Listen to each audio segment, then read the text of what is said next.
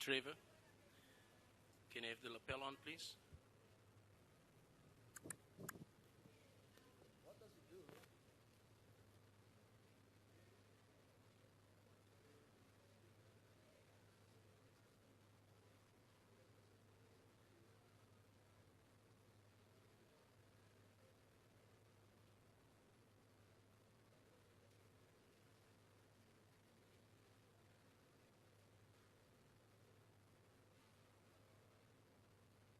Two? Yeah, why is it off? Two? Ow. Two? Can we have some volume, Trevor? Two?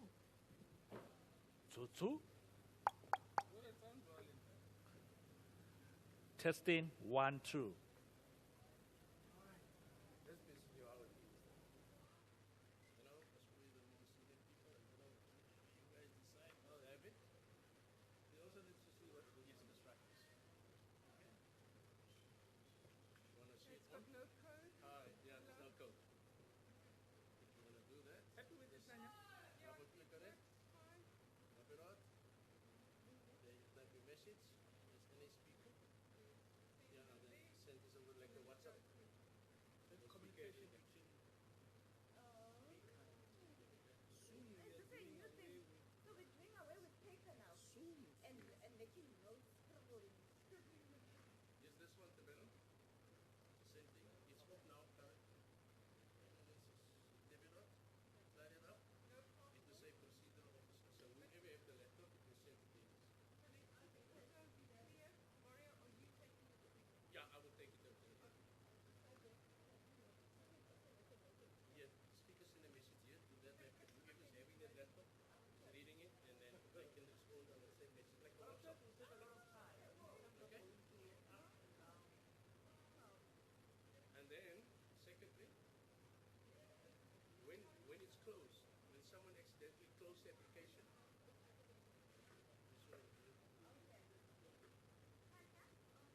else. That is a one. Click on it and then close it. You know, I mean, you can accidentally just do that. Understand how to click it and you write a message and you know, I just put that thing away there. Because that send this, if you do this here, you see, you type here, and it's a send. So that basically works. There's no messages. If you want to delete the message, like the same as WhatsApp, you keep it, you say, turn there, boom, point it, like a WhatsApp. That's how it works. But then you can do it. See, it's basically need to play around with it. That's the procedure. When it goes to that level. Click on it, yes.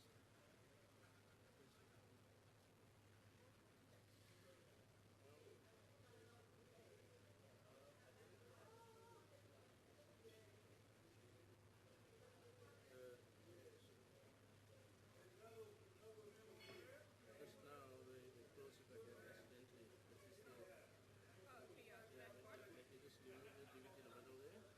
Open it up. And then obviously you click on there, the speaker.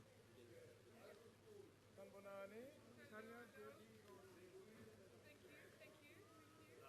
Yes, I'm just closing it up again.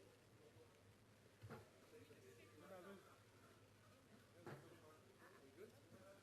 Oh, yes, I have.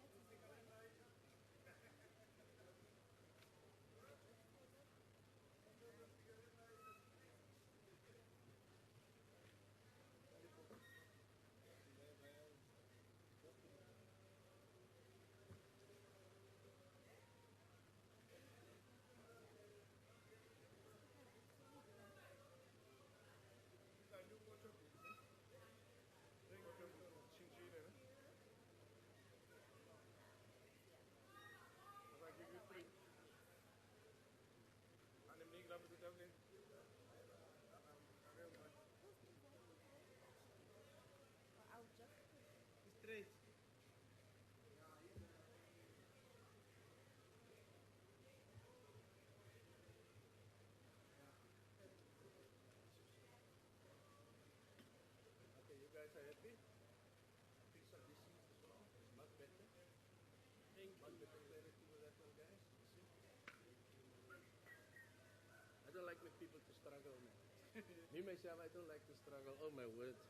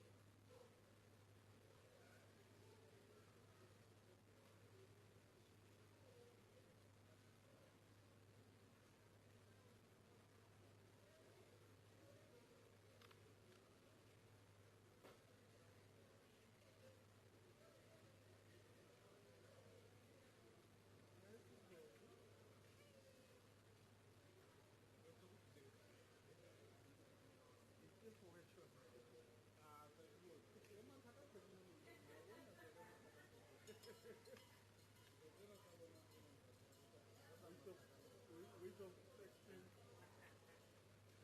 Okay, so we can both really good things like that.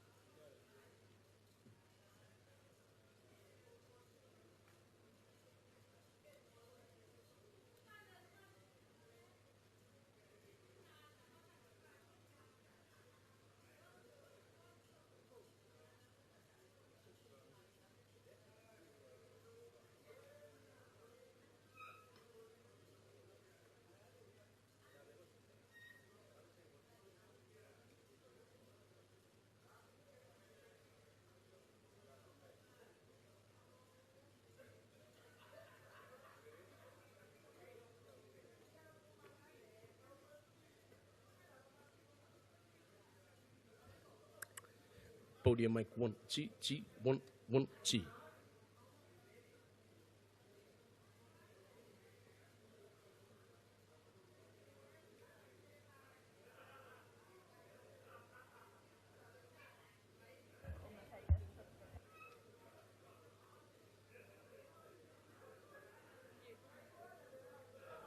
Speaker mic 1, G.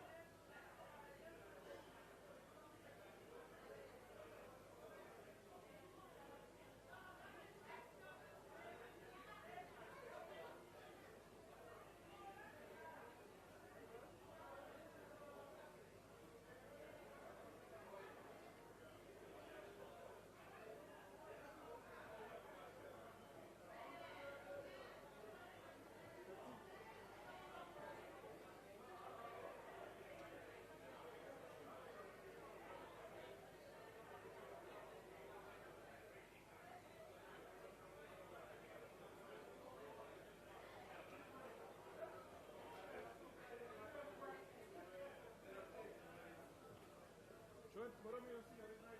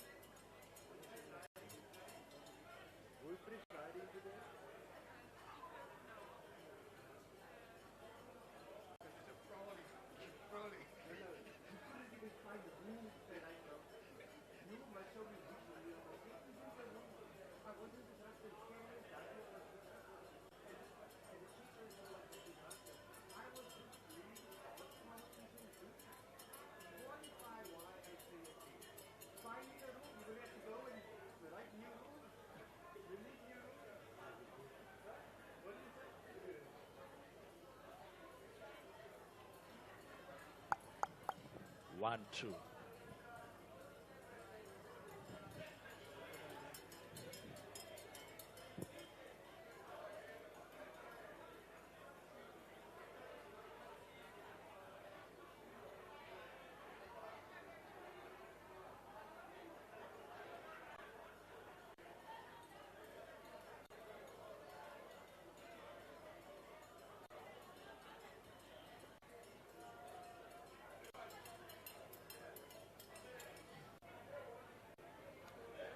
Madam Speaker,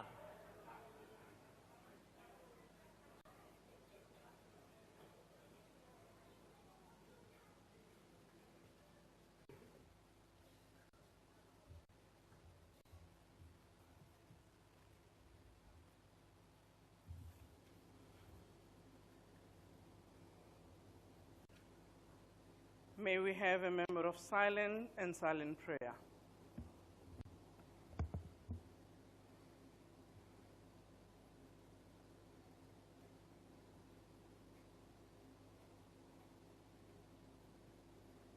May we be seated.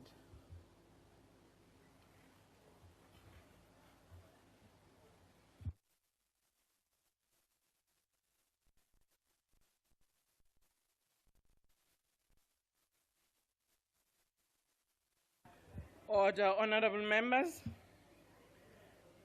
The first item on the order paper is a motion in the name of Mr. N.M. Hadebe. I now recognize the Honorable N.M. Hadebe. Thank you, Honorable Madam Speaker. Draft resolution that the House notes with a heavy heart the sad news of the passing of Inkatha Freedom Party Member of Parliament, Princess Sibuyiselwe Angela Buthelezi, on Monday, 21 October 2024, at the age of 55.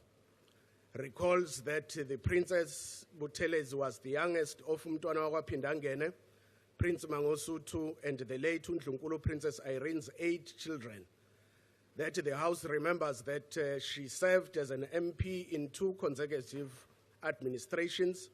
She sat on the Cooperative Governance and Traditional Affairs, Human Settlements, and the Water and Sanitation Portfolio Committees.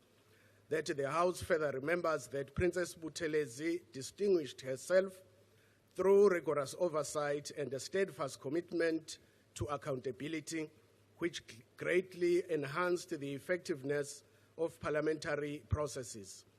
That the House acknowledges that she was a powerful force for positive change, consistently championing the needs of those often overlooked in society on behalf of her constituency in KwaZulu-Natal, and that the House expresses its deepest condolences to Prince Ntuthuko Yezwe Zuzifa Buthelezi, Princess Buthelezi Phumzile Nokupiwa Buthelezi, and the daughter Princess Ntando Nkeiruka, the royal family, friends, and colleagues on the passing of Princess Sibuyiselwe Angela Buthelezi. I thank you. Thank you. Thank you, Honorable Member. I would like to also welcome the Buthelezi family, the members who are here present with us in the House, as it always a tradition that we welcome them.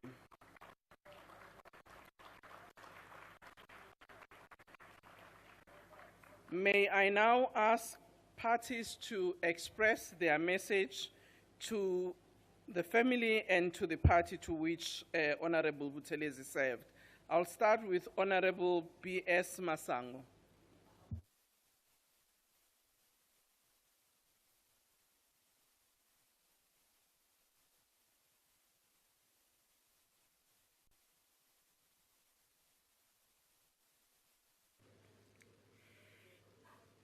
Thank you, Honorable Speaker. The Democratic Alliance expresses condolences on the untimely and sudden passing of Her Royal Highness Sibuyiselwe Angela Buthelezi, who was born on the 18th of May 1969 at Enkonjeni Hospital in Ulundi, northern KwaZulu-Natal. Passing away only a year after her father, the late Umntwana wakwaPhindangene, Prince Mangosuthu Buthelezi, makes her untimely departure all the more tragic. The princess completed her primary school education at Dwasana Primary School in Tlazaje, Vryheid, and was later accepted at the St. Mary's School for Girls in Kloof, Durban, where she matriculated in 1988. For her tertiary education, the princess followed in the footsteps of her father, who studied law at Fort Hare University, by furthering her studies at the University of Zululand, otherwise known as Ongoye, graduating with a Bachelor of Laws. Her work career took her to the South African Police Service, where she worked her way up to the rank of captain. She later joined the Department of Arts and Culture as head of security. Her passion and desire to serve this nation, and following in the footsteps of her father, Princess Buthelezi entered the local sphere of government in the capacity of municipal manager at the Ulundi local municipality. The princess was a member of the political organization Inkatha Freedom Party, founded by her father. Within the party, she served in various capacities, including the Women's Brigade and the IFP's National Council, the party's highest decision-making body. In January 2021, during the 6th term of Parliament, the princess again followed the lead of her father and was elected as a member of the Parliament of the Republic of South Africa's National Assembly. Following the May 2024 elections, she was again elected to represent Inkatha Freedom Party as a member of the 7th Parliament. As of June 2024, the princess served on the Parliamentary Portfolio Committee on Human Settlements, before which she served on committees of cooperative governance and traditional affairs and water and sanitation. It was during this time that Princess Buthelezi displayed her mettle as an advocate for the poor and vulnerable in society, working tirelessly through the portfolio committees she was part of. While she grew up as part of the Zulu royal family, the princess remained humble, deeply committed to championing the plight of the poor and vulnerable. The Democratic Alliance wishes to express its deepest condolences to her only daughter, Princess Ntandoyenkosi Kweruka, her two older siblings, the Princess Phumzile Audrey Thandekile Nokuphiwa Buthelezi, and Prince Ntutukoyezwe Zuzifa Buthelezi, the entire Buthelezi family, Inkatha Freedom Party, and the communities she served with honor and distinction until she passed. In an effort to try and encourage the Buthelezi family after such great loss, we would like to go to the good book in the book of Revelation, chapter 21, verse 4. He will wipe every tear from their eyes. There will be no more death, or mourning, or crying, or pain. The old order of things has passed away. You can take solace in the knowledge that she made a great contribution in the building of this nation and was a voice of the marginalized and destitute among us. The work she did until the last days of her life.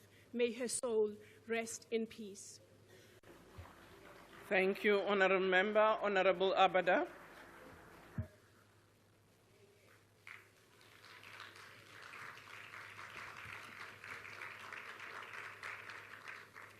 Thank you, Chair. Honourable Speaker, Members of Parliament, fellow South Africans, my President Jacob Zuma, I greet you with the universal greeting of peace. Assalamu alaikum wa rahmatullahi wa barakatuh.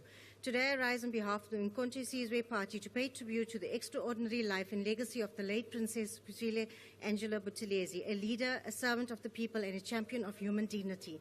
While we gather here in mourning, let us also celebrate her unwavering justice, inequality and community empowerment. Just 2 weeks before her passing, we journeyed together to KwaZulu-Natal on an oversight visit with the Human Settlements Committee. Despite being unwell, Princess Angela insisted on being present at every site visit. Her commitment was unwavering, even in the face of personal discomfort. This was who she was, relentless in her dedication to her work and her people. Although I knew her for a short time, her impact on me was profound. During a breakfast meeting, I called her Princess, and she gently corrected me, saying, "It's just Angela. We are sisters in service." This was the essence of her humanity. She would erase barriers, even those created by formality, to connect deeply with others. On the final day of our trip, I noticed she was not herself. When I asked if she was okay, she responded, "No, I'm not okay, but I'll continue." I responded firmly, "No, you will not." Honourable Frenchman from the NCC then offered Order, to escort back Honourable to Member. the vehicle Can we please try and lower so she our could voices rest. so that Little did we know- member of the podium can be heard?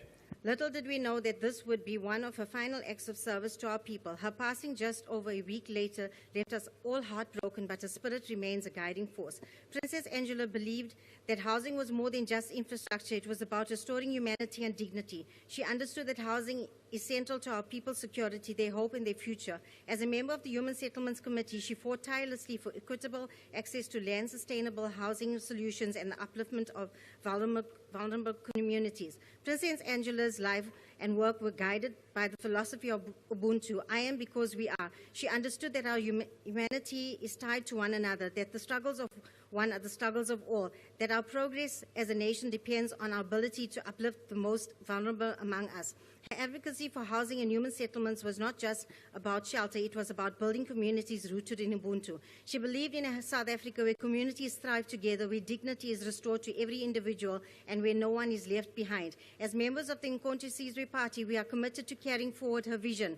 We will work tirelessly to ensure that housing is treated not as a privilege, but as a basic human right, and that a dream of dignified, inclusive communities becomes a reality. Our party, inspired with the people's mandate, believes in the protection and empowerment of traditional leaders and communities. As outlined in our constitution, Princess Angela exemplifies the principle by working closely with traditional leaders to address systemic inequalities in housing and land distribution. In her spirit, MK will continue to advocate for policies that protect the role of traditional leaders, promote equitable access to resources, and respect the constitutional rights of every citizen. We are committed to ensuring that South Africa's First Nation people, the Khoi and San, receive their rightful recognition and their land and cultural heritage are restored. Honourable members, as we honour Princess Buthelezi's memory, let us not merely mourn her passing, let us act on the principles she lived by. The housing crisis in South Africa remains one of the greatest challenges. Millions of South Africans still lack access to adequate housing, clean water and basic services. Princess Angela's life serves as a call to action to all of us. We must redouble our efforts to address these inequalities and create a South Africa where every person has a place to call home. This requires collaboration across all party lines, innovative policy solutions, and above all, a commitment to accountability and implementation. As leaders, we must embrace the spirit of Ubuntu and work together to uplift our people. We owe it to Princess Angela's memory to continue her fight with the same passion, determination, and compassion that defined her life. On behalf of the Condolences Party, I extend our deepest condolences to the Buthelezi family, the Inkatha Freedom Party, and all who mourn the profound loss. May you find comfort in knowing that her legacy will live on in the work we continue to do for the people of South Africa. I'll leave you with a short poem by Anne Rond. Farewell to you, but not farewell to all my fondest thoughts of you. They will stay within my heart, and they shall cheer and comfort me. Life is sweeter than you have lived. You are one of those who are true. Princess Angela, your work here is done, but your spirit and values will guide us as we move forward. Your unwavering belief in the power of service, your embodiment of Ubuntu, and your dedication to the people of this nation will never be forgotten. Ambagashle, Sis Angela, may your soul rest in eternal peace. Thank you. Thank you, Honourable Member. Honourable Member Dlamini.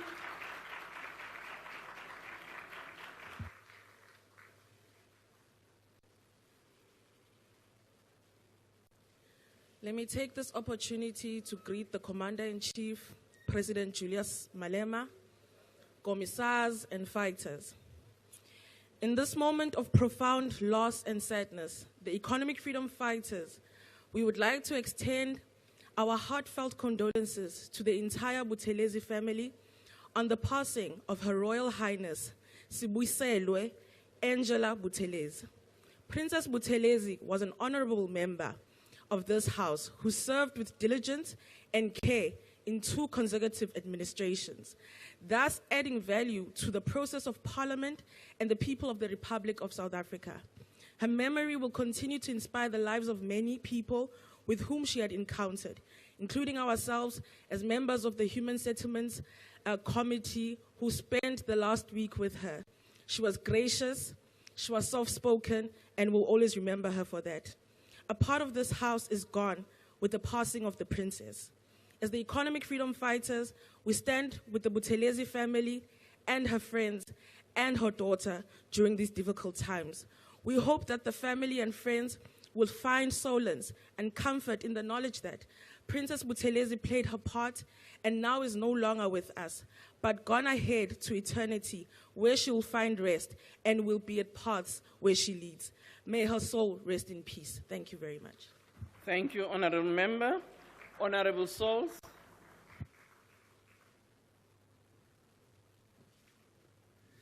Thank you, Madam Speaker. On behalf of the Patriotic Alliance, our President, Honorable Gayton Mackenzie, our Deputy President, the Honorable Kenny Kunene, our entire caucus, we want to express our sincere condolences to the Buthelezi family. For those of you that don't know, myself and Nkosi Buthelezi is in the same committee of COCTA, and I was there when the news came about the passing of Princess Angela, and I could see on the brokenness on his face. I wish I could have been much closer in Tabazite. We have grown a strong relationship, and I want to share with you today and together with your family. The Bible says, though I walk through the valley of the shadow of death, I will fear no evil. There's another scripture that says, he that dwelleth in the secret place of the Most High shall abide under the shadow of the Almighty.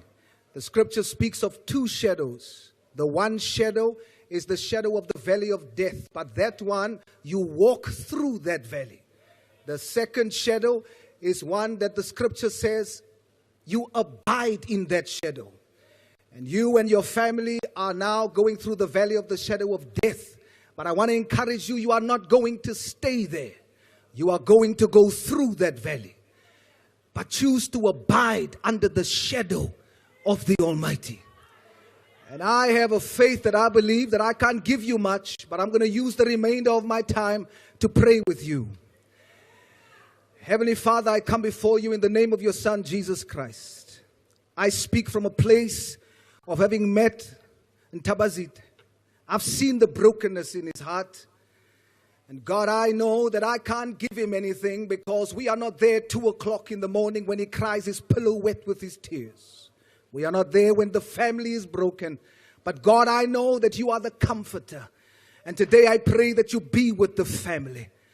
I come against every negative word, every curse that's been spoken over that family name. I plead the blood of Jesus over them. And I pray, Lord God, that you strengthen them, that you be with them. In Jesus' name, amen. Thank you, Honorable Member. Honorable Member P.A. van Staden.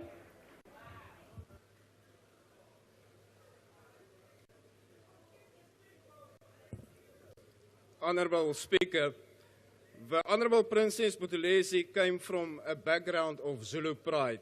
She grew up in a family who served the Zulu nation and kingdom, and together with her late father, Prince Mangosuthu Buthelezi, they left their mark on South African politics before and after democracy.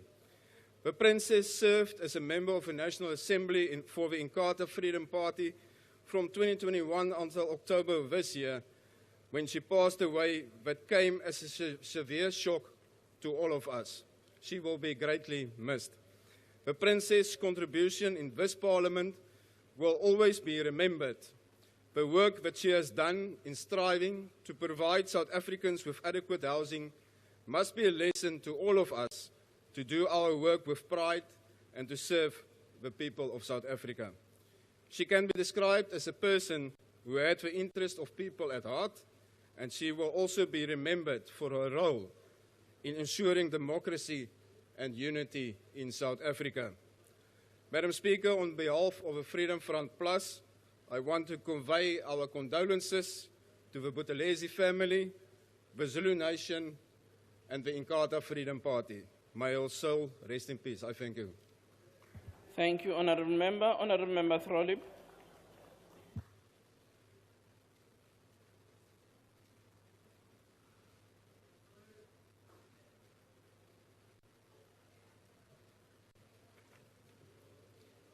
Honourable Speaker, honourable members, being a Member of Parliament is an extraordinary responsibility, and the honour of representing your supporters, constituents and political party is a worthy vocation. However, the service to society requires significant personal and family sacrifice. If one considers the contribution and sacrifices of the Buthelezi family to our country's political and parliamentary endeavours in pre- and post-democratic South African dispensation, it has been indisputably immense. Princess Sibuyiselwe Angela Buthelezi spent her adult life first in civil service, then in the police, then the Department of Arts and Culture, in local government, and latterly as an elected Member of Parliament. She followed in her father's inimitable footsteps, and this was clearly something that brought her great motivation and fulfillment. Having read her obituary, it is clear that she leaves an enormous void in the lives of her family, her constituency, her party, her colleagues, this Parliament, and the Zulu Nation. We as Action SA pray that her soul will rest in peace and that her family, friends, and the Inkatha Freedom Party and colleagues will be sustained by the memories and camaraderie that they hold so dearly of her. Iqembu Action SA noxabenu bethu sithi hamba kahle lala ngoxolo Ndlovukazi. Phofu sithi dudu endenini wakabuthelezi lala ngoxolo shenge wena owadliwa zindlovukazi zamlobolela. Enkosi. Enkosi. Honourable S.N. Swart. Thank you, Speaker. Speaker, it is with a profound and deep sense of sadness that I partake in this condolence motion. May I firstly, on behalf of Reverend Kenneth Mesh of the ACDP, express our deep condolences to the Buthelezi family and the IFP and the Zulu Nation on the passing of Princess Buthelezi on the 21st of October. Princess Angela Buthelezi was the youngest child of the late Princess Irene. She passed away quite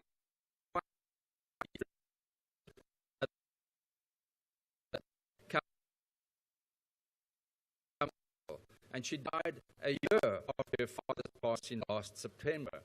I remember her as being a very gracious, regal person, but indeed very humble and very friendly in our engagements here in Parliament. The chairperson of the Human Settlements Portfolio Committee, Mr. Sebi, on which the Princess served, said that death has once again robbed South Africa of a devoted public representative who showed a deep commitment to the delivery of human quality settlements to the people.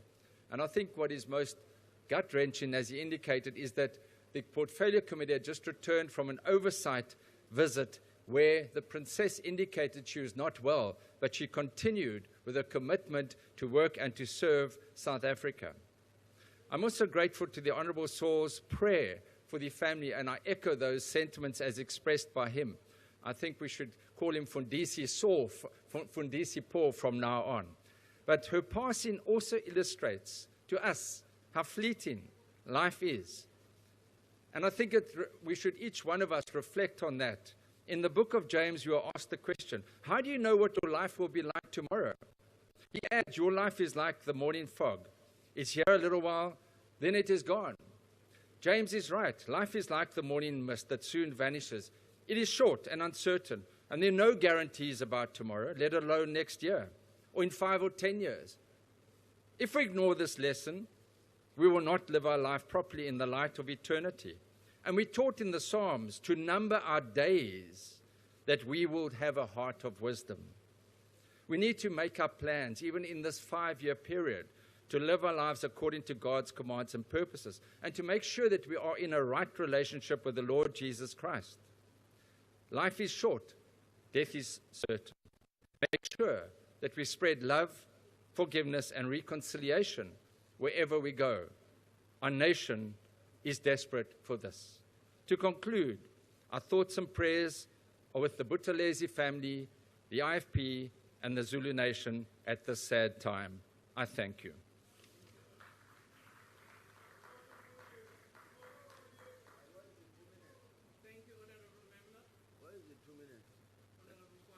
Oh, thank you. Kusapho lwakabuthelezi izihlobo nezalamane umlisela nomthinjana umbutho wakhe iNkatha Freedom Party ndiphakama ndima kule ndawo ngegama lombutho wami United Democratic Movement sizokuthi dudwini kuni akuhlanga lungehlanga uThixo ebenikile nguye othathileyo usibuyiselwe umbuyisele kuye sisajonge elikhulu kuye sisebenzile naye kule ndlu isomthetho yalapha eKapa sizama uqiniseka ukuthi siphucula ubomi babantu boMzantsi Afrika ngakumbi kwizakhono namakhondo ebawakhethile yena siqu afana ne-cooperative governments and traditional affairs kunye ne-human settlements njengomntana wasebukhosini ebehlele zazi ingxaki nemicelimngeni evelele ngakumbi eloziko le-cooperative governance and traditional affairs. Sifuna ukuthi simbonile esebenza ngokuzinikela kule ndlu isomthetho ezeka mzekweni elandela umzekelo kayise wakhe ongesekhoyo uPrince Mangosuthu Buthelezi. Okwethu ke thina abantu bashiyeke ngemva abagcwala emswaneni kuqiniseka ukuthi siyafunda sithi umkhonto xa uwise phansi siuphakamise sibheke phambili sile kwelidabi lokuzama ukuphucula ubomi bomzontsundu kuba iyona nto isidibanisayo apho uqiniseka ukuthi abantu baseMzantsi Afrika ubomi babo buyaphucuka ukuze sibe lidini lobomi babo. Sifuna ukuthi lala ke ngoxolo shenge sowalisa phungashe umnyamana kangqengelele menze Thixo aphumle ngonaphakade umkhanyisele ngokhanyiso olungacimiyo. Siyabulela.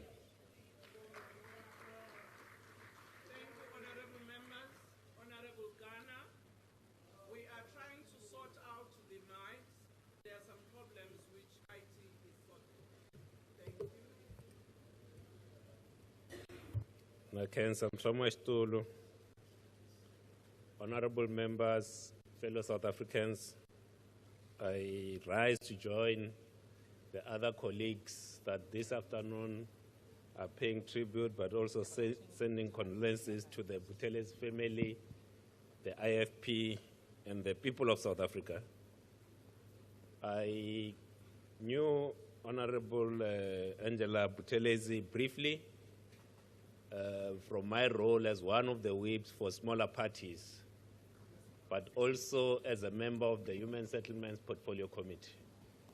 And the first time we got to see each other, because before then I was responsible for allocating members to committees, so I didn't know who's actually from the IFP and the other parties. And it was the first meeting where we elected the chairperson of the Portfolio Committee. And my first assumption was that she was from the ANC because I didn't know. When we were counting the members of the ANC, I accidentally counted her, and she had to correct me in a calm voice, very calm, that she's not from the ANC. And the other occasions that we were able to be in the same space, how she would articulate the issues of her constituency in a calm voice was something to admire. And I want to say to the Buthelezi family, the Inkatha Freedom Party, as Rise Mzansi, We send our sincere condolences. May her soul rest in peace. Thank you very much, Honorable Member. Honorable Member Maimane.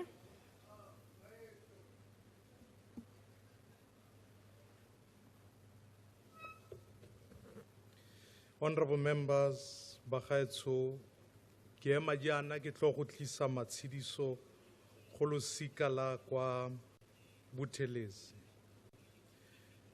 Ga re leba bo botlhe ma Afrika Borwa re leba ka mmereko no o tlisitswe ke mme Angela, ra bona ka mokgwa o na emetse nnete o na bereka ka natla mo Afrika Borwa ebile a na le maikaelelo a go berekela setšhaba sa gaeso. Ga o leba mmereko na o dira di-committees bontsi ba tsone o ne o bona ka mokgwa e leng gore e ne e se motho o reng o tla bereka mo committees tse di mmalwa hela o na le maikaelelo a go berekela setšhaba gotlhelele. Mmereko wa gagwe o tla lebiwa ka leitlho le le reng ke o mongwe o ikaeletseng gore ga na a tshela o tla berekela setšhaba.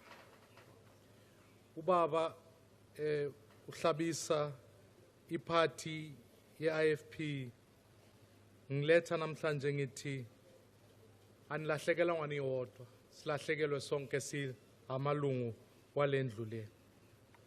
Fellow South Africans, the work that we do here is profoundly important in the service of our people. Whether we are scrutinizing policies, fighting for service delivery, we should dare never forget that the contribution we make here is what our lives will be measured on. I want to thank God for having left us an incredible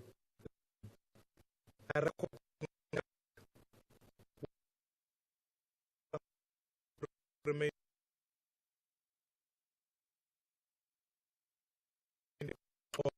may her soul rest in peace, and my deep condolences to her daughter and her family. Thank you. Thank you very much, Honorable Member. ATM. ATM. Honorable Al-Jama.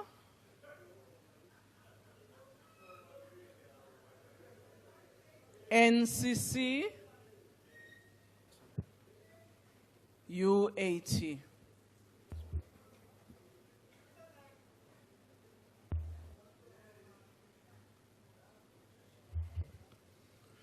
Thank you, Speaker. Khotso ma-Afrika, unity ma-Afrika. As United African Transformation, we recognize and honor Princess Buthelezi's steadfast dedication to improving the life of South Africans and ensure that the principles of fairness, dignity, and humanity remain at the heart of our democracy.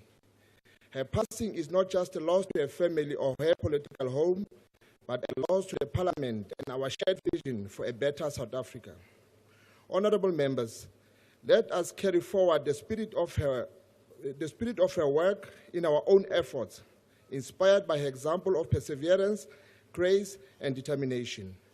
May Princess Buthelezi's soul rest in eternal peace, and may her memory forever serve as a guiding light for all who continue to work towards the realization of just and equal South Africa. Phumula Mufumahadi. Khotso. Thank you very much, Honorable Member. The PAC. Good. Honorable S.L. Ditebe.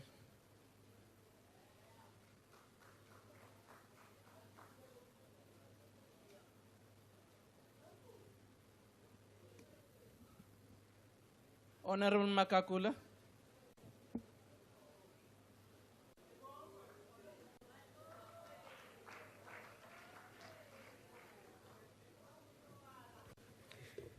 Thank you, Madam Speaker. The African National Congress is deeply saddened by the passing of Her Royal Highness Princess Sibuyiselwe Angela Buthelezi, a member of the Parliament at the National Assembly, who passed on the 21st of October 2024. Princess Buthelezi was a member of parliament in the National Assembly.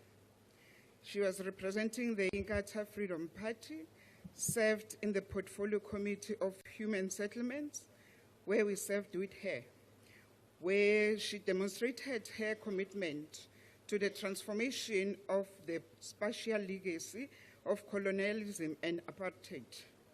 Princess Buthelezi, since she joined the National Assembly in 2021, she has served in different committees, such as human settlements,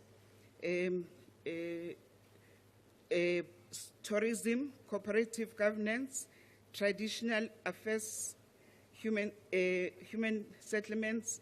We will remember her for her humility, thought-provoking insights during committee deliberations, and her dedication to serving her people with love and dignity. Our portfolio committee, Human Settlements, will be poorer without her in insightful contributions in the committee deliberations. We extend our heartfelt condolences to the Buthelezi family, the Inkatha Freedom Party, and the broader community where she dedicated her life serving. May her soul continue to rest in eternal peace. I thank you. Thank you, Honorable Member. Honorable the Minister of Cooperative Governance and Traditional Affairs.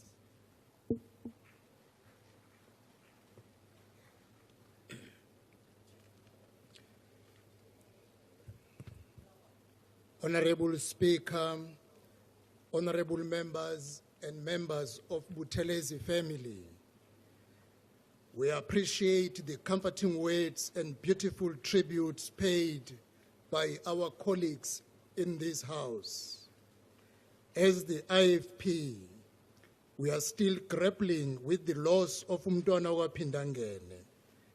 This fresh loss of his youngest daughter and his greatest admirer is deeply painful. Thank you, Honorable Speaker, for reminding us during the funeral that we need never be ashamed of our tears, for we are not alone in grieving. Having listened to the tributes, ours is simply to thank Princess Ntando for allowing us to share her mom, and also to thank God for blessing us with the amazing gifts and talents of Princess Sibuyiselo. This was a brave woman, a woman of sharp wit and keen intelligence. As her father often said, she did not benefit from being Mangosuthu Buthelezi's daughter. Indeed, like all his children, she suffered for it.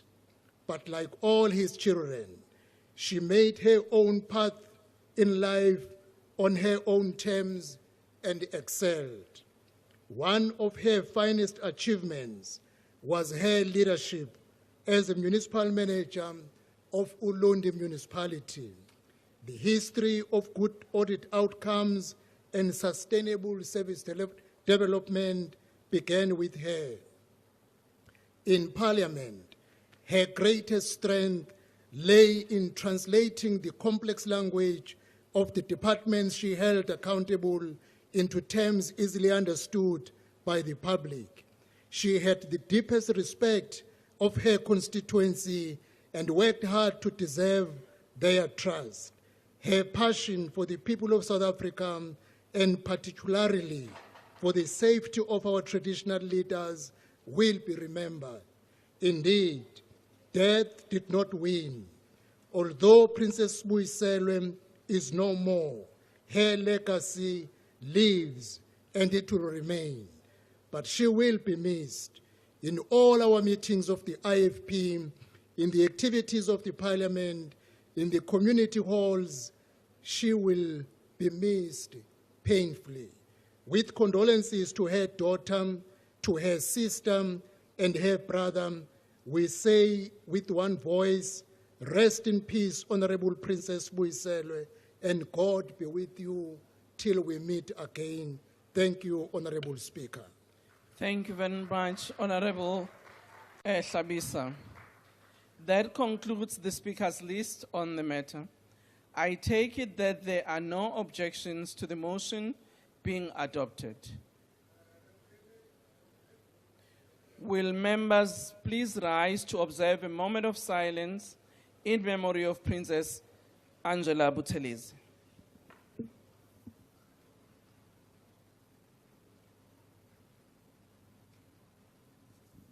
May we be seated.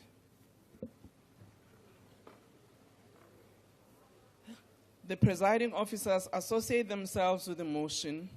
The condolences of the House will be conveyed to the Buthelezi family. We'll now come to the first order of the day. I will ask the Secretary to read the first order.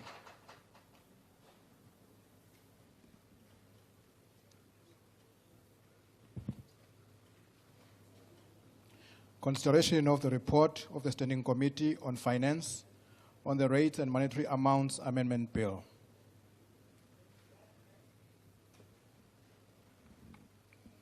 I now recognize the Honorable the Chief Whip.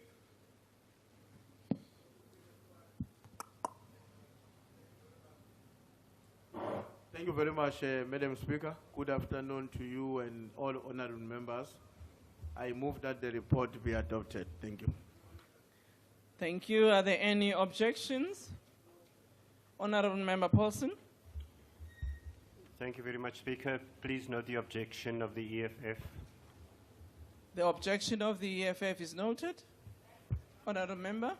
MK objects.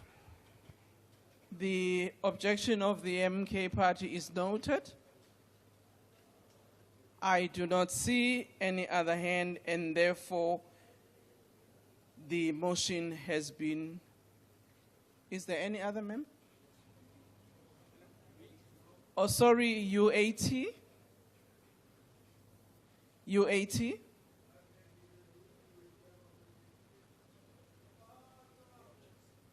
The objection of UAT has been noted.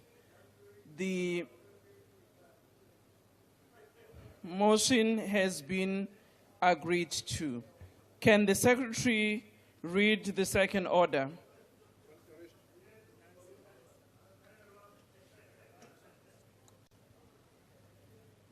Consideration of the report of the Standing Committee on Finance on the Taxation Laws Amendment Bill.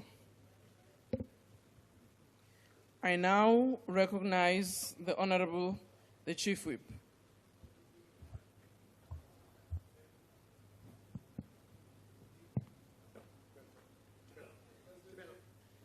Can the IT please sort out the mics? All of them in the house are not working. This one works. You can come here. I hear ukuthi kagogo abazukulu bathabeze bazosebenzisa lokho okukhuluma kwabo. We don't agree.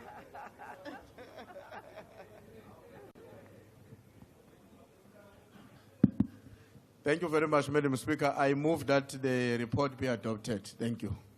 Thank you. Are there any objections? EFF?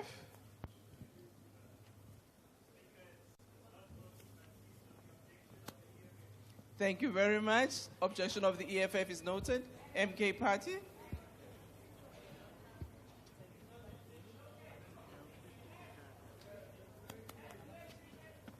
The objection of the MK Party is noted.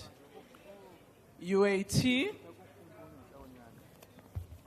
Objection of the UAT is noted, and the motion has been agreed to. Can we get the fourth order? The third order.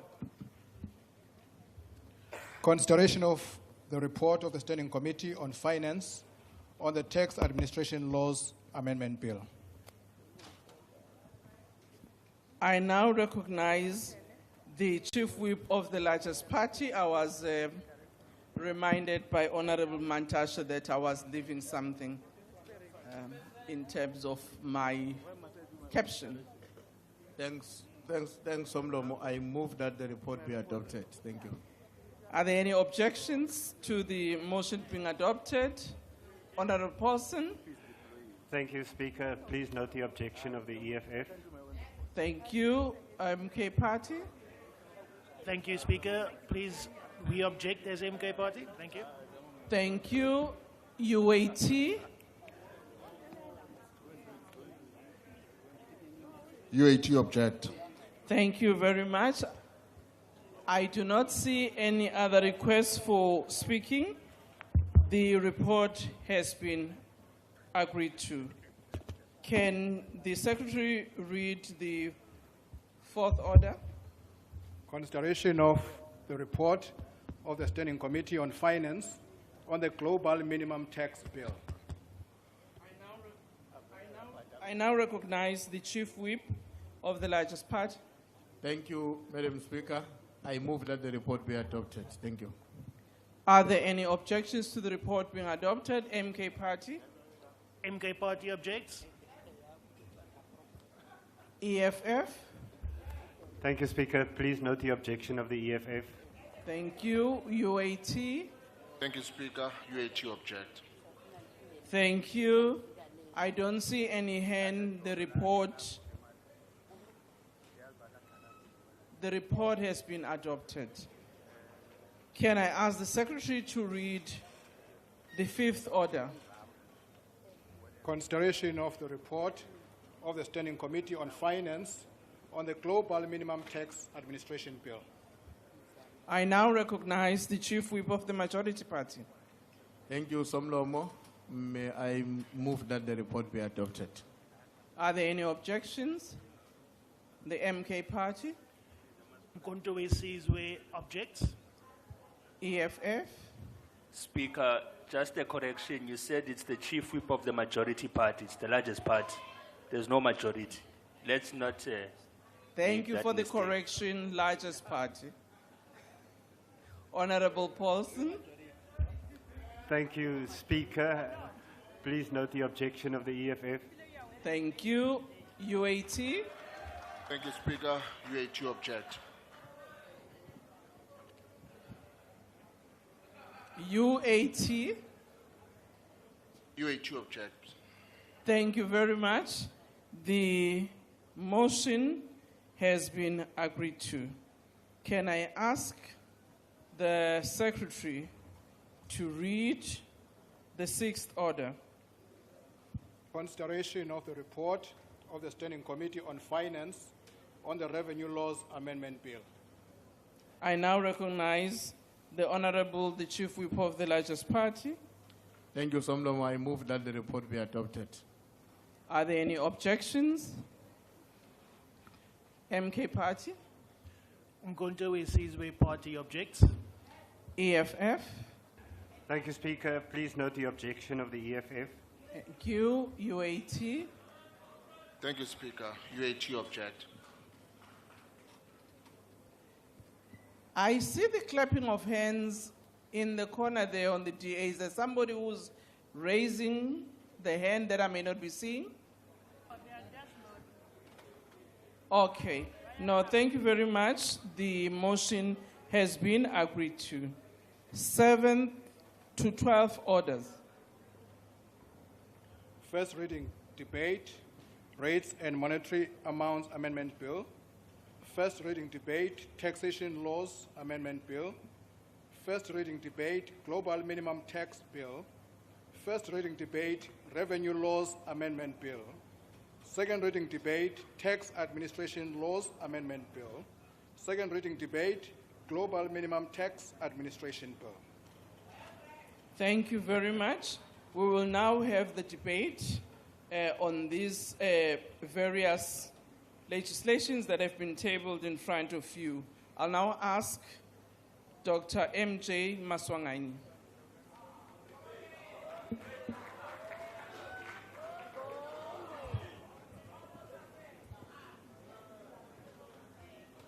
Like as Speaker,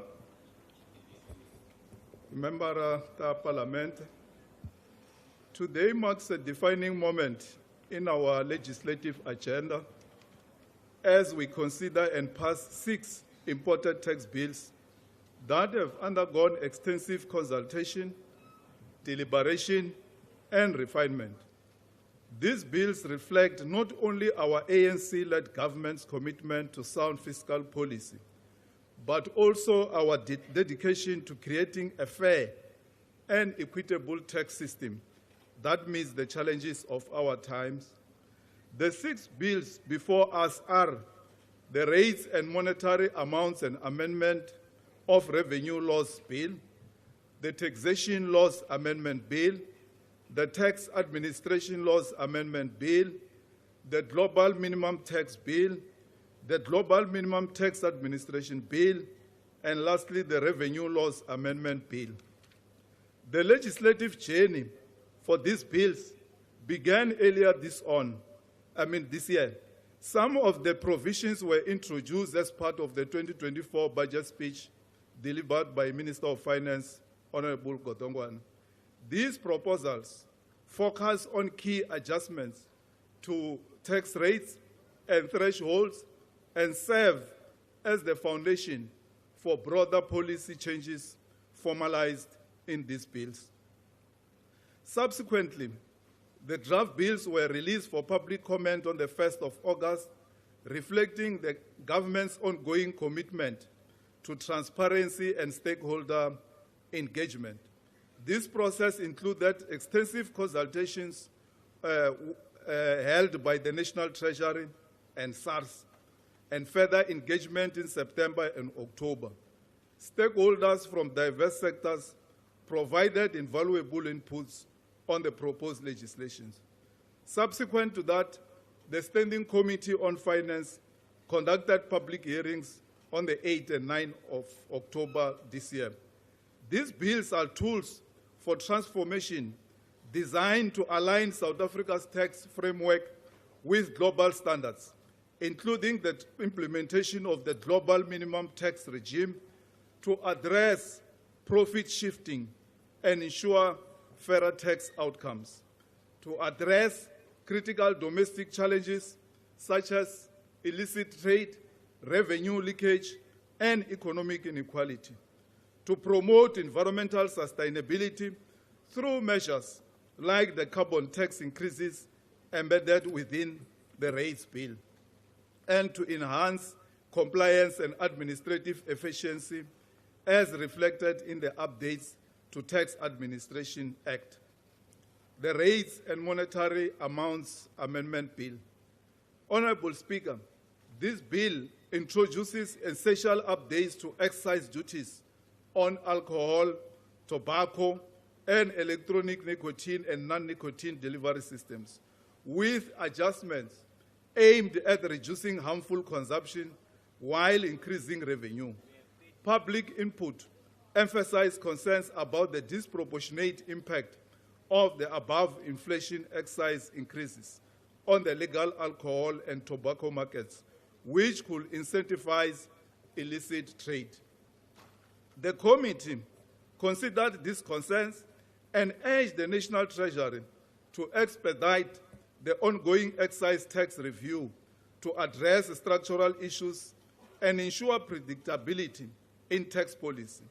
In addition, the bill raises the carbon tax rate, reaffirming our nation's commitment to reducing greenhouse gas emissions. The committee welcomed this measure while recommending robust stakeholder engagement to balance environmental imperatives with economic realities. For example, ESCOM is raising concerns regarding the impact of carbon tax on their function to generate electricity. Global Minimum Tax Bill and Global Minimum Tax Administration Bill. These two bills place South Africa at the forefront of the global fight against tax-based erosion and profit shifting by multinational corporations. They introduce a 15% global minimum tax to ensure that corporations pay their fair share of taxes where profits are generated. These bills prevent tax-based erosion and profit shifting by multinational corporations to low-tax jurisdictions. The committee emphasizes the importance of South Africa playing a leading role in shaping global tax norms under the United Nations tax systems. The Revenue Laws Amendment Bill adds to the transformative reforms to South Africa's retirement landscape on refining the two-pot retirement system.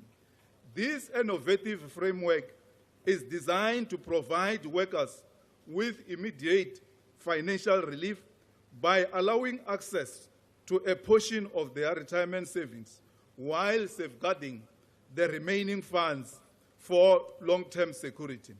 The system directly addresses the challenges of worker debt and promotes a more sustainable approach to retirement savings.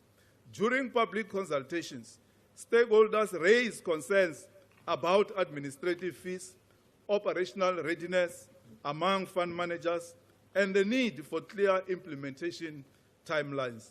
On Tuesday, the committee convened a meeting with the Pension Fund Adjudicator and Financial Sector Conduct Authority to gain a deeper understanding of the challenges faced by the workers in accessing their pensions under the two-pot system. During this engagement, it became evident that some employers were failing to comply with Section 13A of the Pension Funds Act of 1956. This act requires employers to transfer deducted pension contributions to relevant funds. The committee was alarmed to learn that private security companies were among the worst offenders, followed by employers in industries such as transport and metals. Shockingly, over 40 municipalities are also implicated. These violations not only contravene the law, but also jeopardize workers' financial security and undermine the trust and integrity of the pension system.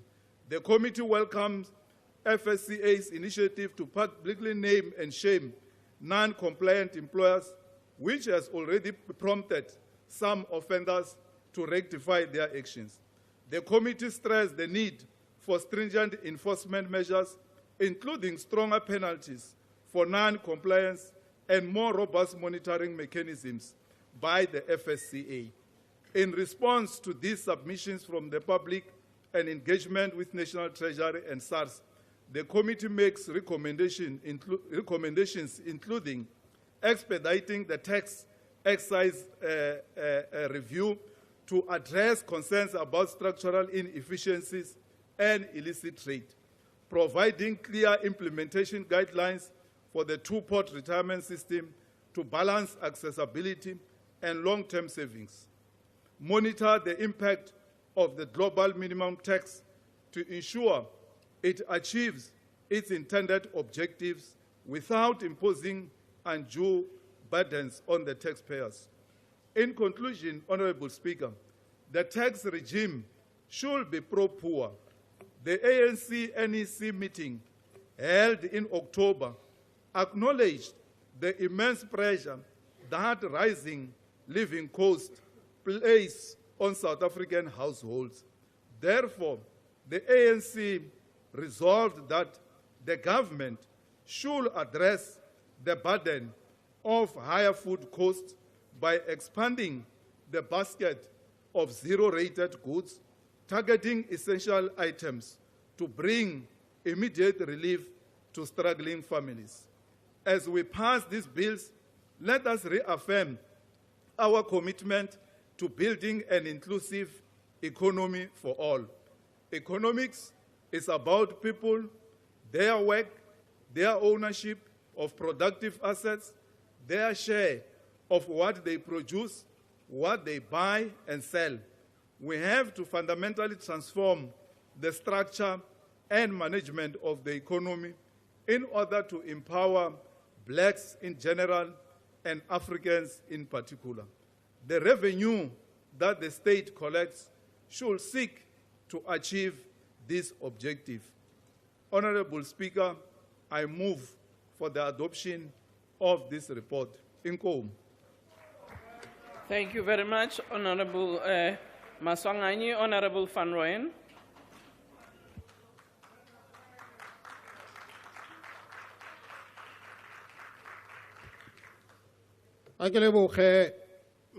Speaker, maybe before I delve in the business of the day, allow me to take this opportunity to convey birthday wishes to MK Party, the last hope of the black masses of our country, on its first anniversary taking place at Keida Moses Mabhida Stadium on the 15th of December.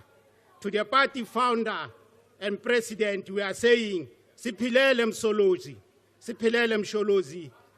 You are one of the organic leaders to be produced by the struggles of South Africans. To South Africans, we invite you all to come. Nizoyithatha lento ayinabungozi into yabantu. Speaker, as a MK Party, we assert that taxation and tax laws accord government a very rare opportunity to be used as a tool for revenue generation and national income distribution. As a pro-poor liberation party, MK support tax laws that strive to lessen the tax burden on poor households and individuals. We are in favor of a tax regime that is progressive and dedicated to address significant income inequalities. A tax regime that is friendly to development and sustenance of startups and entrepreneurial initiatives. We support a tax regime that promotes and protects local production, as well as support and incentivize export of finished local products. Speaker, scrutinizing these laws, amendment bills, reveals the following realities. There is no direct correlation between these tax laws amendments and improved standard of living, inadequate public service, as well as quality health care for South Africans. Contrary, this proportionality is more evident than anything else. This is perpetuated by the wrong approach by the DA-led coalition government of introducing tax amendments without addressing functional issues like better public service delivery and social security. Taxpayers of lower income brackets did not receive adequate value from the tax-generated revenue because they have to improvise for their almost non-existent disposable income for functional hindrances like healthcare and other service delivery shortfalls. As MK Party, we argue that without addressing functional issues, amendments are unlikely to create a transformative impact on financial sector's ability to serve all segments of society collectively. How tax laws negatively affect government interventions meant to help the poor is clearly demonstrated in the implementation of the two-pot retirement system. The two-pot system was introduced to increase disposable income to poor households. Guess what is happening?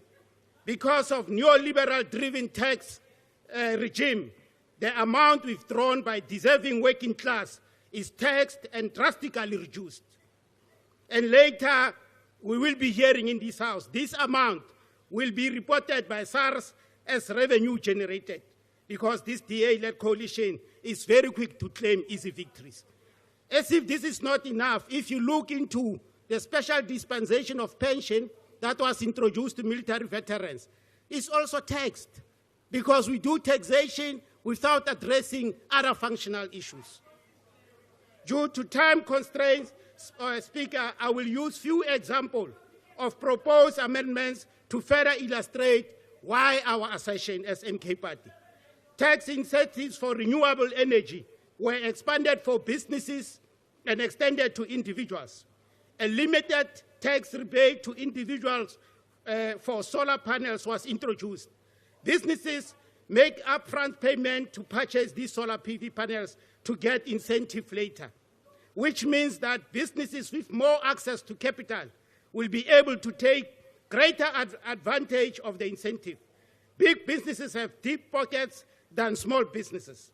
Clearly, the beneficiaries, not the majority of the voters, nor the poor masses of our people who voted for us.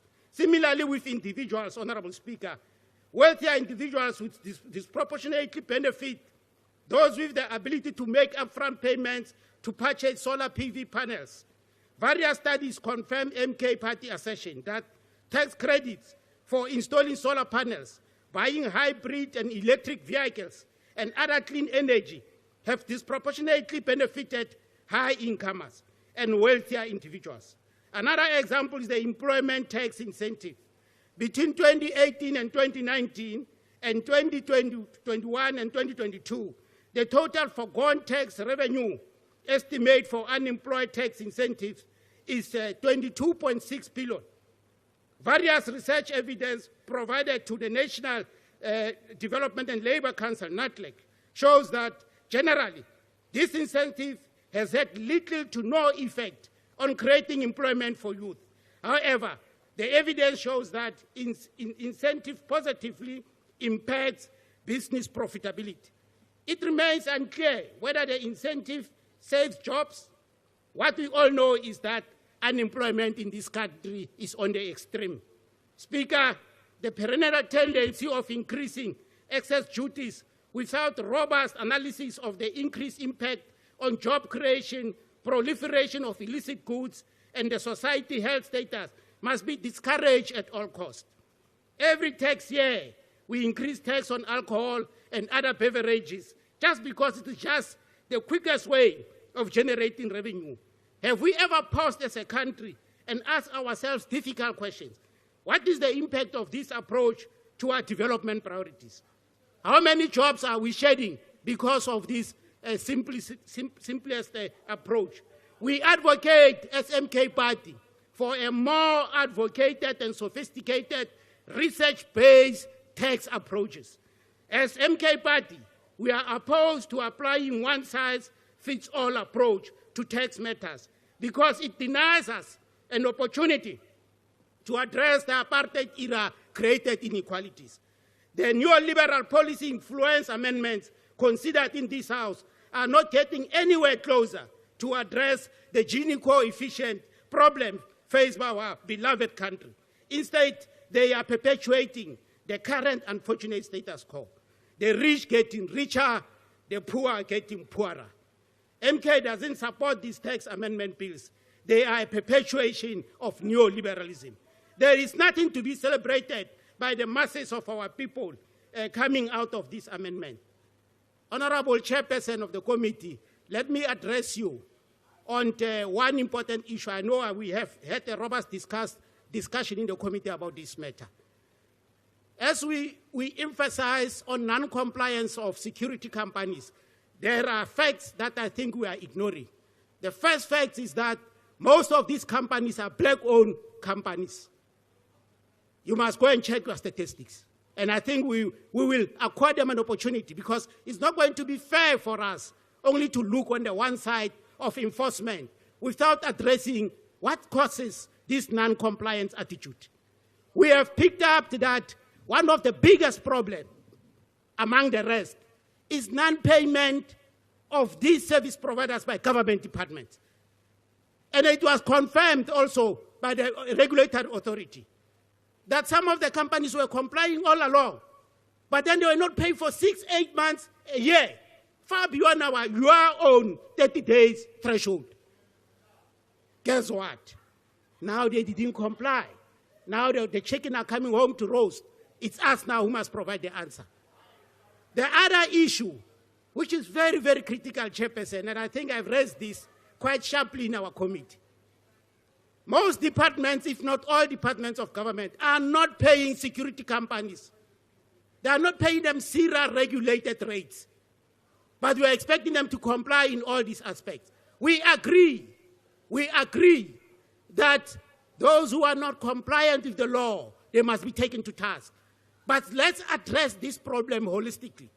If there's any advantage that came out of these tax amendment laws, or maybe this two-pot system, it's an indication of the gaps in our financial system. And SMK Party, we are saying, let's look at the both sides of the coin. And SMK Party, we are saying these amendments are just perpetuation of neoliberalism and are not going to enjoy our support. Ra leboha. The next speaker is the Honourable Alexander.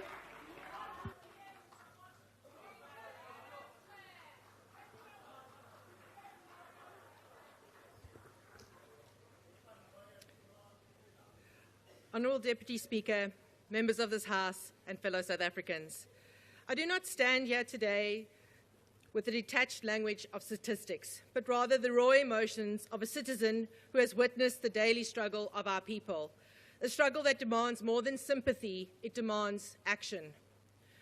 Our nation is like a powerful engine, filled with potential, but choked by systematic barriers and starved of opportunities. Nearly 30 years of democracy, and yet poverty remains a nightmare for nearly 50% of our people. A hungry child, a graduate begging for work, a skilled worker who has lost hope.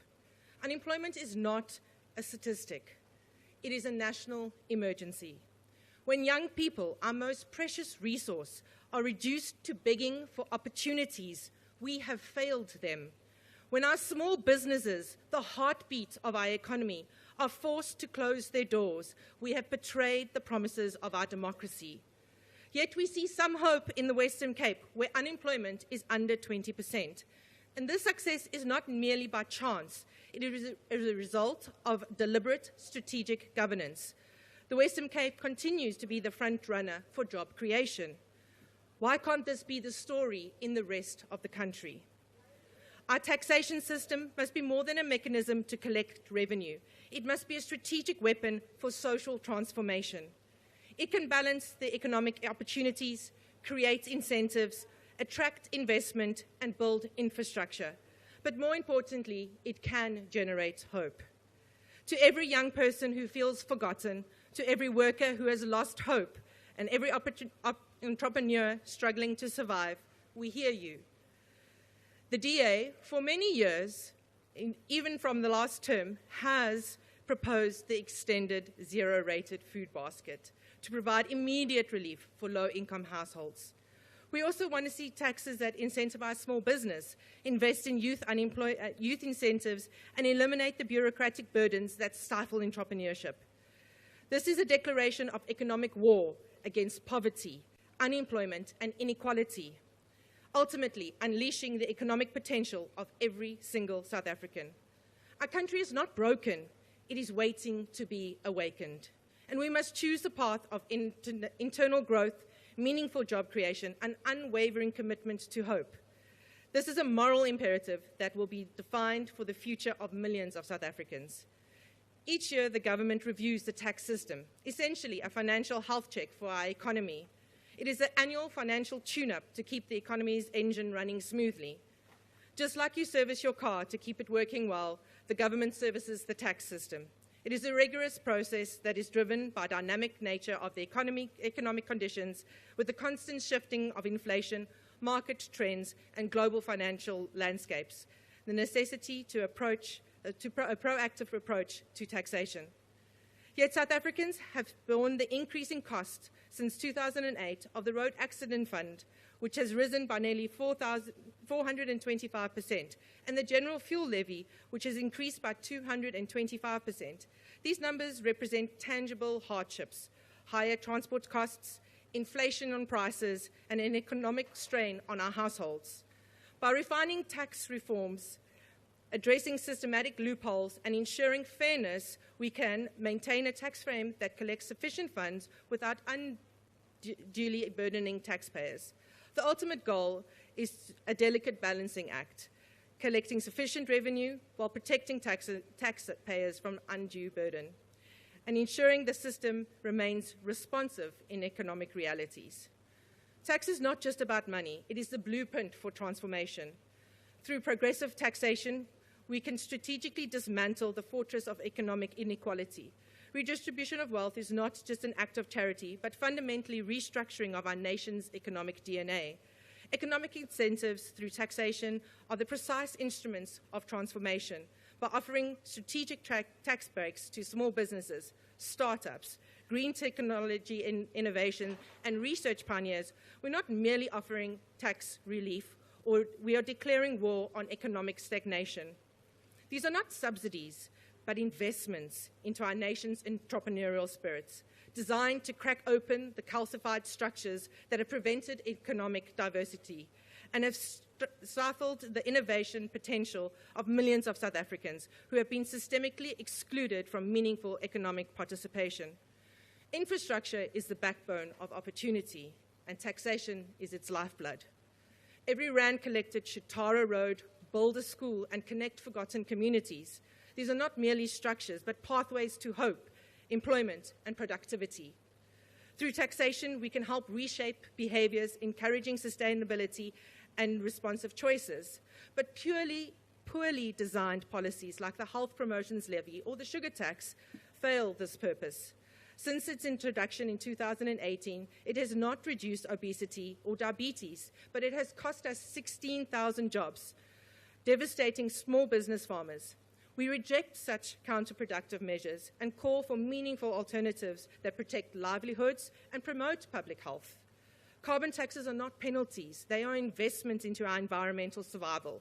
Energy efficiency incentives are down payments on our children's ecological inheritance. Foreign investment is not a passive attraction, but an active seduction. Transparency, competitive tax policies signal the world that South Africa is open for meaningful investment. Special economic zones are not spaces merely for economic ecosystems for international businesses and innovations. They become lifeblood for this country. Taxation also stabilizes our economy, but in downtimes, it provides flexibility. In booming periods, it provides a reservoir for wealth, ensuring prosperity and sustainability. Skills development is another critical area. Tax incentives for trainings are not expenses, but seeds for potential, cultivating the workforce equipped for global competition. However, reforms must rest on fiscal responsibility. We cannot spend our way into prosperity. The Democratic Alliance emphasizes reducing national debt and optimizing tax collection. Instead of higher taxes, we need an environment that fosters business growth, job creation, and increases tax revenue through economic expansion. For nearly 3 decades, South Africans have entrusted us with the response of transforming this nation, yet many are still waiting for the promise of democracy to materialize. We must choose bold action over mediocrity. Let this Parliament not be remembered for tinkering on the edges, but laying foundations for real economic transformation.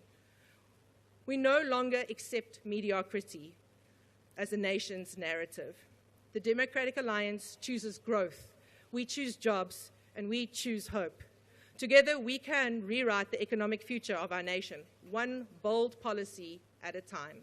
I thank you, Speaker. The next speaker is the Honourable Tambo.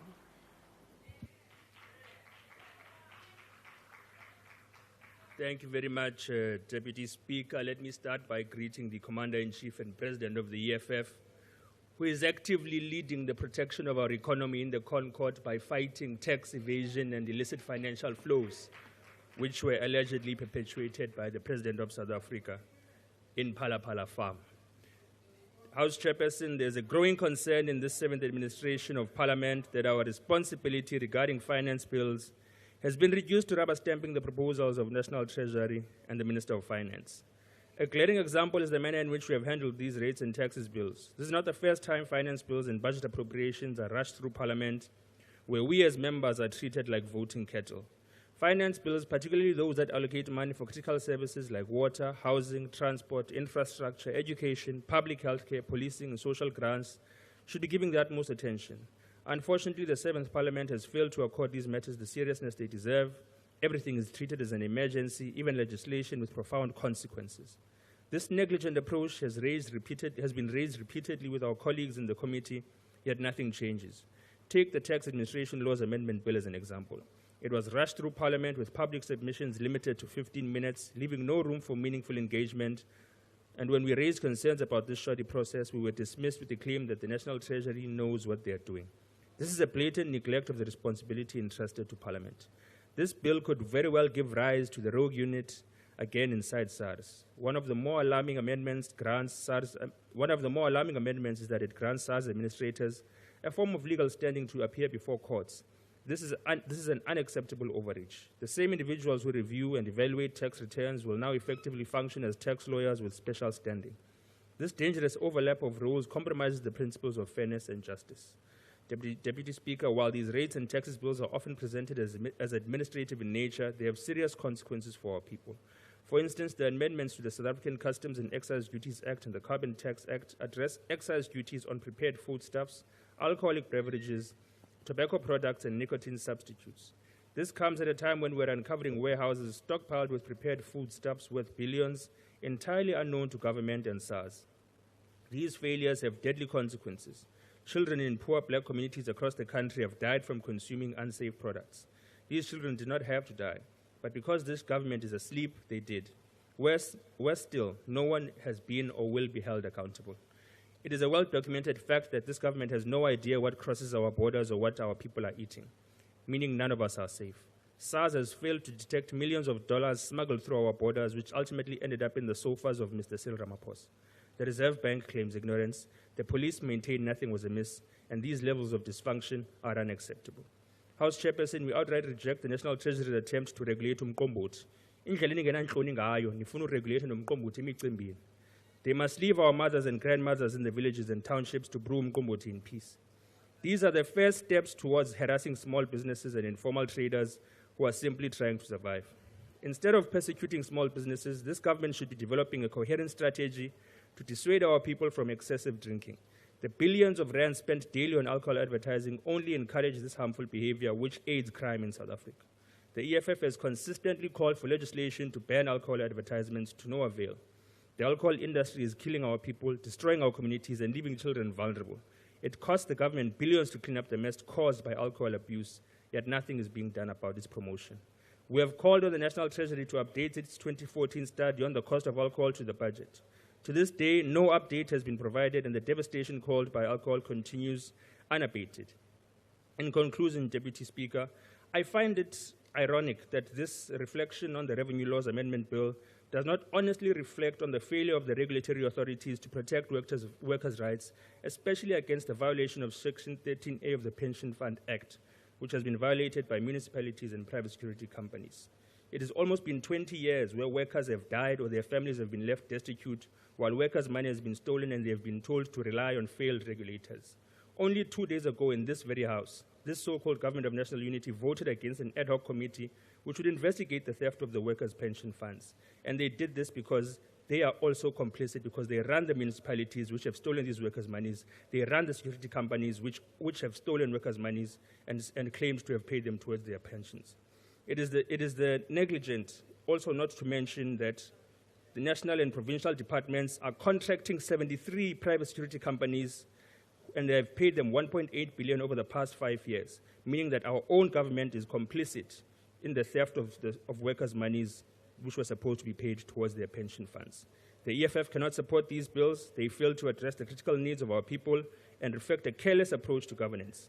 Instead of rushing these bills through Parliament and reducing our role to rubber stamping, we should demand accountability and meaningful deliberation. Parliament must fulfill its constitutional obligation to represent the interests of all South Africans, especially the poor and the marginalized. We therefore reject these bills. Thank you, Deputy Speaker. Thank you, Honourable Tambu. I now call on the Honourable Khadebe.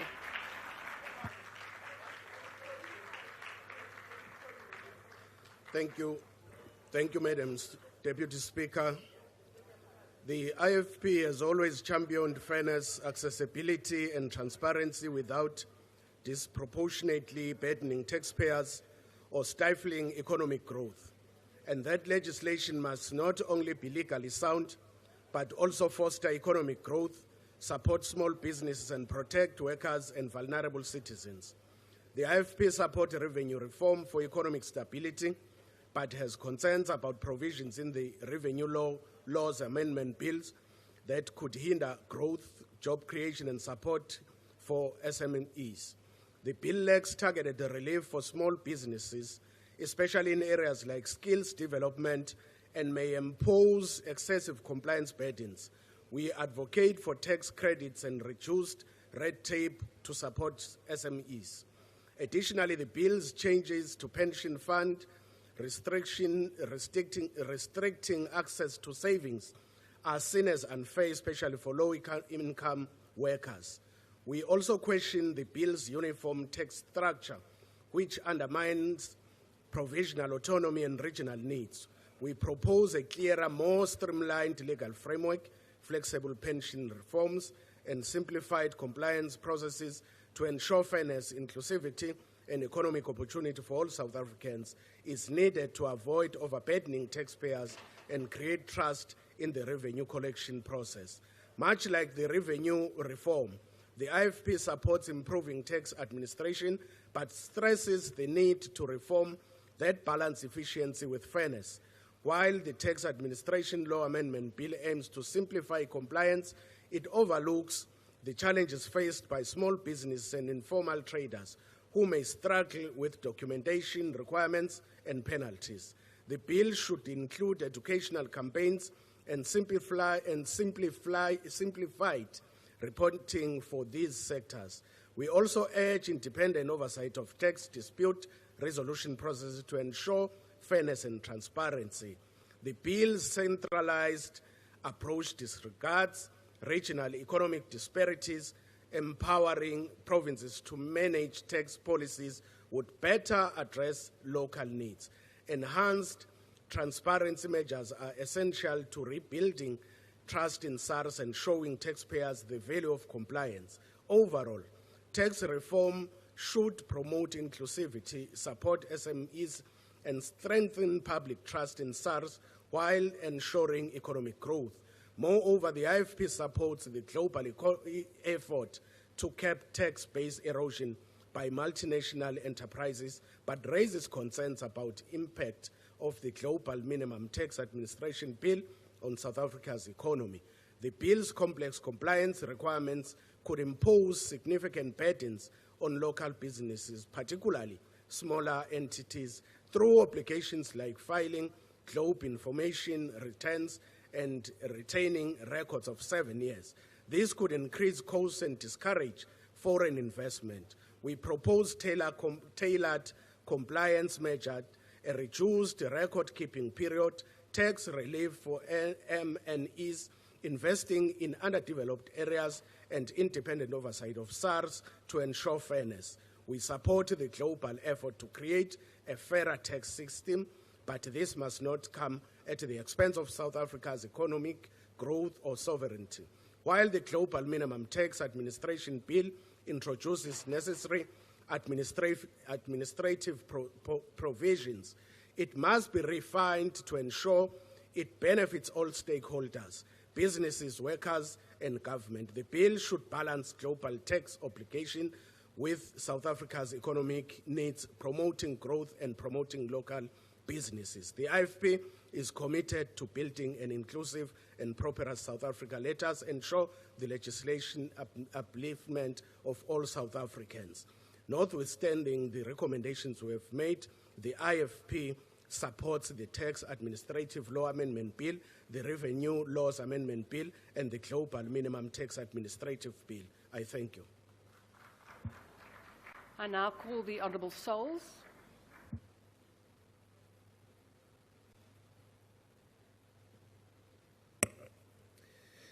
Thank you very much, Honourable Deputy Speaker. Greetings in the name of our Lord and Savior Jesus Christ. Moinke ahuniki. In his budget speech, Finance Minister said that over the next few years, government will implement a global minimum corporate tax to limit the negative effects of tax competition.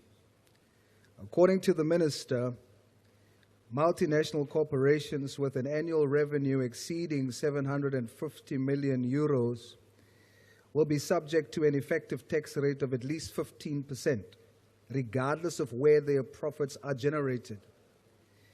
The proposed reform is expected to yield an additional 8 billion in corporate tax revenue in the financial year 2026-2027. We are aware of revenue projection uncertainty. While the projected additional 8 billion in corporate tax revenue by 2026-2027 financial year sounds promising, such forecasts can often be subject to uncertainties, including changes in the global economic climate and corporate behavior, which could affect actual revenue outcomes. However, on a balance of probabilities, it is highly probable given that the GNU has already attracted more foreign investment and in global investment or foreign investment certainty. But what we want to emphasize is that any increase in revenue through tax must prioritize equal distribution or division of revenue. This is extremely important, so that it also benefits the currently marginalized groups, namely the First Nation, the Khoi and San, and their colored African, in particular, descendants. Honorable Deputy Speaker, the PA supports this bill. I thank you. The next speaker is the Honourable Beasley.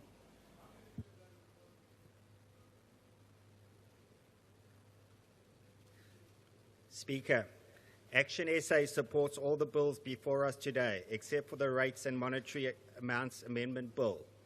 This bill imposes an increase in excise tax on alcohol and tobacco at rates that are higher than inflation. As Action SA, we are of the view that in doing so, as a country, we are committing economic sabotage. In a perfect society, excise tax on tobacco and alcohol products may be an effective instrument for promoting public health through curbing smoking and excessive drinking, whilst raising revenues for development priorities. However, South Africa is far from a perfect society. We are a society with extreme poverty and massive unemployment, particularly youth unemployment. We are in a society in which there is very little policing of illegal trade. We are a society where illegal tobacco and alcohol products are far cheaper than legal products due to excise tax. Consequently, illegal trade continues to flourish at the cost of legitimate business. Action SA is of the view that higher taxes on tobacco and alcohol are counterproductive in decreasing smoking and alcohol. The only beneficiaries of higher tax are the legal trade and its criminal and political masters. According to recent reports, 63% of cigarette trade is now illicit and 22% of alcohol trade is illicit. This illicit trade costs more than 100 billion in lost tax revenue annually. Speaker, not only is the fiscus losing money, but damage is being done to the economy with curtailed capital investment and manufacturing outputs from the legitimate alcohol and tobacco sectors. Action SA believes there are better ways to address the health issues associated with tobacco and alcohol abuse, including better education, empowerment of communities, and organised activities for the youth. We cannot and should not be committing economic sabotage. We don't need to score more own goals. Speaker, with regard to the other bills, 2 comments. Firstly, Action SA welcomes the global minimum tax. Any multinational that operates in South Africa must pay their fair share of taxes, thereby contributing to the financial sustainability of our country. What is important for us as a country is to ensure that these multinationals get value for the taxes they pay our government. Secondly, Action SA welcomes the work done around the two-pot system. The two-pot system has been implemented fairly smoothly, and Action SA would like to compliment the National Treasury, SARS, and all others involved in the process. The introduction of the two-pot system has shone a light on the non-payment of pension fund contributions by employees. This needs to be urgently addressed. Speaker, in conclusion, Action SA rejects the Rates and Monetary Amounts Amendment Bill and supports a balance. I thank you. I now invite the Honourable Swart.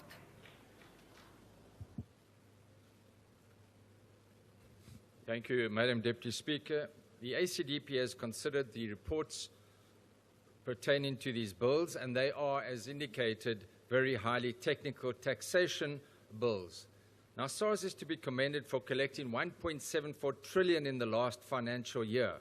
However, despite this achievement, it does face funding shortfalls that impact its ability to hire critical skills, invest in technology, and fulfill its legal mandate. These bills are also try to deal with some of the issues SARS faces, such as illicit trade, general crime, cross-border syndication. And one of the issues that the ACDP would like to touch on that is related to in these bills is the question, and that was referred to in the committee's report, is the issue of expanding the basket of VAT-exempt items.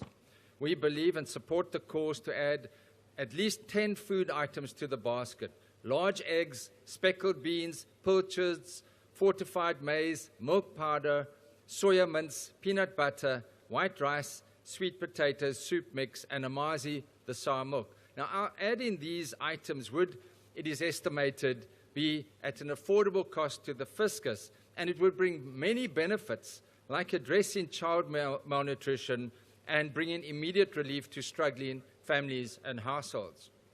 We also believe that serious consideration should be given to exempting sanitary pads from VAT. Ideally, sanitary pads should be made freely available at schools and clinics, but at least let's exempt them from VAT. The ACDP also agrees that the fuel levy needs to be reviewed.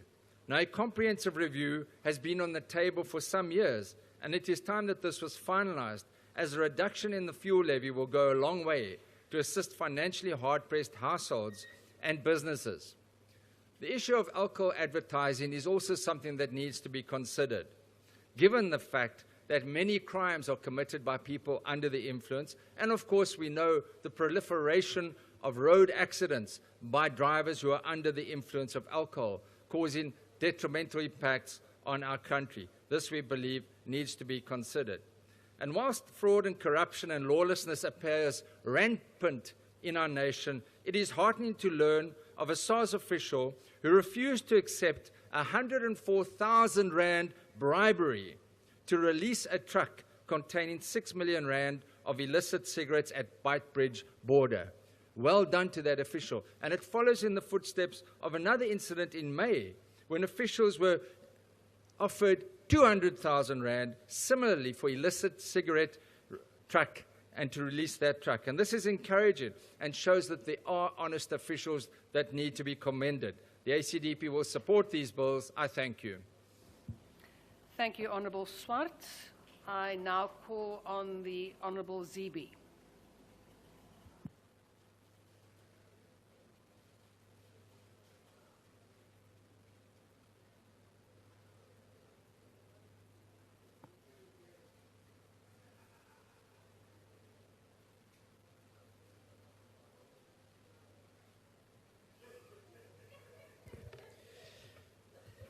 Thank you, Madam Deputy Speaker. Firstly, we support the adoption of these reports and bills. We also support the philosophy we've taken as a country in respect of our national taxation policy, which is to provide relief to those with the least income while asking those with more to contribute more to our collective well-being. We also welcome the allocation of more budget resources to the SA Revenue Services so that it can do an even better job of going after the high net worth tax dodgers who refuse to pay their fair share. But I also want to ask Minister Godongwana to consider the possibility of perverse incentives from ever-growing excise taxes, because criminals consider the amount of money they will make by undercutting the publicly approved prices of alcohol, of tobacco, versus the chances of being caught by the authorities. And I think that has the possibility of accelerating illicit trade instead of cutting it. But I understand, Minister, that there is a balance to these things. We must please look at where the point of balance is. But also, as you said, Minister, yesterday, that our biggest and most pressing task is to grow the economy and create opportunities for South Africans to work and to build businesses and sustain the needs of a growing population whose young people are unemployed and enter the tax system in ever-decreasing numbers. This is not sustainable. The rate at which we grow our tax base must always exceed the rate at which our population is growing. Then we will know we are on the right track to a sustainable future fiscally. This will also help us to reduce the number of people who are reliant on state transfers for survival. There are some things we must do to help to kickstart the economy. The first, as we know, is accelerating investment in public infrastructure, especially in transport, logistics, water, and renewable energy. Although ESCOM's performance is improving, we need serious investment in modern generation capacity and transmission infrastructure. Our goal, Minister Ramokgopa, I'll say once again, is to have the most competitive electricity prices among our emerging market peers. We also need to recognize the toll crime and poor service delivery take on small businesses that have to pay for security services due to general crime and then pay extra illicit taxes to criminal gangs that extort money from them. Again, Minister, I know what your favorite answer is where must I get the money? Take it from education and give it to you.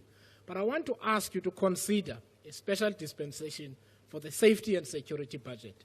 Violent crime is choking our economy. It's choking communities and small businesses. And if we are not able to respond with force, we are going to continue to lament a poor state of the economy. I thank you.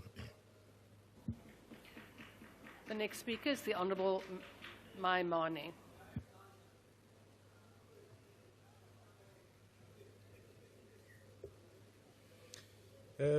Honourable Deputy Speaker, fellow South Africans, Bagaetso, and to the Minister of Finance, I think the tabling of, as Build One South Africa, I want to endorse the fact that we support the adoption of these bills. I think it's important that we look at them in the context of our current climate globally. We face high levels of unemployment, geopolitical realignment, and therefore any tax system needs to be able to respond to these. I want to urge, Honourable Minister, that we all make it our joint call that our focus must be growth, it must be modernizing, and it must be ensuring that we create more corporate and personal taxpayers. And therefore, I want to call upon even more that we become even more ambitious. Our job must be to say, as a mantra in this House, everything that we do must achieve 5% GDP growth. We must ensure that more than anything, that SMMEs are at the forefront of our job creation drive, and that we build a revenue collection service as SARS that is well-funded, well-capacitated to be able to collect the necessary revenue. Fellow South Africans, these bills aren't just more than about an efficient tax collection mechanism. They're about upholding our values. And the first value that we dare never depart from as South Africans is a value of equity. Equity says, let all of us contribute and do what we need to do in our nation. Therefore, the idea that people who do business in this country must contribute to the tax in this country is absolutely correct. And we must ensure that if you do the work here, you must contribute to the success of our nation. It's not about penalizing anyone, it's about equitable contribution by everyone. Secondly, it brings about clarity. We've seen for far too long the idea that some of our tax laws have been complicated to follow. If this makes it easier, it will allow for small businesses to be able to comply and for those who are committing criminal acts to be able to be captured in this regard. Thirdly, it's about modernity. It's about asking ourselves the question, are we as South Africans globally competitive as far as our tax laws are concerned? And I want to say, Honourable Minister, part of what we need to consider is the use of blockchain technology for processing of payments. This way we can eradicate corruption and leakage out of the system and ensure that our tax responds to this. I want to ask a more fundamental question, which is, what are the additional incentives we can give for people to come and invest in this country and put up factories? The use of special economic zones has not been fully utilized, and we can use our tax laws to be attractive for investment globally and to allow our SMMEs to thrive. I urge again, honourable members, our job is to build a more resilient, more stronger middle class. We achieve this, we can have more taxpayers, we can have a bigger fiscus, and we can make sure no South African is left behind in a global climate that is fast changing. Ke a leboha. The next speaker is the Honourable Kalecha Mazibuko.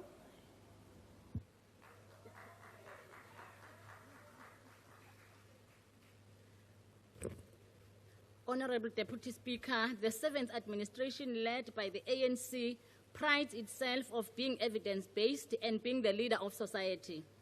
This success story did not happen by chance. Let us put the facts on the table and fiction aside. Since we are debating our ability to enhance tax administration as a country, let us focus on SARS. Fact one, not fiction, SARS collected over 1.7 trillion in net revenue for 2023-24 fiscal year, which is 10 billion more than the February budget estimate. Fact two, not fiction, SARS administrative capacity to enforce compliance and revenue collection resulted in its additional allocation of 500 million for next financial year and the outer year by 1.5 billion. Fact three, not fiction, SARS has an effective tax system which delivers revenue to fund South Africa's public goods and services.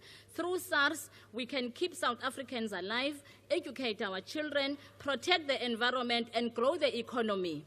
We must draw lessons from SARS. The most critical lesson learned is that SARS has improved trust among South Africans. Majority of us do comply, and those who try to defraud the system are caught. Back to evidence. To date, more than 200,000 taxpayers have been identified to have declared incorrect taxable income with a view to have a more favorable tax rate. Such capability and jurisdiction over tax collection matters empowers SARS to effect amendments to the Taxation Laws Amendment Bill, but assist us to increase our tax revenue as a country. This is trust at its best, Honorable Speaker. SARS's tax collection capacity is not limited and concentrated geographically, even though smuggling and illicit trade remain rampant in the country. SARS's ability to expand its territorial reach is especially important for combating base erosion and profit shifting, misinvoicing, capital flight and transfer pricing, which necessitate action from at least two countries given the mobility of money in a globalized world. Cross-border incidents of tax avoidance and evasion will marginally deteriorate owing to the implementation of the Global Minimum Tax Bill, whose success hinges on SARS's ability to expand its territorial reach. More crucially, successful implementation of the Global Minimum Tax Bill also requires a global system for effective automatic information exchange between affected countries and correspondingly independent investment in complementary science and technology bases at sufficient scale are needed for SARS to seize the opportunity to expand its administrative capabilities internationally to combat the strategic attempts by transitional companies to engage in tax avoidance and evasion. It is no secret that the diversity of SARS's tax revenue is central to keeping a marginal budget deficit amid the reduction in both income and corporate taxes and conservative leveraging of trade taxes such as export taxes and raw minerals to support industrial policy. Honorable Speaker, we are living in the world of data science and artificial intelligence. SARS must leverage from the technology in order to widen its tax base and to improve performance. This approach will significantly improve its service and offer a seamless service to honest taxpayers. In conclusion, Honorable Deputy Speaker, exploring additional progressive tax reforms and another measure in the 7th administration is critical in achieving the fiscal sustainability objective of moving toward a budget surplus, which ought to be anchored by enhancing revenue collection rather than spending containment. It is advisable that we align to recent declaration of Rio de Janeiro G20 that progressive taxation is one of the key tools to reduce domestic inequalities, strengthen fiscal sustainability, foster budget consolidation, promote strong, sustainable, balanced, and inclusive growth, and facilitate the achievement of the Sustainable Development Goals. In this space, Honorable Speaker, we are world class. Let us continue to support SARS so that it continues to lead us by enhancing the Africa's tax administration for improved compliance and revenue collection. Ngalamazwi siyazamkela ezi bills zibekiweyo kulendlu yomshaya mthetho. Thank you very much. Thank you, Honourable Member. I will now give the opportunity to, I just want to make sure, Honourable Mashlatsi, are you going to take the podium? UAT? Thank you.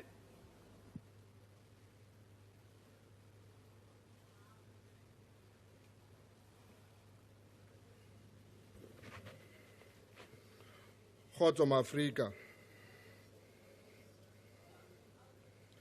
I would like to agree with the honorable member from DA that we are still waiting for the promises of our democracy to materialize, which is to answer the land question. As a party, we are committed to advancing the interests of marginalized and ensuring economic justice for all South Africans. We believe that the bill in its current form poses a significant threat to the socio-economic well-being of our citizens. The proposed amendments are regressive and likely to disproportionately burden the working class, who are already grappling with the rising cost of living, economic instability, and persistent inequality. South Africans continue to face the harsh reality of unemployment, poverty, and widening economic disparities.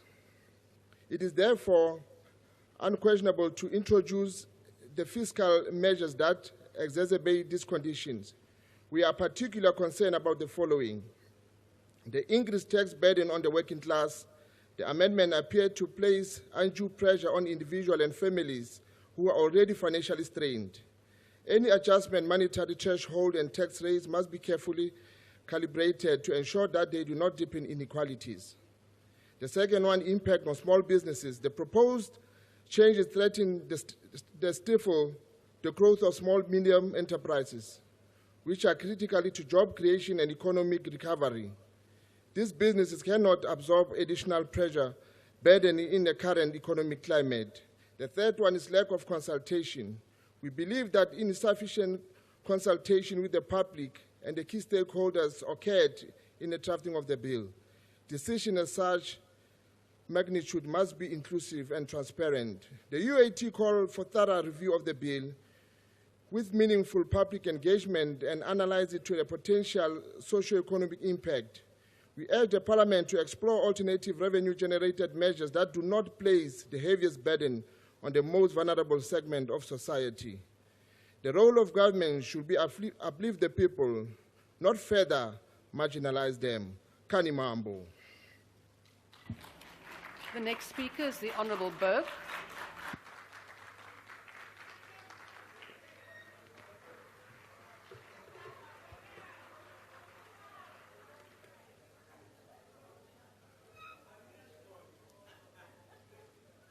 Madam Deputy Speaker, for a bill titled the Global Minimum Tax Act, this bill is surprisingly local. And despite its seemingly average name, this bill reveals much about South Africa. First, we're a nation that wants to be a prominent international player. Whether it's outperforming at sporting events or hosting the G20, we seek to make our mark on the world stage. In the same way, with this legislation, we're joining numerous countries in following the Organization for Economic Development and Cooperation's project to ensure that large multinationals pay at least 15% in taxes, regardless of exemptions or loopholes. Yet there's often internal turmoil and disarray whenever we make big leaps on the international stage.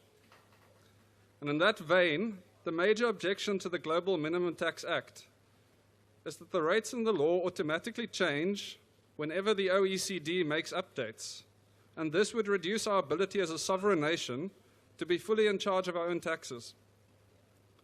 Thankfully, this objection has been smoothed over by the second great South African trait, compromise, a quality that underpins this nation's biggest successes, from the transition to democracy to the Constitution, to the everyday workings of the Government of National Unity Government.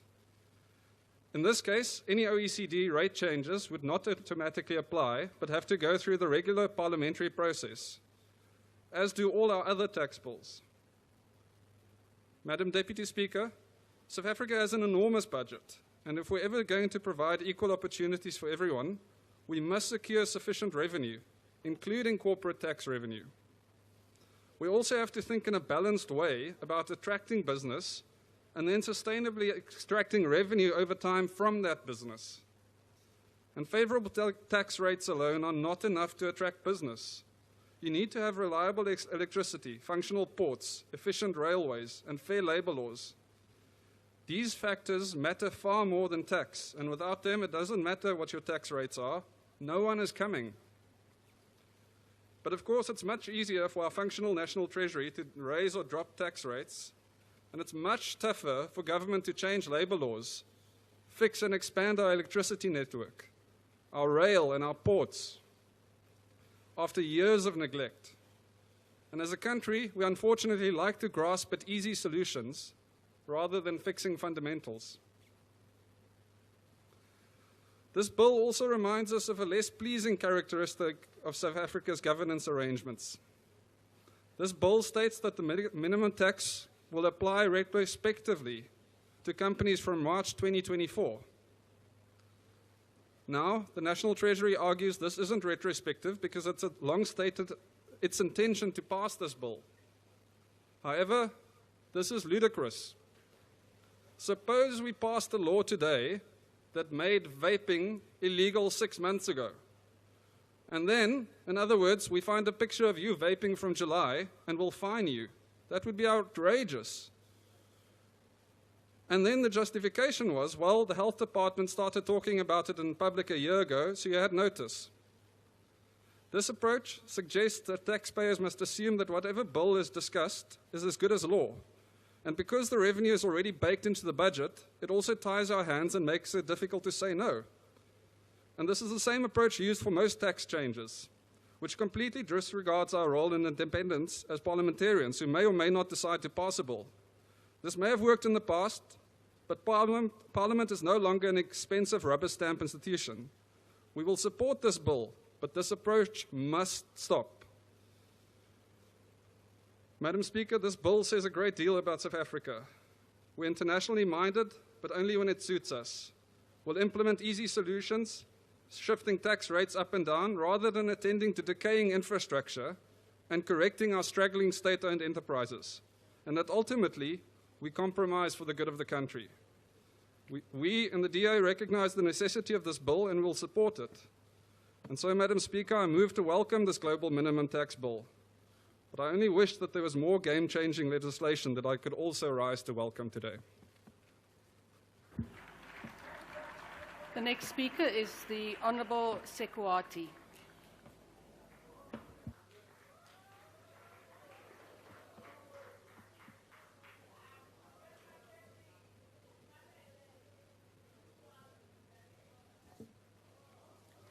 Thank you, Madam Speaker, members of the Executive, the Honourable House.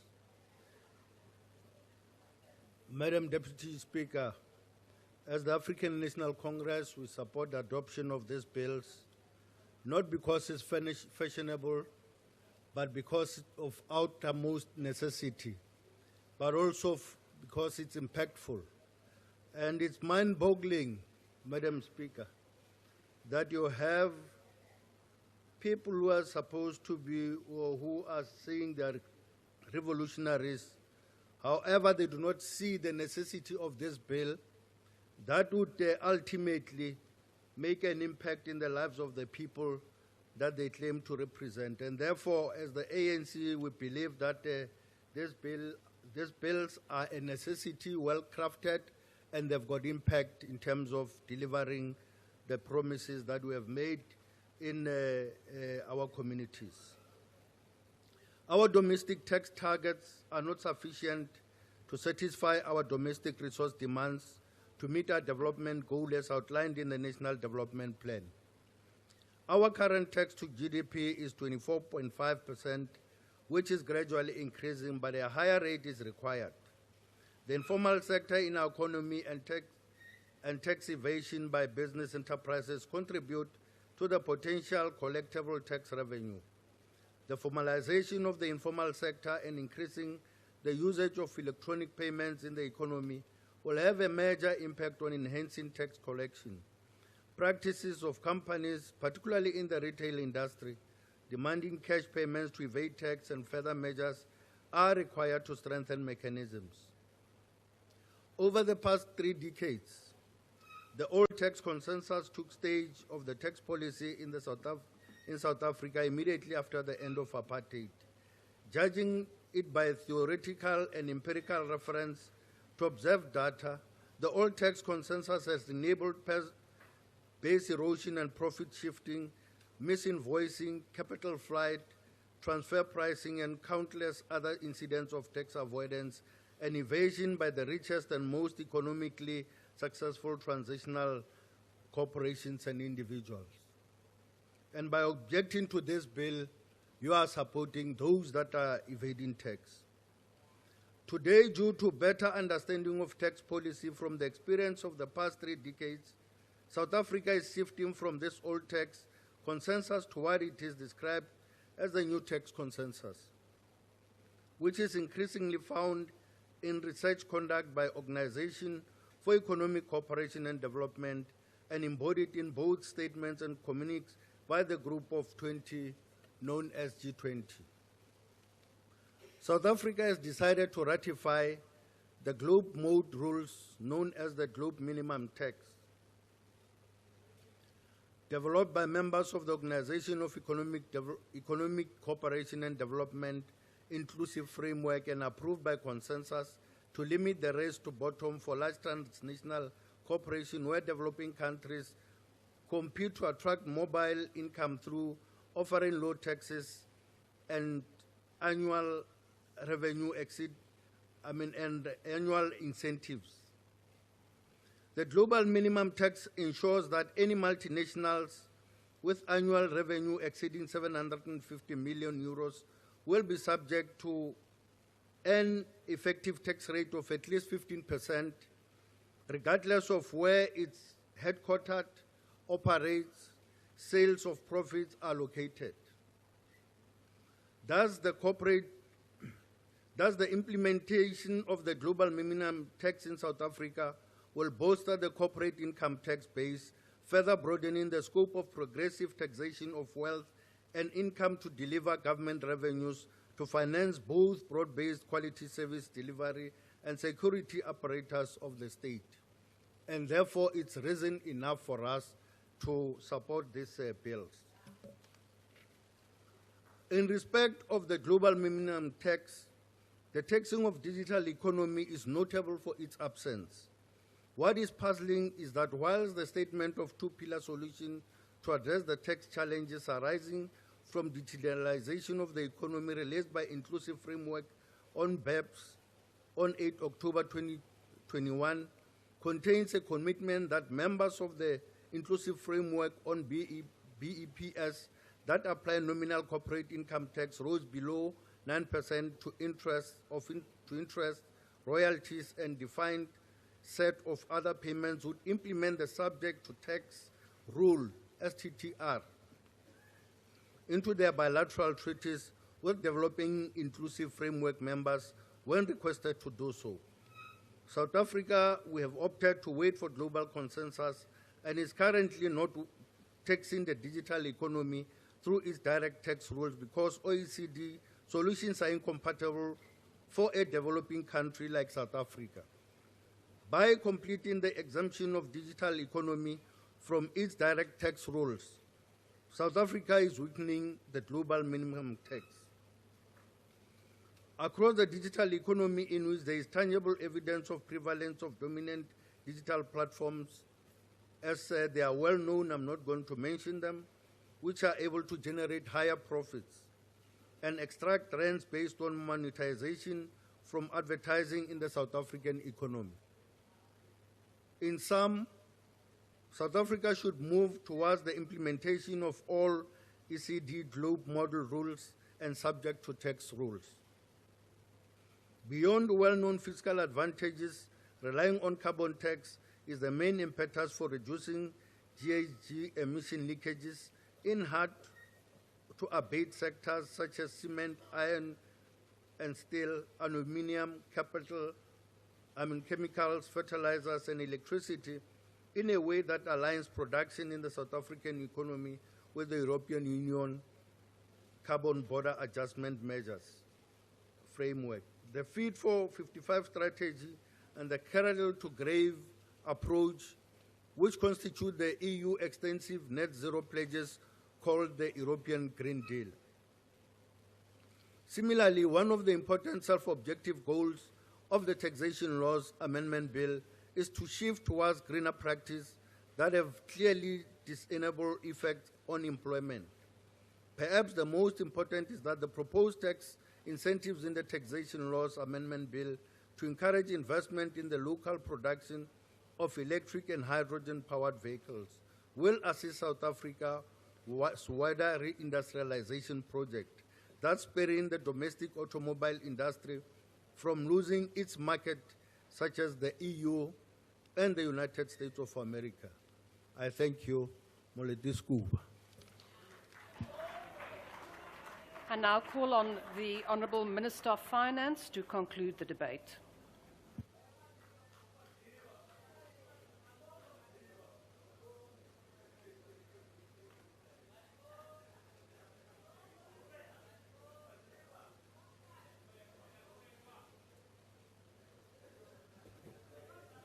Deputy Speaker, honorable members of the House, I must say maybe it's the context of the GNU. The level of debate is quite of interesting. There will be some minor issues we need which will lie. Honorable Van Rijn raises the issue of neoliberalism. Neoliberalism, by its very nature, is a race to the bottom. And these taxes are not a race to the bottom. A typical example is a global minimum tax. That global minimum tax punishes those who uses the race to the bottom by going to lower tax destinations. That cannot be closer to neoliberalism at all. And of course, by its very nature, it's an international tax which is agreed by a number of countries. The interesting part is the neoliberal countries, the liberal ones, are reluctant to implement it. There's probably about 19 countries which have implemented, of which South Africa is one. By the very nature of being an international tax, it presupposes it cannot be applied in one country. There is the same debate we're having over the digital tax. It's in the nature of that tax that it cannot be applied in one country. It has got to be applied on a global basis. Honorable Van Rijn raised another important point with the small and medium enterprises, which we must all agree, all levels of government has got to pay small and medium enterprises, whether it's national, provincial, and municipalities. The difference is that there's got an obsession with the security company. I don't know why security alone rather than small business in general, which is a valid point would accept.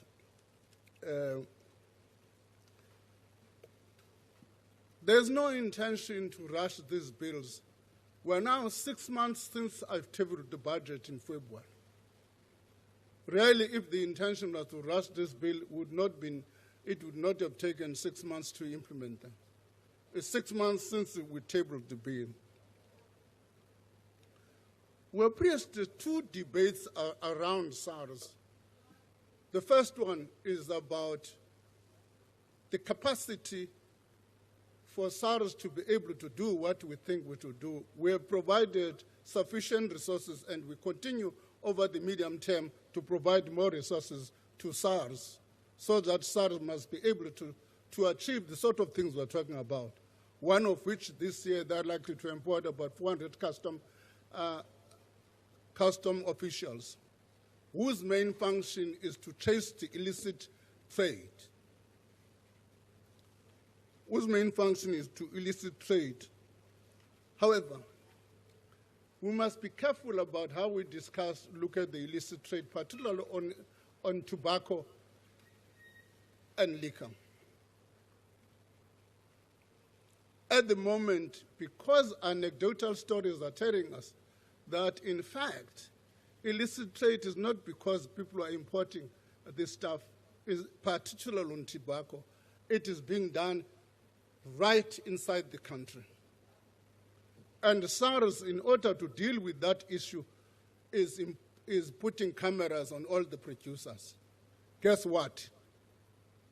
The very producers who said they must be protected from illicit trade have taken SARS to court, which confirms the notion that what is happening is that, in fact, illicit trade is happening inside our borders. And these cigarettes are manufactured inside our borders. So we've got to do that. We've got to give resources to SARS, not only to deal with the illicit trade, but to focus on those who are not paying their own taxes.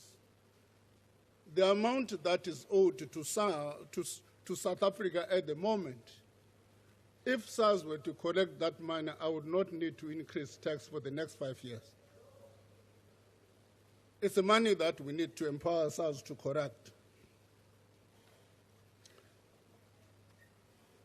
Then somebody said the ETI, employment tax incentive, is not effective. A study by the University of Cape Town has confirmed the effectiveness of this tax. It's not me. It's a study by the University of Cape Town. But having said that, government is in a process of reviewing all these active labor market policies and putting them into one basket. And we hope by SONA, the president will be making the appropriate announcement in this regard. That consolidation of those labor marketing policies, to consolidate them and make sure that we can make maximum effect of them. Provinces do not have policy levers to influence economic outcomes. That's a national competence. But the effect of those policies is different on province by province. Let me give you an example. The policy which supports the establishment of call centers has had a maximum impact on Western Cape than any other province. It does not mean that the Western Cape has got more policy levers than any other provinces. It's just the effect of the policy, how it has manifested itself.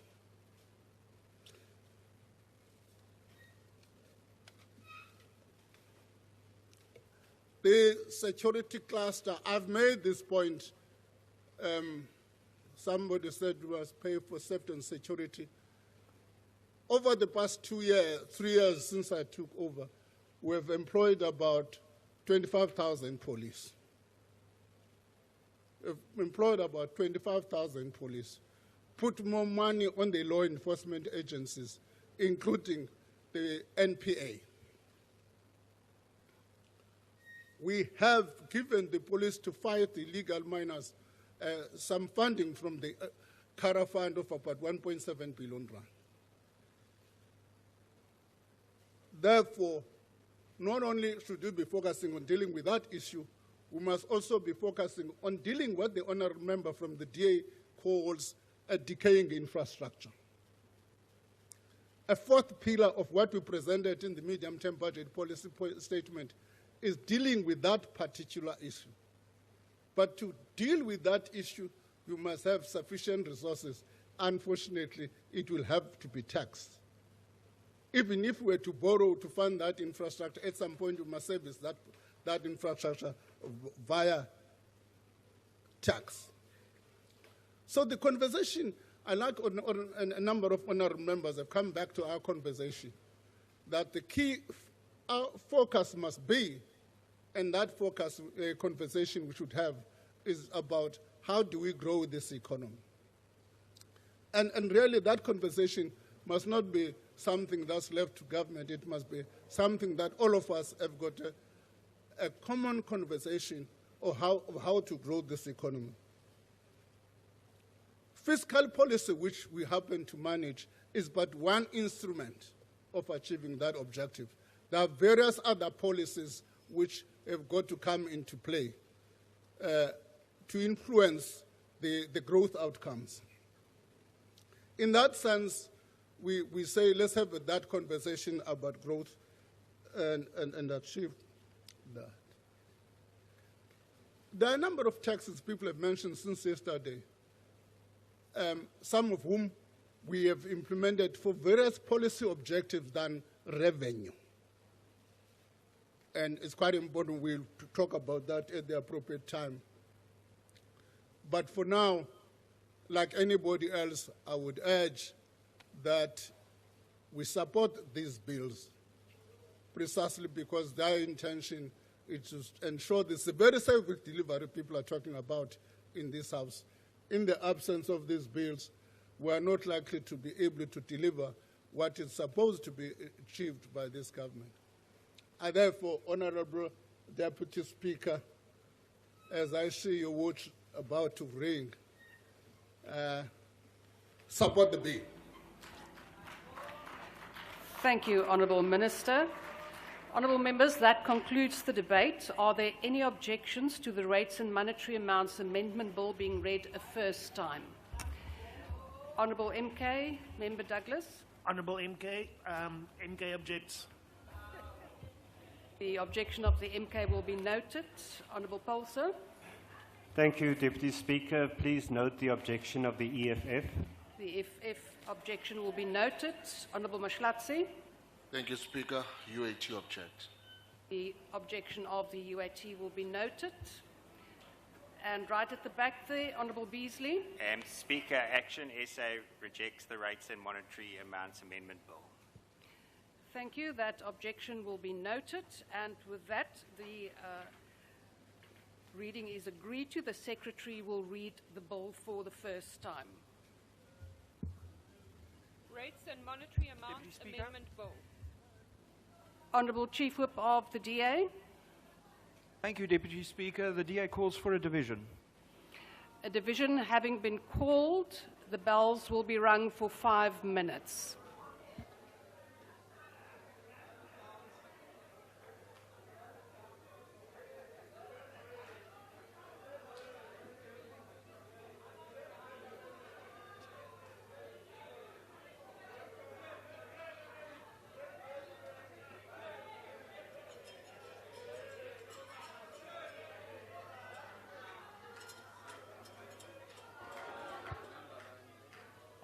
The GNU is collapsing.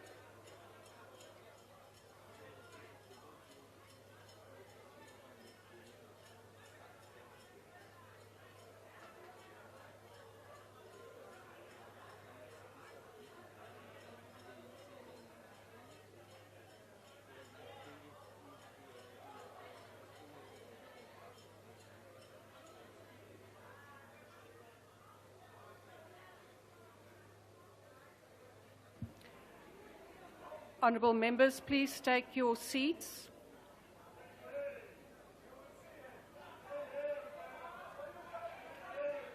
Order. Honourable members, order. Honourable Minister.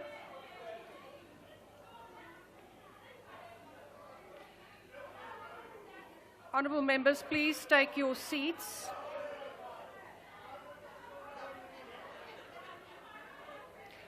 Honourable members of the EFF, please take your seats. Honourable members, the Speaker has determined that, in accordance with the rules, the manual voting procedure will be used for this division. Firstly, in order to establish a quorum, I would request the table to confirm that we have the requisite number of members physically present in the chamber to take this decision.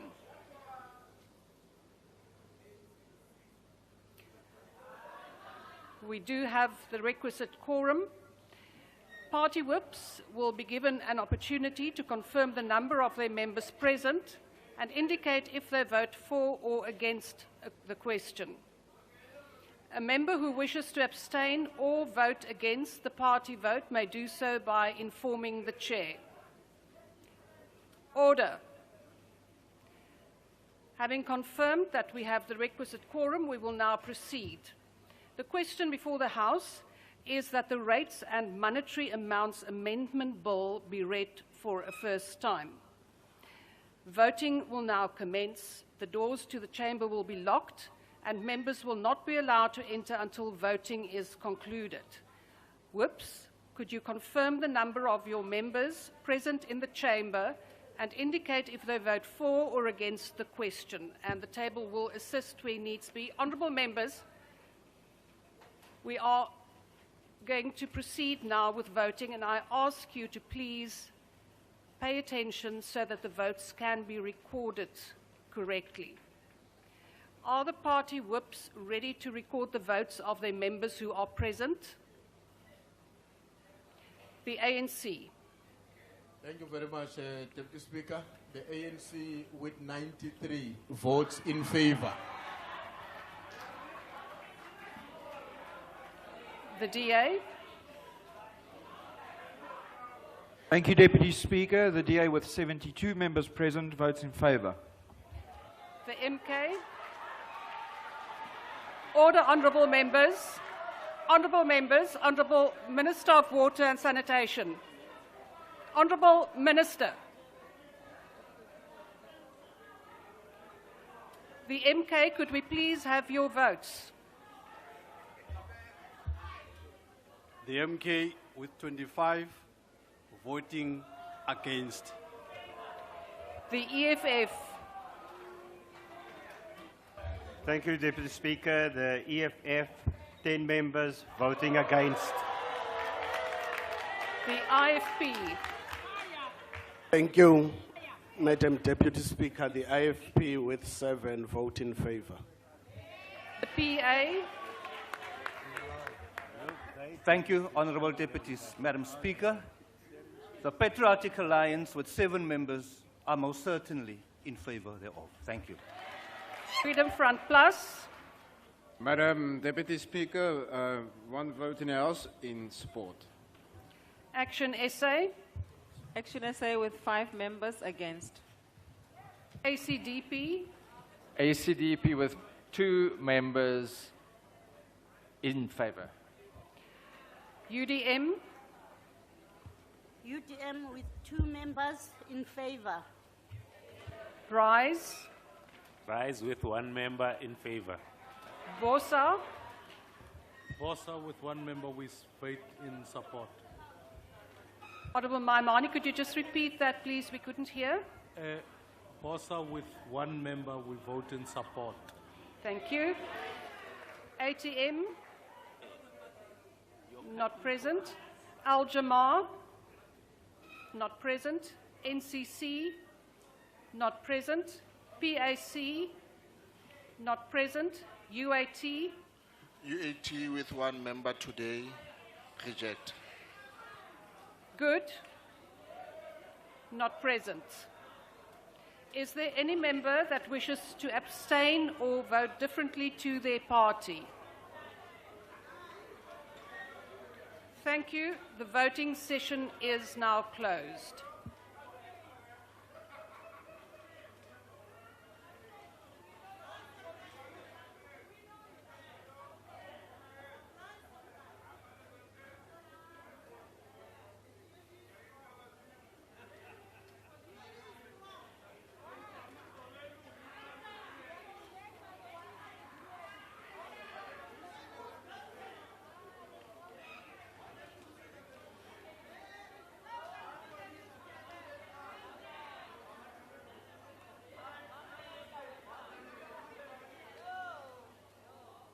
Honourable members, the result of the division is as follows. The ayes, 186, the noes, 41, no abstention. The question is accordingly agreed to, and the Secretary will read the bill the first time. First, Rates and Monetary Amounts Amendment Bill. Are there any objections to the Taxation Laws Amendment Bill being read a first time? Honourable Paulson. Thank you, Deputy Speaker. Please note the objection of the EFF. The EFF objection is noted. Honourable Douglas. Please note the objection of MK. Thank you. The objection is noted. Honourable Mashlatsi. The UAT object. The objection is noted. Any other objections? None. It is agreed to. The Secretary will read the bill a first time. Taxation Laws Amendment Bill. Are there any objections to the Global Minimum Tax Bill being read a first time? Honourable Paulson. Thank you, Deputy Speaker. Please note the objection of the EFF. The objection of the EFF is noted. Honourable Douglas. Please note our objection as MK. The MK objection is noted. Any other? Honourable Mashlatsi. UAT object. The objection of the UAT is noted. Any other objections? No further objections. It is agreed to, and the Secretary will read the bill a first time. Global Minimum Tax Bill. Are there any objections to the Revenue Laws Amendment Bill being read a first time? Honourable Douglas. MK objects. The objection of the MK is noted. EFF. Thank you, Deputy Speaker. Please note the objection of the EFF. The EFF objection is noted. Honourable Mashlatsi. The UAT object. The objection of the UAT is noted. Any other objections? Not agreed to. The Secretary will read the bill a first time. Revenue Laws Amendment Bill. Are there any objections to the Tax Administration Laws Amendment Bill having been read a second time? Honourable Douglas. MK objects. The objection of the MK is noted. Honourable Paulson. Please note the objection of the EFF. The EFF objection is noted. Honourable Mashlatsi. Thank you, Deputy Speaker. UAT object.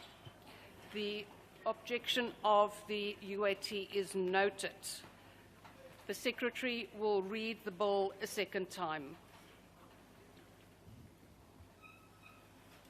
Tax Administration Laws Amendment Bill. The bill will be sent to the National Council of Provinces for concurrence. Are there any objections to the Global Minimum Tax Administration Bill being read a second time? Honourable Douglas. Condolences objects. Thank you. The objection of MK is noted. Honourable Paulson. Please note the objection of the EFF. The EFF objection is noted. Honourable Mashlatsi. Thank you, Deputy Speaker. UAT object. The objection of the UAT is noted. Any other objections? Not. The Secretary will read the bill a second time. Global Minimum Tax Administration Bill. The bill will be sent to the National Council of Provinces for concurrence. The Secretary will read the 13th to 16th orders together. Second reading, Rates and Monetary Amounts Amendment Bill. Second reading, Taxation Laws Amendment Bill. Second reading, Global Minimum Tax Bill. Second reading, Revenue Laws Amendment Bill. As there is no list of speakers, are there any objections to the Rates and Monetary Amounts Amendment Bill being read a second time? Honourable Douglas. Condolences objects. The objection of the MK is noted. Honourable Paulson. Please note the objection of the EFF. The EFF objection is noted. Honourable Mashlatsi. The UAT object. The objection of the UAT is noted. Honourable Beasley. Action SA objects. The objection of Action SA is noted. Any other objections? The Secretary will read the bill a second time.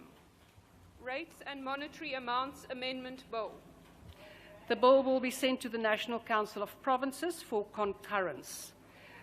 Are there any objections to the Taxation Laws Amendment Bill being read a second time? Honourable Douglas. Condolences objects. The MK objection is noted. Honourable Paulson. Please note the objection of the EFF. The EFF objection is noted. Honourable Mashlatsi. The UAT object. The objection of the UAT is noted. Any other objections? None. The Secretary will read the bill a second time. Taxation Laws Amendment Bill. The bill will be sent to the National Council of Provinces for concurrence. Are there any objections to the Global Minimum Tax Bill being read a second time? Honourable Paulson. Thank you, Speaker. Please note the objection of the EFF. The EFF objection is noted. Honourable Douglas. Please note the objection of Condolences. The objection of MK is noted. Honourable Mashlatsi. The UAT object. The objection of the UAT is noted. Any other objections? The Secretary will read the bill a second time. Global Minimum Tax Bill. The bill will be sent to the National Council of Provinces for concurrence. Are there any objections to the Revenue Laws Amendment Bill being read a second time? Honourable Douglas. MK maak beswaar. Die beswaar van MK word genotuleer. Honourable Paulson. Please note the objection of the EFF. The EFF objection will be noted. Honourable Mashlatsi. UAT ahana. The objection of UAT will be noted. Any other objections? Not. The Secretary will read the bill a second time. Revenue Laws Amendment Bill. The bill will be sent to the National Council of Provinces for concurrence. The Secretary will read the 17th order. Consideration of Budgetary Review and Recommendation Report of Standing Committee on Finance. I now recognise the Honourable Chief Whip. Thank you, Deputy Speaker. I propose that the report be adopted. Thank you. Requests for declarations of vote have been received. I will allow for up to 2 minutes, one member of each political party wishing to make a declaration an opportunity to do so on all the budgetary review and recommendation reports that the House will consider. The DA.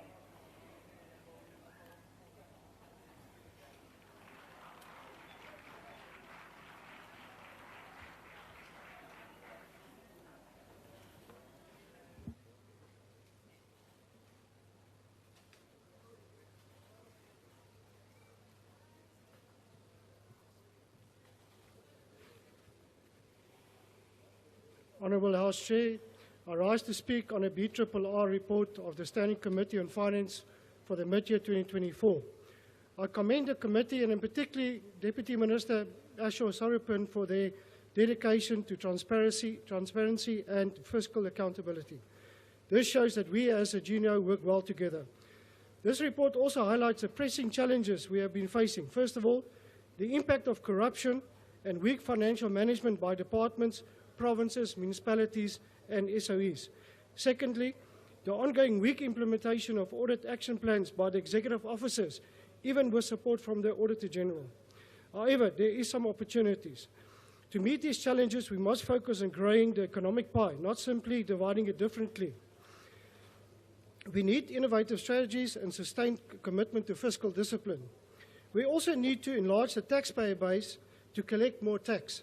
We need to spend more on the South African Revenue Services to capacitate them to enhance their work.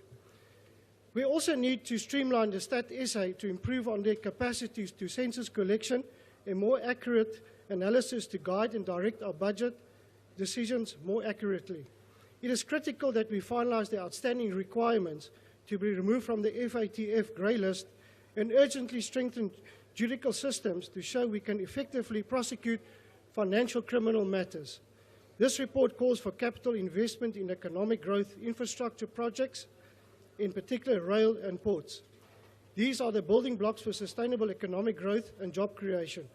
Critically important is to empower our youth through entrepreneurship support programs. We need to focus particularly on those who have export-ready products and services to export, particularly into Africa. At the heart of this, fiscal discipline is paramount. Eradicating waste and corruption, every rand must be spent wisely.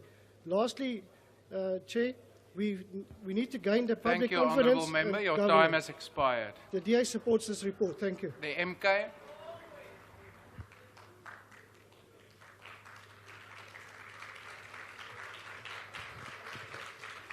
House Chairperson, while we welcome the Treasury's announcement in the last 2 weeks that guarantees for the REIPPs will be scaled down in the future, we remain concerned about the levels at which those guarantees were allowed to balloon irresponsibly, risking our sovereign financial future.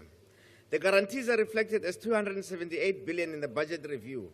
If these guarantees continue to be issued over the life of the REIPP contracts, we estimate that the contingent disaster approaches 1 trillion rand.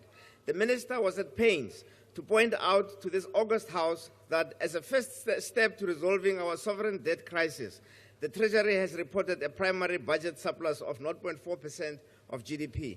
It is, however, disturbing to note that the IMF disagrees with the National Treasury. The IMF has indicated that in their analysis of our finances, we do not have a primary fiscal surplus, but a primary deficit of 4.3% of GDP. This contradiction is indeed a disturbing contradictory signal from the IMF that the Minister's promise of a foundation for the resolving of our debt crisis may be hollow. The failure to table the medium-term development plan in the face of spectacular failures to meet NDP targets, especially those relating to employment creation, is the final nail on the coffin which convinces us that we as the MK party are not in a position to support this BRR report of SCOF. Batswana go hae re lo laletsa lotlhe gore le tle kopanelong le patlelong la Moses Mabida ka letsatsi la bo 15 la kgwedi ya Sedimonthole fa re tla bo re keteka letsatsi la ngwaga wa ntlha wa matsalo wa mokgatlo wa rena wa lerumo la setšhaba re a leboga. The EFF.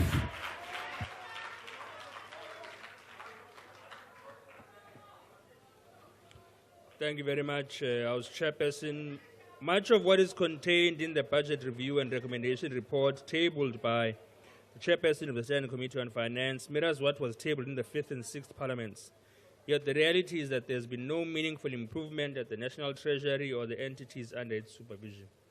This is a department meant to prevent the wastage of taxpayers' money, yet it continues to pay millions every year to Oracle under a corrupt and irregularly awarded contract it has failed to establish. And it has failed to establish robust systems to curb poor conditional grant infrastructure spending. Worse still, while lecturing other departments to reduce their use of consultants, Treasury itself hires pensioners under special consultant dispensations. How does an acting Director General write a memorandum against consultants only to return as one after retirement to maintain control over policy making, and this individual is Ismail Momoniat? There's no progress at the Land Bank. The Financial Sector Contract Authority merely highlights the looting of workers' pensions but lacks the legislative powers to act. SARS harasses black individual taxpayers while ignoring big business engaged in tax avoidance and illicit financial flows. The Reserve Bank has failed to transform the financial sector. We recommend that Parliament establishes an ad hoc committee to review the National Treasury's mandate and overhaul the budget system. However, we know any resolution to this effect will likely be rejected because the majority in this Parliament is complicit. We therefore reject this BRR report. Thank you, Chair. Thank you. The IFP.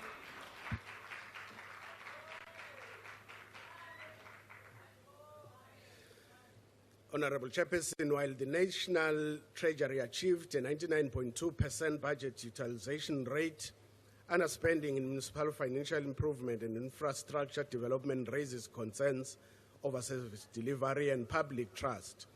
Ongoing municipal financial management issues, particularly high debts to ESCOM, highlight the need for targeted interventions. We commend SARS for exceeding revenue targets and improving compliance through digital solutions. However, growing tax gaps from illicit trade and high net worth individuals emphasize the need for better enforcement, supporting financially distressed taxpayers, and forming a multi-stakeholder task team for municipal financial recovery is essential. The irregular and fruitless and wasteful expenditure seen in entities like the Land Bank call for stricter consequence management and faster investigations, along with a reassessment of the integrated financial management system project to tackle systemic issues. The IFP is committed to fiscal discipline and transparency, urging the government to balance economic growth with the needs of vulnerable South Africans. They advocate for effective oversight of financial recommendations, emphasizing that strengthened governance and resource management can help overcome fiscal challenge and promote a more equitable future. In consideration of the issues we have raised, the IFP accepts the reports. Thank you. Thank you. The PI. Honorable House Chairperson, kindly note that there is no declaration forthcoming from the Patriotic Alliance. Thank you. Thank you. The FF Plus. No declaration, Chair. Thank you. Action SA.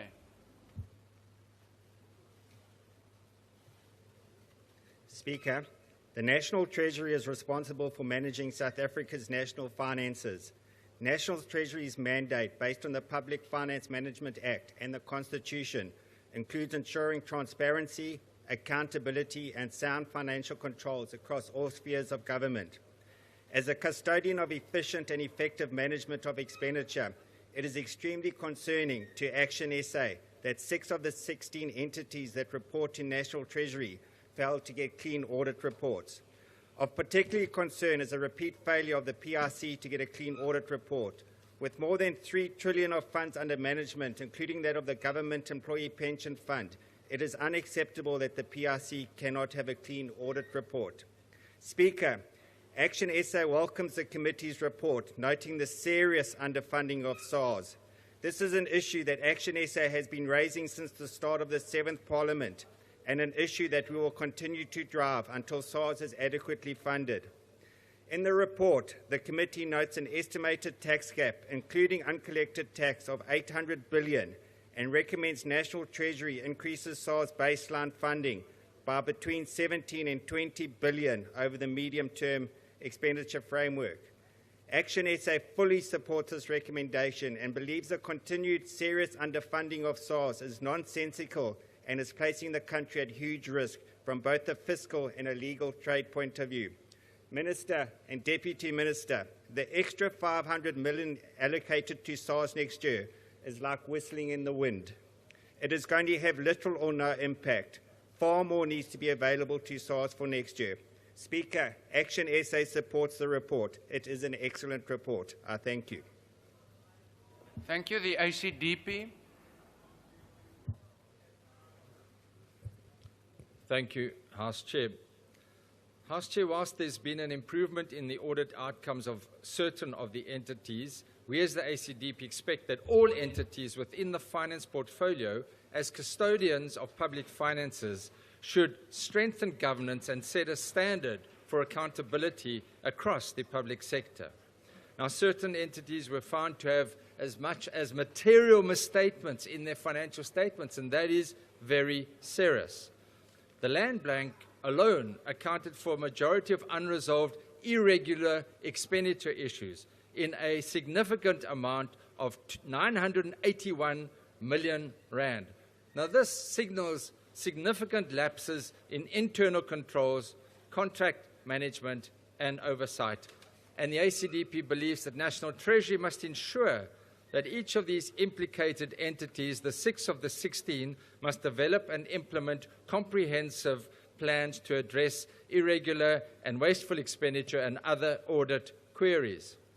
National Treasury also reported that of the approximately 80 municipalities that applied for the ESCOM debt relief, only 17 managed to meet the obligations imposed. Now, this raises serious concerns, given that the municipalities collectively owe ESCOM 80 billion rand.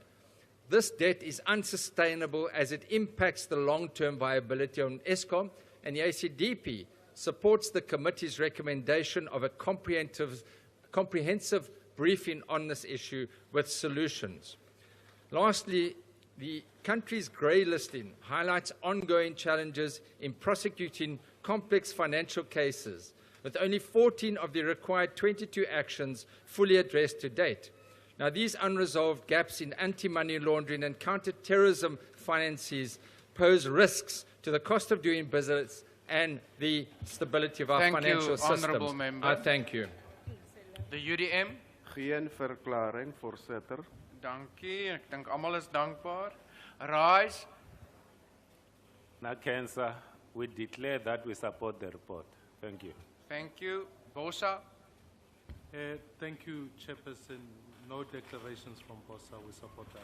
Thank you. The ATM. Al-Jamar. The NCC. The PIC. The UAT. Thank you, Chairperson. No declaration. Thank you. Good. The ANC.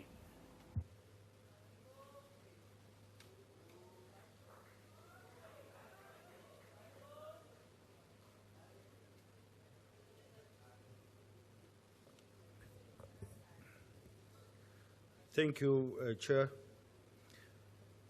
The Budget Review and Recommendation Report of the Finance Standing Committee highlights the improvements in the performance of the National Treasury. In the year under review, the few entities in the portfolio have regressed in their audit outcomes. The National Treasury spent 99.25% of its funds. We welcome the progress of the measures implemented by the National Treasury to move away from the grey listing status, with 14 of the required 22 actions being addressed. The ANC supports the recommendations in the report to enhance National Treasury's intervention in the labour market programs, to enhance the Job Fund and the Municipal Finance Improvement Program to enhance municipal financial management. We welcome the notable compound annual rate of 9.9%. We have further made recommendations to significantly increase the capacity of SARS in the medium term. The portfolio is impacted by challenges impacting the Land Bank and the Public Investment Corporation in relation to asset management, and Government Pension Administration Agency has challenges which relate to supply chain management and consequence management. Irregular expenditure largely impacts the Land Bank, and consequence management actions are necessary. The National Treasury plays a critical role in developing a macroeconomic policy which has far-reaching implications for our political economy and development. Through the implementation of various policies such as Operation Vulindlela and other support programs, the state's capability to implement and allocate resources is optimized. Thank you. I put the motion again. Are there any objections? MK? MK objects. EFF? Please note the objection of the EFF. UAT? UAT object. With those objections noted, the report is accordingly agreed to. The Secretary will read the 18th order. Consideration of budgetary review and recommendation report of Portfolio Committee on Higher Education and Training. Honourable Chief Whip. Thanks, Chair. I move that the report be adopted. Thank you. Thank you. Honourable members, requests for declaration of vote have been received. Again, we will allow for up to 2 minutes, one member of each political party wishing to make a declaration, an opportunity to do so. The DA.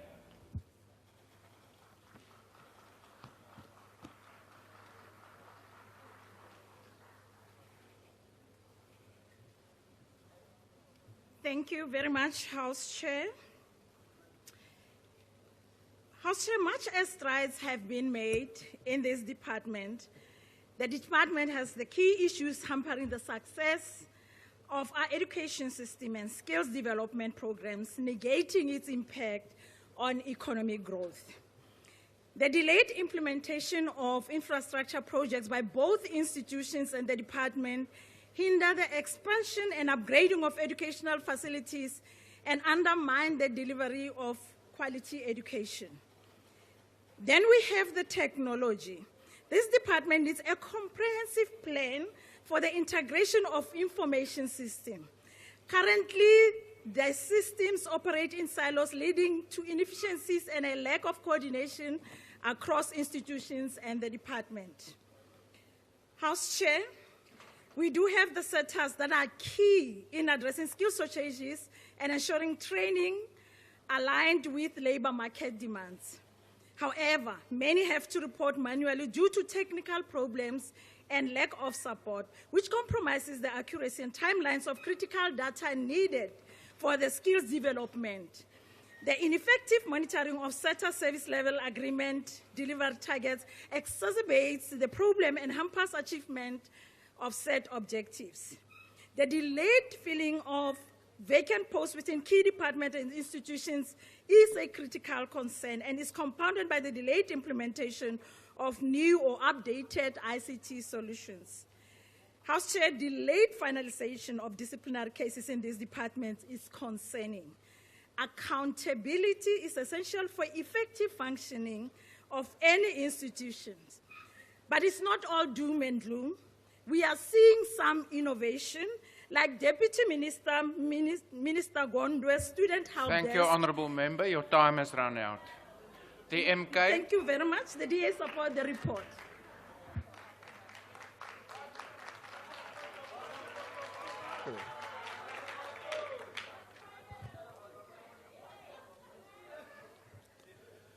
Amalungu omkhonto wesizwe, the Progressive Caucus, amalungu eParliament.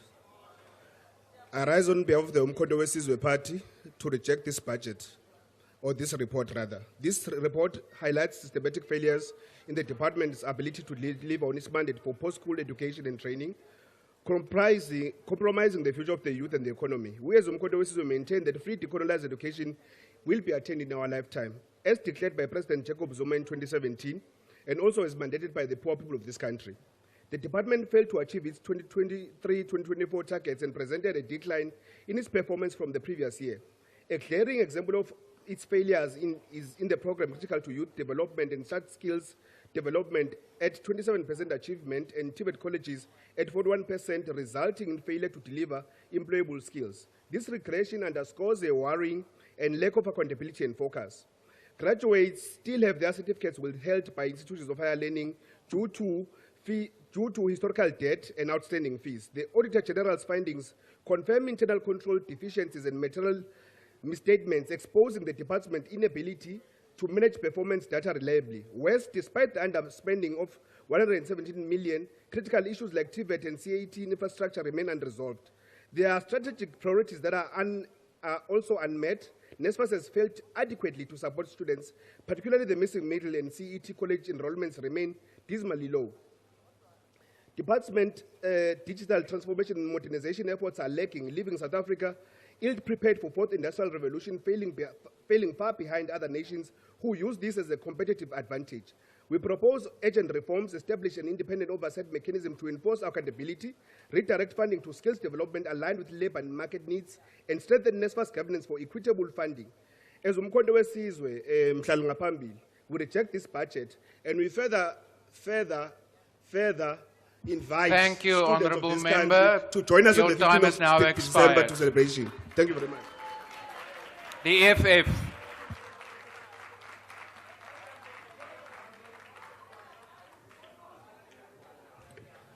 House Chair, the BRRR on higher education is marked with financial irregularities, incorrect procurement practices, fruitful and fruitless expenditure, and billions of money that just go missing and cannot be accounted for. Our first problem is that this department obtained an unqualified audit opinion, and according to the Auditor General, has never received a clean audit since it was established. A department with an appropriation of over 130 billion cannot account for how it spends the money of the people of South Africa. We must inform the people of South Africa that the AG doesn't know how many students the National Student Financial Aid Scheme funds. Why? You don't provide any evidence for that. But we are not surprised because the SIU told us you are funding ghost students. Ninikis Boho, imali zabafundi, while students sleep in lecture theaters, whilst they sleep in labs. Why? Whilst real students are working hard, the SETAs, the National Skills Funds, are top of irregular expenditure. We are told thousands of youth are trained and are funded every year, but you cannot account for how many of them are funded by your department, by this government, funding spooks. This government must just be called the government of corrupt unity, not the government of national unity. What about the community education and training colleges, which are supposed to capacitate youth in our township and our rural areas? They are there at home, they are depressed, they are without work, they are without education, they are without training. They are nowhere to be found. You say to us there's a 3 billion rand budget that is dedicated to community education and training centers, but you spend 92% of the budget on paying employees. How can you spend more than 90% of the budget paying salaries? What are you paying them for? Why? You are paying spooks because you are a government of criminal unity. You told us that in 1994 you are going to open the doors of learning, but instead you just opened the doors and the looting gates in South Africa. We reject this report. We reject the government of corrupt unity. You must hang your heads in shame Your time for has stealing now from the future of expired. South Africa. Thank you. The IFP, Honourable Member Mhlongo, you're welcome to make your declaration from where you're seated. Thank you, Honourable Speaker. The IFP's consideration of this report is guided by the recognition of the department's NDP goal that South Africans should have access to the highest quality of education and training. Furthermore, the NDP envisaged that the education and training and innovation system should cater to different needs and produce highly skilled individuals. Given the importance of the department, the IFP welcomes the fact that the department spent 99.9% of its allocated funds. Furthermore, the IFP commends the fact that the department did not incur any irregular expenditure for the year under review. Moreover, we welcome the fact that there was no fruitless and wasteful expenditure in 2023-2024. However, what is of concern to the IFP is that the department had 110 annual targets. The department only achieved 56 targets, representing an achievement rate of 51%. Not only is this a regression from the previous year, but it is a sign that the department is not effective or efficient in realizing its plans. One of the concerning targets not met by the department is that the enrollment were kept and at a lower threshold. This is concerning given the number of students rejected in the beginning of the academic year. In consideration of the issues we have raised, the IFP accepts the report. I thank you. Thank you. The PA.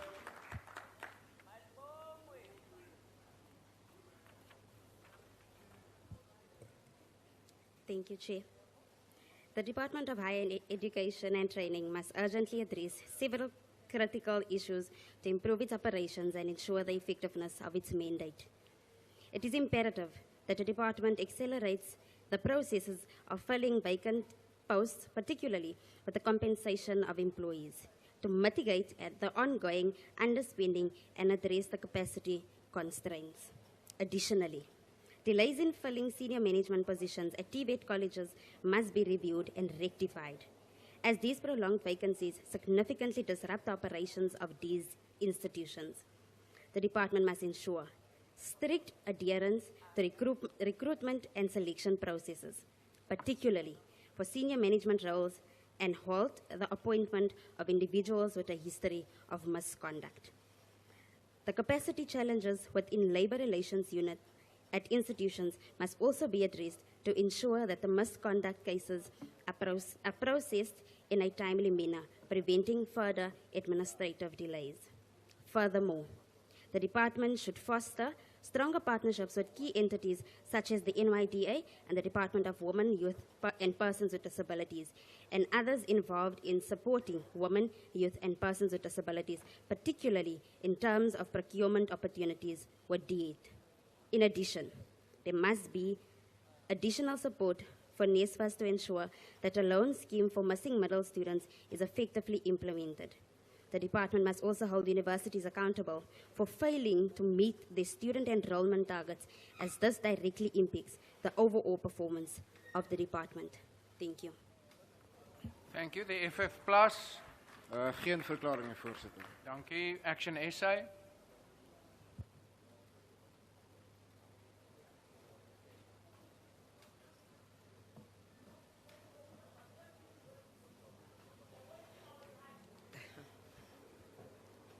Thank you, House Chair.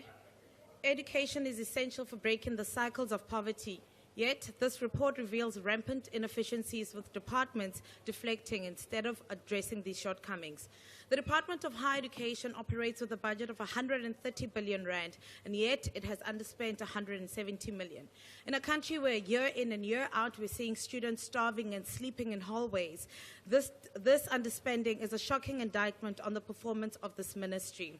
Even more alarming is the 53% underspending of its overall capital budget allocated to this department. While 90 million is allocated to universities and NSFAS, the persistent mismanagement of NSFAS raises critical questions around the value for money. Minister, I'm still awaiting a reply to one of my written questions in this regard. Despite these resources, the department only achieved 51% of its own target, a dismal reflection of its capacity to deliver. And as such, Action SA believes this department requires the following structural reforms. To improve governance, we urge this department to merge basic education and higher education for closer alignment and to eliminate wastage. We are the only country that has separated these two, and as we can clearly see, there is no deliverance. Action SA also advocates for increasing NSFAS funding cap from 350,000 to 500,000 in combined household income. Those that fall outside of this cap will be supported by low-cost loans, and repayment will only start 2 years after gainful employment. These repayments will be capped to 10% of income and excluded from credit score calculations to prevent debt traps. Action SA's Opportunity Fund will allocate 10% to building new higher education infrastructure across the country, expanding access to quality and world-class facilities. With these measures, we believe that every student will have access to quality education, truly leaving no one behind. Action SA supports this report. Your time has expired. The ACDP? The ACDP supports the report. Thank you, Chair. Thank you. The UDM?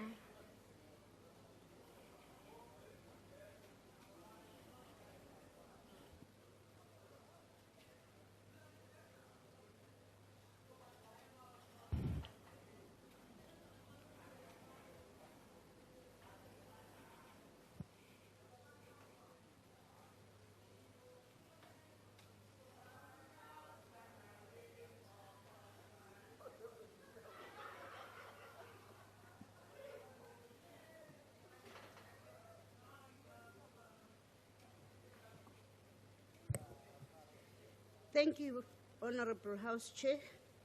The NDP identifies decent work, education, and state's capacity as particularly important priorities. For the post-school education and training sector, the NDP envisages that by 2030, South Africans should have access to the highest quality education and training.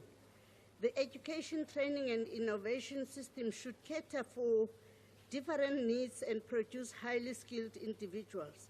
Graduates of the post-school system should have adequate skills and knowledge to meet the current and future needs of the economy and society. Reports indicate that pressures leading to students' dropouts have increased significantly over time, despite several studies conducted on South Africa's dropout rates in 2020. It is evident that we have made little progress in actively addressing and overcoming this issue. The department failed to achieve a significant number of its targets, resulting in negative impact on students, especially on accommodation. As a result, many students are forced to return home due to a lack of available accommodation, disrupting their education and reducing their chances of completing their studies. The situation necessitates immediate attention, and partnership with the private sector may provide viable solutions to alleviate this pressing problem. Additional resources and support should be provided to the community education and training sector so that it can move from its developmental state and become the institution of choice for many young people and adults who are not in education. Thank you, Honourable Nontenja. Your time has expired. The UTM supports the report. Thank you. Rise. Rise supports the report. Thank you. Bosa.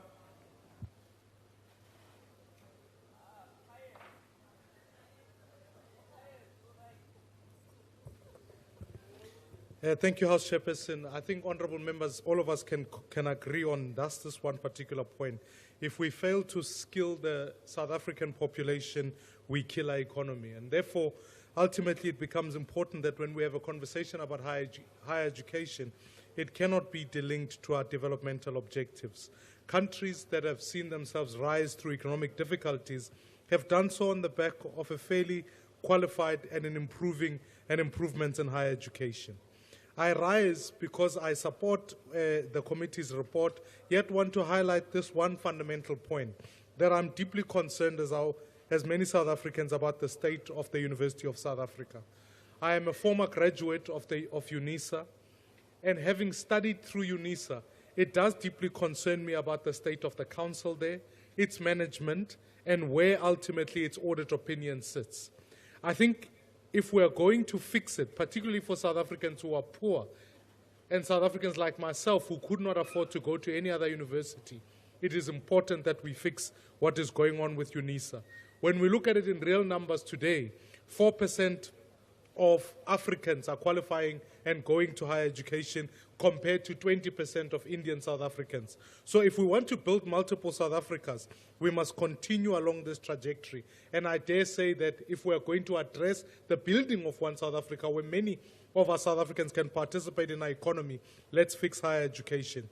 It's going to be crucial that our throughput ratio in TVET colleges is improved, and ultimately that as I met with the Minister of Higher Education in our previous committee, that the board of NSFAS be established and it can come and report about the state of that institution.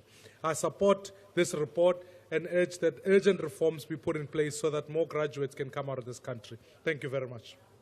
Thank you. The ATM, Al Jamal, the NCC, the PIC, the UAT.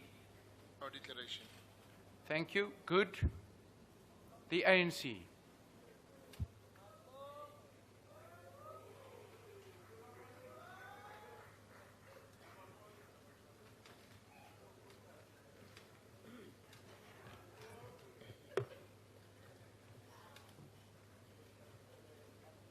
Thank you very much, House Chair.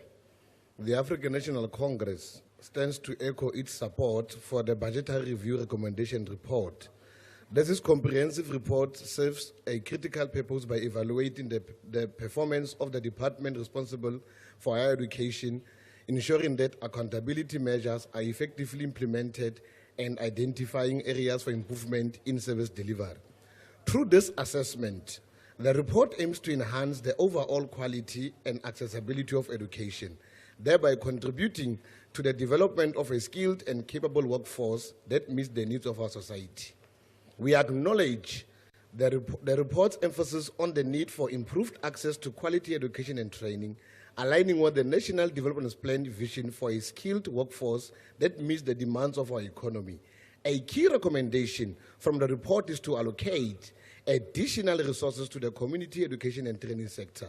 This investment is essential for transforming CET institutions into preferred choices for young people and adults who are not currently engaged in education or employment. Furthermore, the ANC believes that these colleges should tailor their programs to address local economic needs, thereby fostering community development and enhancing employability. The ANC remains committed to advocating for policies that support equitable access to education and training opportunities, as it is vital for building a fair, non-racial, non-sexist and democratic South Africa. I thank you. We support. Thank you. I put the motion again. Are there any objections? The MK? MK objects. Thank you. The EFF? Please note the objection of the EFF. Thank you. The UAT? UAT object. Honourable members, with those objections noted, the report is accordingly adopted. The Secretary will read the 19th order. Consideration of budgetary review and recommendation report of Portfolio Committee on Tourism. The Honourable the Chief Whip. Thank you, Chair. I move that the report be adopted. Thank you. Thank you. Honourable members, as you know, declarations have been requested. Limit of 2 minutes per declaration, a limit of 1 member per party, and as always, this is voluntary. The DA.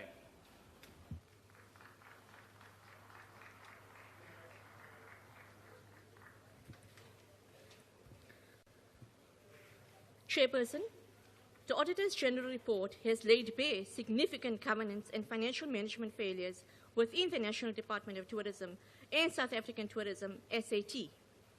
Key concerns include irregular expenditure, 773,000 by the National Department of Tourism and 24.2 million rand by SAT. Fruitless and wasteful expenditure, 45,000 rand by the National Department of Tourism and 4.2 million rand by SAT, including over 4 million rand linked to material irregularities. The report further highlights severe shortcomings, delayed infrastructure projects and non-compliance with project plans, inadequate oversight of implementing agents, SAT's failure to uphold procurement regulations, including lapses in transparency and accountability. Governance instability, marked by frequent leadership resignations, has worsened these issues, contributing to inadequate financial controls and repeated failures to address irregularities. Shockingly, only 17 out of 45 implicated officials have faced disciplinary action, exposing a lack of robust consequence management. Chairperson, strengthened oversight, enforced compliance, and stable leadership within SAT and the department are non-negotiable. We also await the outcomes of the SIU investigations to ensure accountability is upheld. Good governance, transparency, and accountability are essential. The Democratic Alliance calls for reforms to unlock the sector's potential, including improving visa regimes, airlift capacity, and tourist safety. The Tourism Amendment Bill and an inclusive strategy to drive job creation and poverty reduction are essential to sustainable growth. We owe it to South Africans to ensure that this vital sector becomes a pillar of economy and not a casualty of mismanagement. Thank you. Thank you. The MK.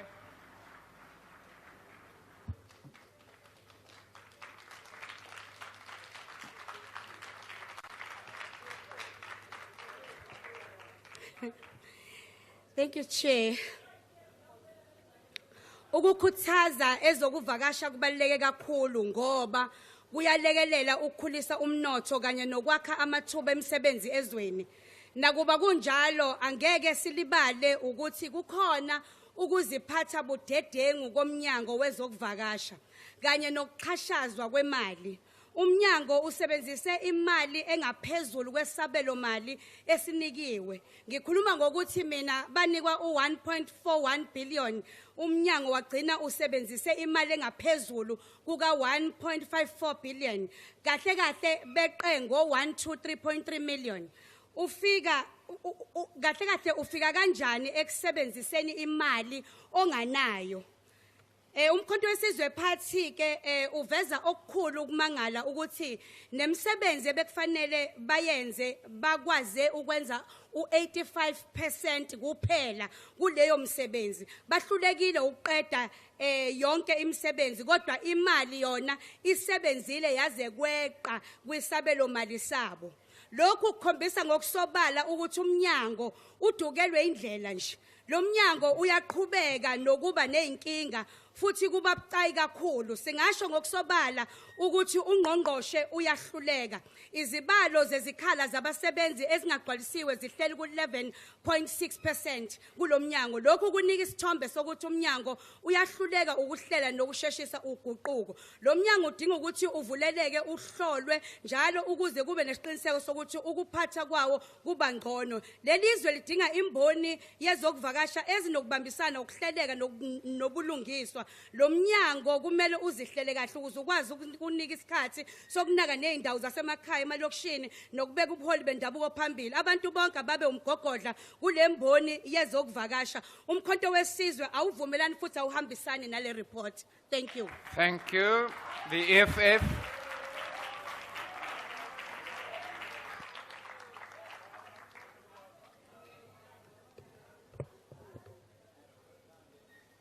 Ndolibuwa mzula chidulo khabari ndithome nga ulumelisa mushavi mu president wa lihoro la economic freedom fighters dzikomisara na mafighter othe muzula chidulo rinesa lihoro arimi na muvigo BRR wa portfolio committee ya zwa vhuendela mashango ba ḓo tendelana na nne uri vhuendela mashango vhualusa ikonomi ya shango. Ngauralo, it requires attention and massive investment in order to boost our country's economy. The department may have received clean audit. It is, however, worrying that entities such as the South African Tourism and others continues to be derailed by irregularities as pointed out by the Auditor General. We should all be concerned that SAT incurred 6,415 million wasteful expenditure in 2023-2024 and 6,403 million in 2022-2023 financial year, and further material irregularity of 4.1 million on the procurement of a dome where payment was made, but no service was rendered. It is disturbing and shocking, to say the least, that South African tourism paid for service never rendered. House Chair, this failure to prevent irregular expenditure demonstrates a serious financial management deficiency with the entity. The worsening audit outcomes of this entity, the SAT, is a clear reflection of neglect by the Department of Tourism itself, because we wouldn't have such major problems with this entity if the department was serious and hands-on about the internal matters of the department, of the entity. In conclusion, House Chair, it is unacceptable that the entity under the watch of the Department of Tourism failed to address the findings made by the AG in the previous audit period and the recommendations made by the committee in the previous meeting with the department. This Thank you, Honourable Member. That your time has now expired. Therefore, we reject Thank this. you. Thank you. The IFP. Thank you, Honorable House Chair. The IFP acknowledges the significant stride made by the Department of Tourism in advancing its mandate. Despite persistent challenges within the sector, the IFP comments the following key achievements during the year 2022-2023, 2023-2024 financial years: hosting of the Tourism Dialogue and BRICS Outreach, fostering international collaboration and positioning South Africa as a competitive tourism destination. The Unlocking of Tourism Equity Fund is a critical intervention in driving transformation and inclusive economic participation within the tourism sector, achieving a clean audit outcome for the 2023-24 financial year, reflecting strengthening government and financial management practices. However, the IFP notes with concern several issues that warrant immediate attention: the dissolution of the South African Tourism Board and subsequent appointment of a 3-member interim board, While this intervention was necessary, it underscores the need for robust leadership and governance within the entity. We advocate for a greater focus on inclusive tourism development, particularly for rural and township economic, to unlock untapped potential and promote equitable growth. The IFP reaffirms its commitment supporting the efforts that strengthen the tourism sector as a cornerstone of South Africa's economy. We call on the department to build on its success and address the challenges impeding its full potential. In consideration of this matter we have raised, the IFP accepts the report. I thank you. Thank you. The PI.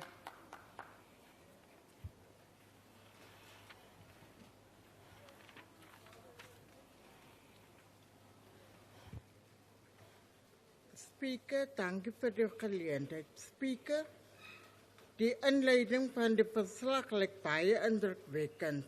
Ek moet die departement complimenteer dat ons 30% groei van toerisme na Suid-Afrika gesien het gedurende 2023. Speaker, dit blyk asof die toerisme in Suid-Afrika gerivaliseer is. Ek sou net voorstel dat ons die vulling van vakante poste moet bespoedig. Verder wil ek voorstel dat die departement groter fokus plaas op townships economic, want dit dra grootliks by tot armoedeverligting. Ek wil ook vra dat ons die volgende komitievergadering in detail versag kry van die ondersteuning wat gebied word vir die bevordering van SMME ontwikkeling. Met die voorstelle saamstel ek voor dat ons die verslag bekragtig. Baie dankie. Baie dankie. Die FF Plus. Geen verklaring. Dankie. Action SA.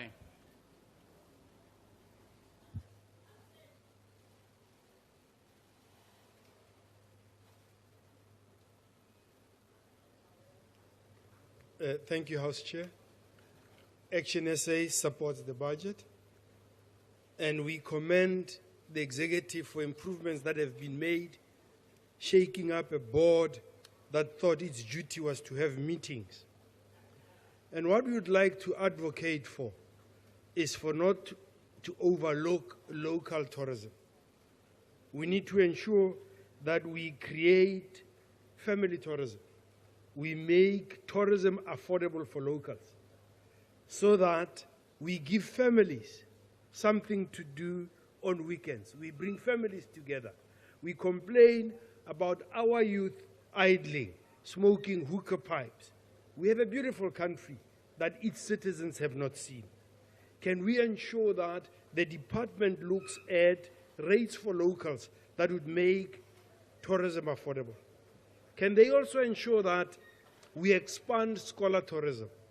It's amazing to find an 18-year-old that has never been out of their neighborhood. These are opportunities for us to engage local youth, even local parents, so that they are encouraged to know their country. They are encouraged to travel, so that when you travel, your horizons open. I would like to urge the sectors that are involved in keeping our country safe, that not only should we make it safe for international tourists, it needs to be safe for locals as well, so that we can begin to enjoy and know our country. We can begin to support South African businesses as South Africans. As Action SA, local as lekker, and we support the bill. Thank you. ICDP.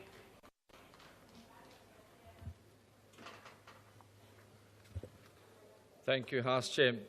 South Africa ranks among the most popular countries for tourism, and millions of tourists annually visit South Africa to see its beaches, landscapes, and wildlife, and to be hosted by warm, friendly South Africans.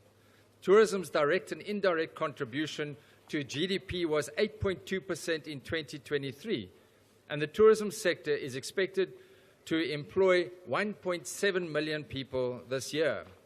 However, despite this impressive contribution to the economy and job creation, South Africa's tourism sector lags behind world tourism figures relative to its potential. We only attract a small percentage of the global tourism market. The ACDP believes that far more can be done to ensure that this potential is realized. In this regard, the ACDP welcomes Cabinet's approval of the White Paper on the Development and Promotion of Tourism, gazetted early last month. This paper focuses on promoting safety and security of tourists, facilitating ease of access, domestic tourism, to mention a few of the issues. Regrettably, however, South African tourism has been beset by governance issues, which the committee correctly labelled in its report as gravely concerning. This resulted in the minister dissolving the board and appointing a new board for the entity. There has been a serious regression of its audit outcomes, which is a serious cause for concern, given that the entity receives almost 54% of the total budget. The ACDP agrees that there is a need for greater improvement in the financial and non-financial performance of SA tourism, and that robust oversight by the committee will be required. This will be necessary to ensure that the full potential of tourism in South Africa is reached. Thank you. Honourable Swart. The UDM. Chair. Dankie. Rise. Declare our support, Chair. Thank you. Bosa. That we declare that we support Honourable Chair. Thank you. The ATM. Al-Jamar. The NCC. The PAC. The UAT. No declaration from UAT. Thank you. Good. The ANC.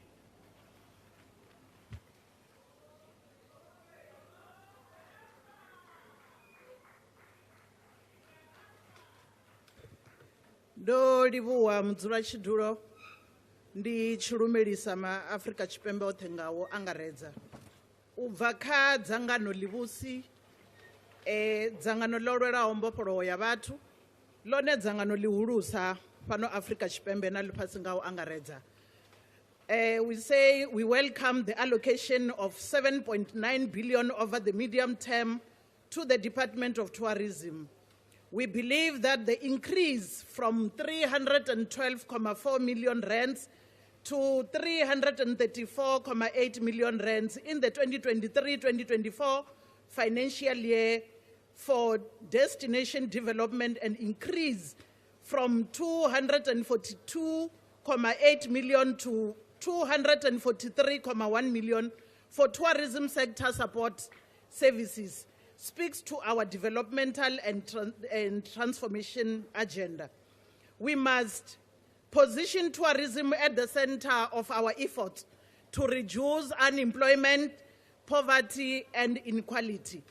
It is against the backdrop that we remain keen about the finalization of the white paper on the development and promotion of tourism, as it addresses critical policy areas that will continue towards addressing some of the structural changes which prohibit transformation in the sector and effective eradication of the triple challenges that we are facing.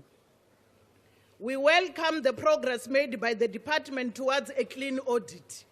And in the same light, we want to register our disappointment towards the qualified audit opinion received by the entity, which is allocated more than half of our budget, which is 53.3%. Going forward, we wish to see Honourable stability. Member. Your time has now expired. As I conclude, Chair, ANC support. Thank you.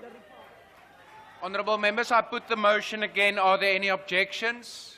MK? Die MK party maak beswaar teen hierdie verslag. Dankie. The EFF? Please note the objection of the EFF. Thank you. The UAT? UAT Hana. Thank you. With those objections recorded, The report is accordingly agreed to. The Secretary will read the 20th order. Consideration of budgetary review and recommendation report of Portfolio Committee on Small Business Development.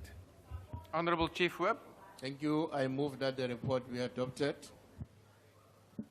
Thank you. Honorable members, there is again a request for declarations of vote, a limit of 1 member per party and a maximum of 2 minutes for those wishing to do so. The DA.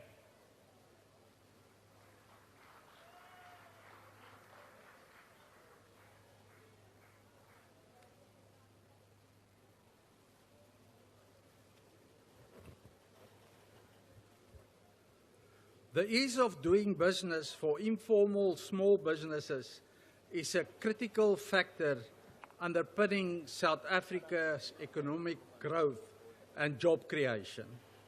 Informal enterprises employ over 2 million individuals and contribute up to 6% of the GDP. Despite their essential economic role, government policies and support structures often overlook these enterprises. Even while progress has been achieved, these are still many obstacles to overcome. Uitdagings sluit onder andere rompslomp, onvoldoende infrastruktuur en natuurlijk die spaza shop debakel in. Ons kan en mag nie hierdie sektor verwaarloos nie. Te veel mense is afhanklik van hierdie sektor en hulle probeer uit hierdie sektor 'n bestaan te maak. Accountability and implementation measures should be included to create a comprehensive support system for informal businesses. Public-private partnership is indispensable. To foster a thriving environment for informal businesses, an ad hoc committee on red tape reform must be established. This committee will ensure that reforms are effectively implemented, barriers are removed, and the growth of informal enterprises is prioritized. Voorsitter, ons moet almal saamwerk om die omgewing waarin kleinsake hulle tans bevind te hervorm, sodat 'n ekosisteem van welvaart en werkskepping geskep kan word. Die volle potensiaal in hierdie sektor. Dankie, ongelukkig is die tyd nou op. Baie dankie. Die MK.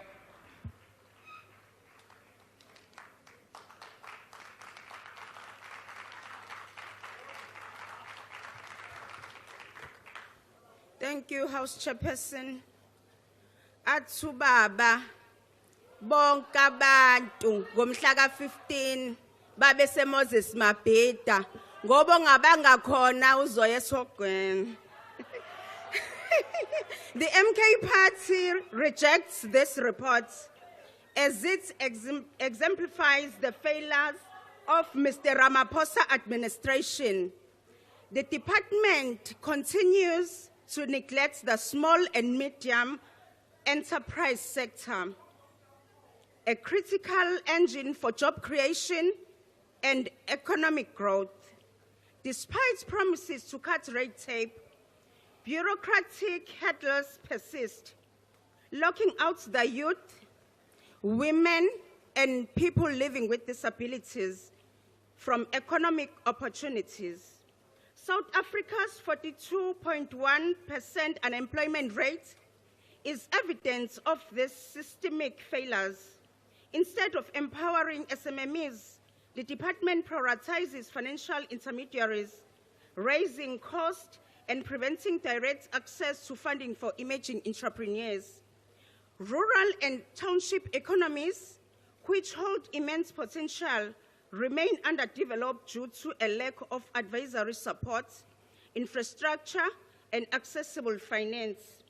This failure perpetuates inequality, leaving South Africans at the mercy of illegal foreigners and elites thriving under the current system.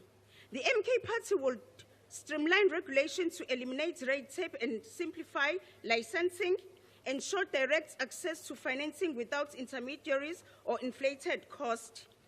For the record, we reject this report as it fails to address the urgent need for an inclusive, thriving SMME sector. South Africans Thank you, deserve Honourable a Member. government Your that time has creates now expired. opportunities, not barriers. Thank you. Thank you. The EFF.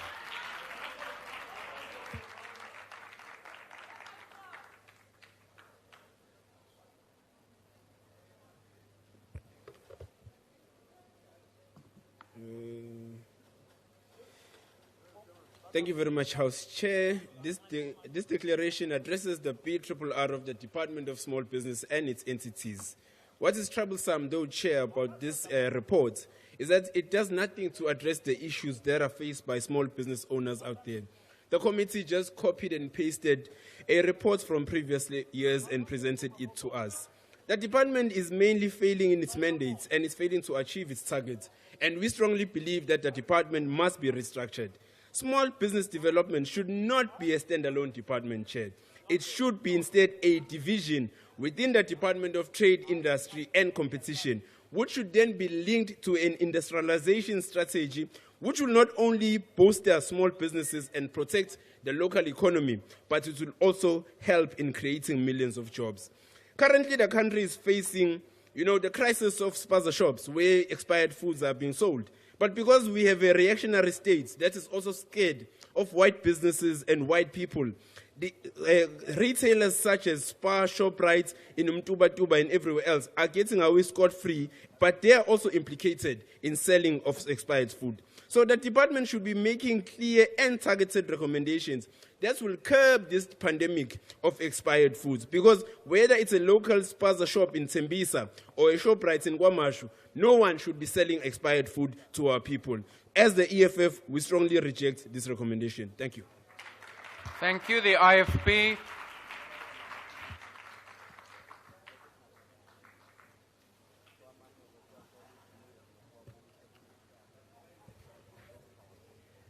Honorable Chairperson, the IFP knows the report of the committee, and under the guidance of our manifesto, we reaffirm our commitment to empowering small businesses as engines of job creation and economic growth. We advocate for the empowerment of entities such as SETA and SEFA, ensuring they effectively serve entrepreneurs. The IFP emphasizes the importance of good governance, transparency and accountability within these institutions to ensure value for money and impactful service delivery.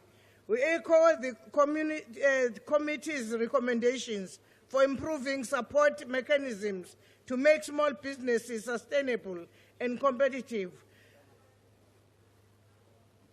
Speaker, njenge-IFP, siphakamisa ukuthi akuqiniswa kwesekwa kosomabhizinisi abasemakhaya nasemalokishini, ikakhulukazi laba bama-spaza shop.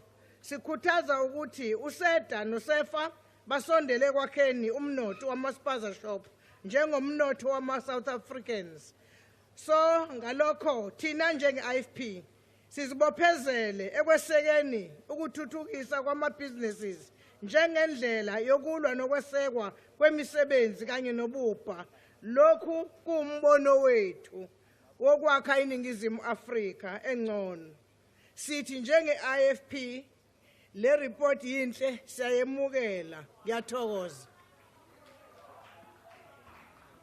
The PI. Honorable House Chair, please note there is absolutely no declaration from the Patriotic Alliance. Thank you. Thank you. The FF Plus. Geen verklaring nie, voorzitter. Dank u. Action SA.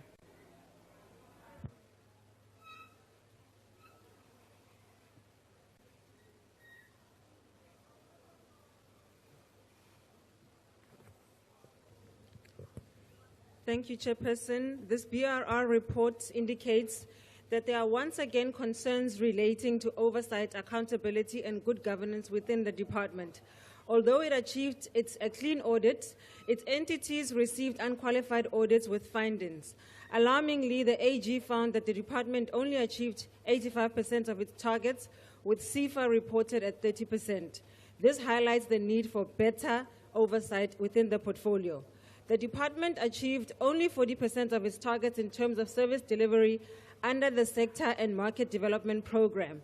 This program is aimed to facilitate and increase access to markets for newly dubbed MSMEs. I'm still not sure why the swapping around of the alphabets. I mean, what was wrong with SMME?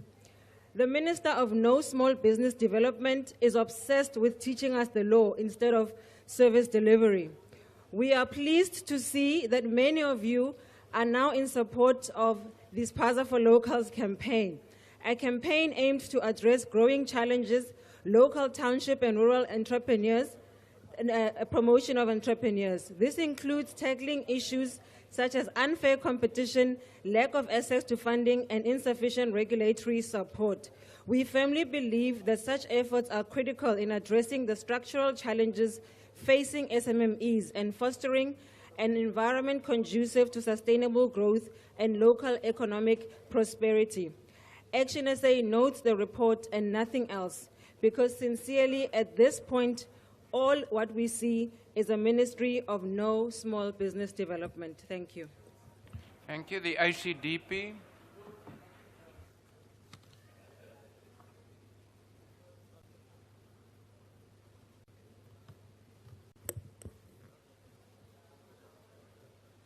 Thank you, Honourable House Chairperson. The ACDP is cognizant of the fact that in any thriving and developing economy, it is small businesses that create the jobs and provide the most opportunities for poor people to earn a living.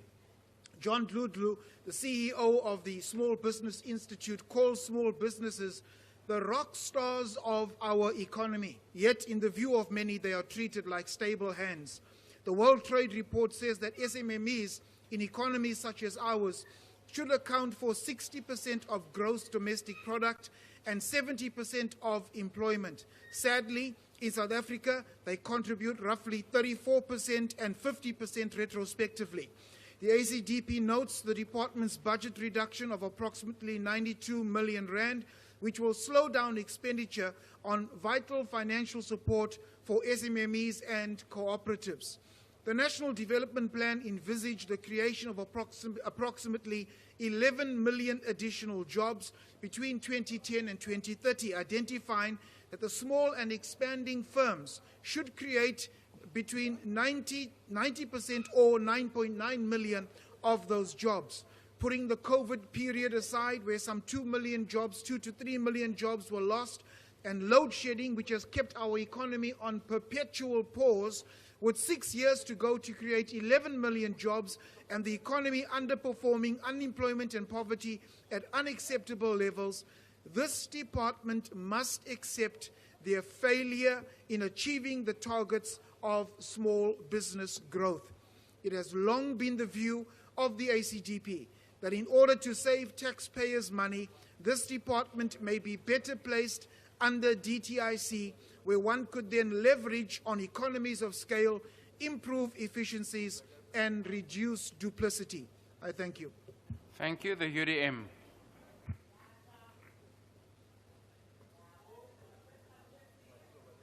Thank you very much, House Chair. Let me begin with Program 2, Sector and Market Development, which seeks to facilitate access to markets for SMMEs and cooperatives through product development, business information, and value chain integration. This Program 2, as is the case with the entire department, is severely underfunded because you can't give 151 million rands to this specific and important, especially in the context of a continental free trade area agreement. How are you going to scale up growth? How are you going to ensure that businesses have access to markets? It's a challenge. The second issue has to do with the fact that there needs to be radical reduction of red tape for acquiring business licenses. I'm mindful of the progress that has been made insofar as this matter is concerned, but street vendors and liquor store owners particularly find being able to access licenses extremely difficult. These businesses, especially in the townships, are lifelines for families and communities, yet they are often restricted or stifled by cumbersome bureaucratic processes. Equally concerning is the Township and Rural Entrepreneurship Program, which has been subjected to significant budget cuts for a significant number of years. That on its own causes a number of problems, because then without that, and without it getting adequate funding, you are not able to reignite the township economy. Kulendo yezipaza shops ndifuna uyithetha kanye ivakale. Bangengoba lapha sanuregisterisha abantu abangengoba lapha beze illegally. Ongengowalapha onespaza shop ofike ngendlela engeyiyo makathwali abusaka zakhe agoduke. Athathe futhi nokutya kwakho okudala ukutya phako kwabo angazobulala abantu apha. Abantu basezilokishini okwesibini zivalene ezizipaza shops xa zibulala abantwana benu, singalindi urhulumente ozawuthatha ithuba zivalene ngokweni. Rise. We declare our support. Thank you, Bosa. The ATM, Al-Jamaa, the NCC, the PAC, the UAT. No declaration from UAT. Thank you, good. The ANC.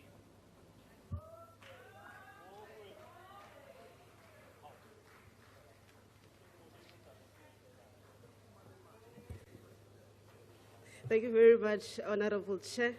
The ANC government will continuously put an emphasis on the importance of monitoring Chapter 3 and Chapter 6 of the NDP, as these chapters represent the key objectives of addressing employment, the economy, and promoting inclusive growth in rural areas. The department disbursed just above 2.4 billion of 2.5 billion appropriated to it during 23-24 fiscal year, leaving just over 44 million unspent. While this spending is slightly higher than that of the previous year, we remain concerned about the funds that were not utilized, which will have a huge impact in our communities and deserving small business in particular. Nevertheless, we applaud the department for maintaining an unqualified audit opinion with no findings. But we also take note of the entities which maintain unqualified audit opinion with findings. We are confident that these entities will acknowledge the importance of implementing remedial actions as advised by the AG. Honorable Chair, the ANC support the PRRR on the Portfolio Committee of Small Businesses. We are confident in the overview and assessment of service delivery, as we have seen department accomplishing 100% of its goal, SIDA achieving 85%, and SIFA meeting 30% of its goal. But we hope that the merge of these two entities will further improve this particular area. As the ANC will continue to support the business, the department, and we call all relevant stakeholders to collaborate in ensuring that recommendations that are made by the Portfolio Committee are taken into consideration and are implemented as such. We are of the view that the department is doing its best in ensuring that small businesses receive appropriate support and are assisted to get an access to market locally and internationally, so that they can be able to participate meaningfully in the economy and create sustainable jobs. Honourable Member. We support the report. Thank you. Honourable members, I put the motion again. Are there any objections? The EFF. Thank you, Chairperson. Please note the objection of the EFF. MK. Please note the objections of MK. Thank you. The ACDP. Please note the ACDP's objection. Action SA. Action SA objects. UAT. UAT object. Thank you. Honourable members, with those objections recorded, the report is accordingly agreed to. The Secretary will read the 21st order.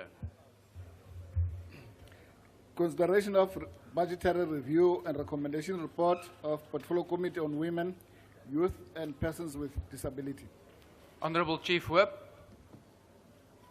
Thank you, Chair. I move that the report be adopted. Thank you. Thank you, honourable members. There is again a request for declarations of vote. The same rules of a maximum of 1 member per party and a limit of 2 minutes per party. Wishing to declare may do so. The DA.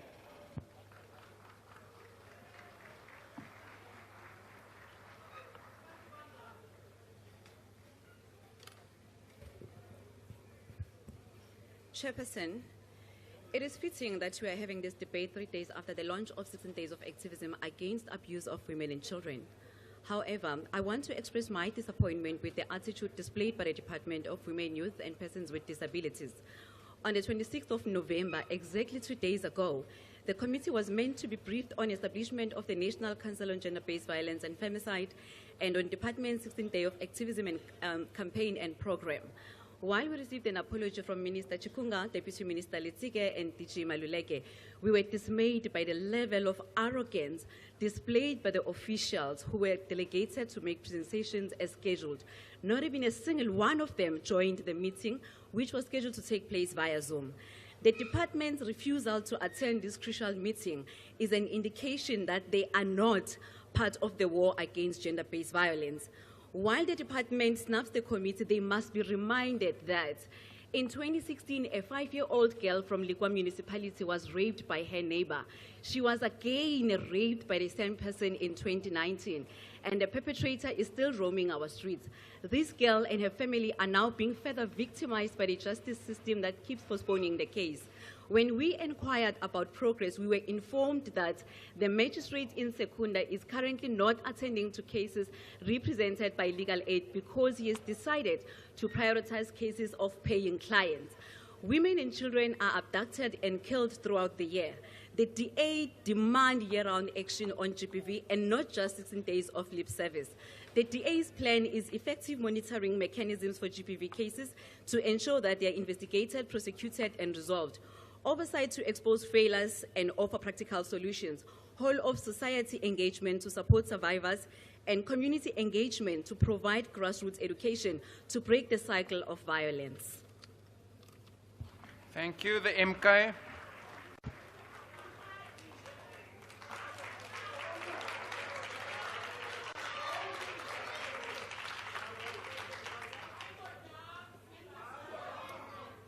Thank you, Chair.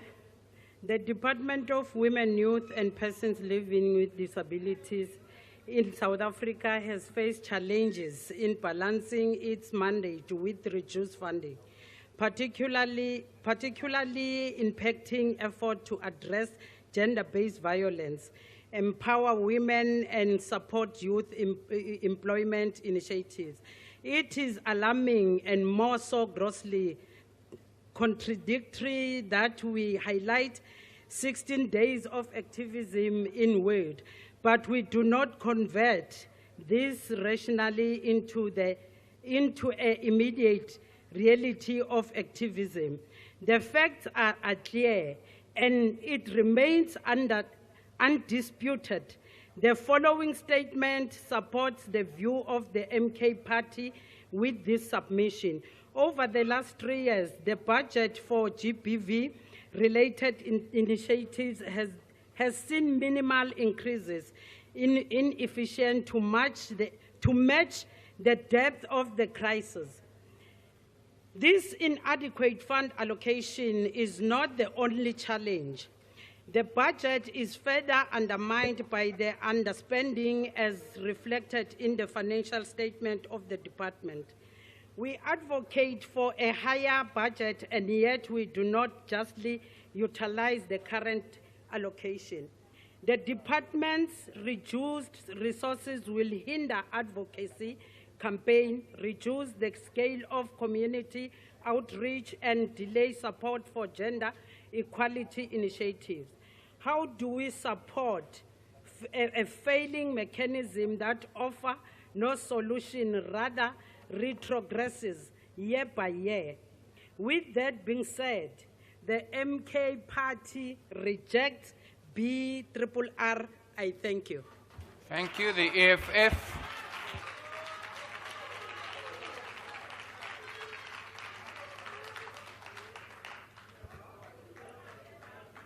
House Chair, the EFF does not support the budget review and recommendation reported by the Portfolio Committee on Women, Youth and Persons with Disability. Through the department was received a financially unqualified audit opinion from the Auditor General of South Africa with no findings. It is, however, extremely concerning that women, youth and persons with disability continue to be excluded from services of this department that are meant to empower them. This exclusion of women, youth, and persons with disabilities implies that the department is not making any positive impact on the lives of our people, and it is silence on matters relating to the LGBTQIA+ communities leave a lot to be desired. We further note with concern, House Chair, the recorded irregular expenditure on the department's financial statement relating to previous financial years, expenditures amount to 42.341 million. This includes unauthorized expenditures also from previous years, which amounted to 32.774 million. House Chair, we concur with the observations of the Auditor General, wherein it is stated that although performance targets are achieved, there is still minimal impacts on the lives experiences of the citizens. The department and its entities such as NDA, CGE, etc. remains a frail million of young people. For example, the NDA only exists mainly in urban areas, but fails to reach out to deep rural areas of our community. Honourable Member, just hold on for a moment. I have a hand here to my right. Honourable Member, why do you want to be recognised? I just want us to correct this thing. NDA is for social development. No, Honourable NYDA Member, is for your women. party still has an opportunity to participate. Honourable Marquee, please continue. Thank you, Chairperson. The department and its entities such as NDA, CGA, etc. continues to fail millions of young people. For example, the NDA only exists mainly in urban areas, but fails to reach out to deep rural areas in our countries.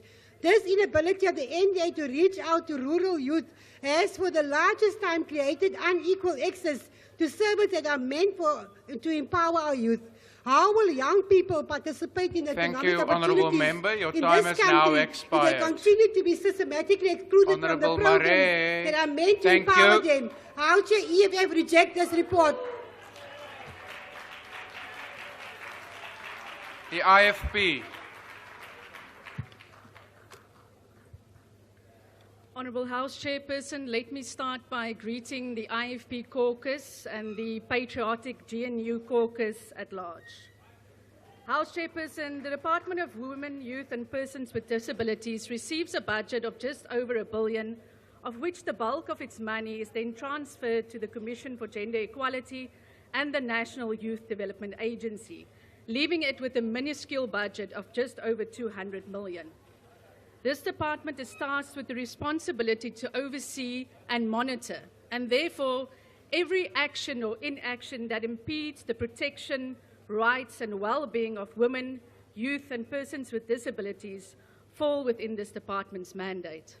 House Chairperson, it therefore goes without saying that for as long as gender-based violence, teenage pregnancies and youth unemployment remains a national shame and a national crisis, and for as long as children with disabilities are excluded from the education system, and for as long as schoolgirls cannot access sanitary products, this department has got work to do in terms of holding to account the various departments and entities that fail the most vulnerable.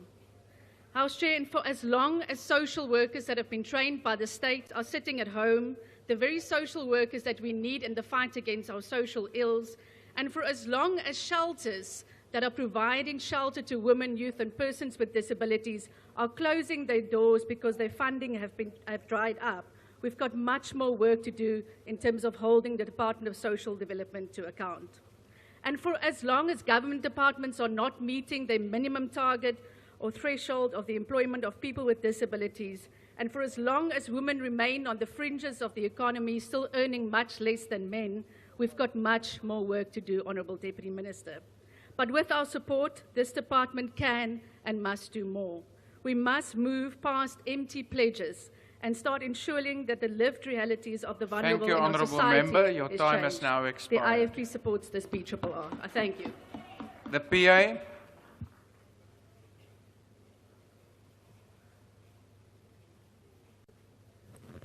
Thank you, House Chairperson. The department must submit a comprehensive list of government departments that are not willing to cooperate with the Department of Women, Youth and Persons with Disabilities. It is essential that we identify any barriers so we can address these gaps effectively. Additionally, a report should be provided detailing the schools the department has been denied entry to carry out its work, as this impedes progress in our mandate to serve these communities. Targets set for the department must continue to be closely monitored, ensuring that they align with key government priorities, especially in a time of financial constraints. We must always strive to maximize our resources and collaborate with other sectors where possible to achieve shared goals. Furthermore, the department should avoid submitting multiple annual performance plans or adjustments, particularly in the last quarter of the financial year, as this undermines our ability to ensure oversight and accountability. Should adjustments be necessary, timely notifications to the Portfolio Committee is imperative. It is also critical that all outstanding policies and frameworks are submitted to the Portfolio Committee as soon as possible, ensuring that we can monitor progress and provide appropriate guidance. The department must remain focused on its core mandate and ensure optimal use of its funds. The committee will continue to conduct robust oversight of the department, the NYDA, and the CGE to ensure the implementations of recommendations made by AGSA and ARC. Thank you. Thank you. The FF Plus. Geen verklaring, nie, voorzitter. Dankie. Action SA.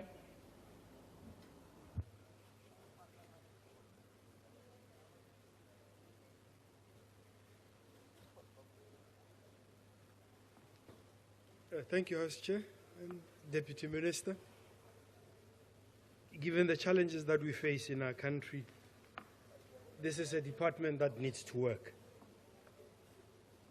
One of the challenges we have is that persons with disabilities are not seen in our society. They are not even seen by ministries, who do not even meet the targets of employment set for persons with disabilities. Youth in our country have rights, but they have no responsibilities. And until we square that up and balance it, our country is going downhill. But most importantly, women have responsibilities, but they have no rights. And the challenges for women are structural, in the structures of society, in all its formations, in the family, in the workplace, in religious institutions, in educational institutions. Women are not safe anywhere. And until we deal with the cultures and the traditions that do not see women, we will never see the end of this. If we are a democracy, we need to ensure that as we promote traditions, they need to square up with human rights. We should not support traditions that demean or do not see women. If you go into our institutions, educational institutions, those are centers of sexual violations for young and older women. And until we eradicate those, until we fund this ministry and we give it powers, you can't have oversight without authority. Thank you, Honourable Member. Your time has now expired. The ACDP. No declaration, thanks. Thank you. The UDM.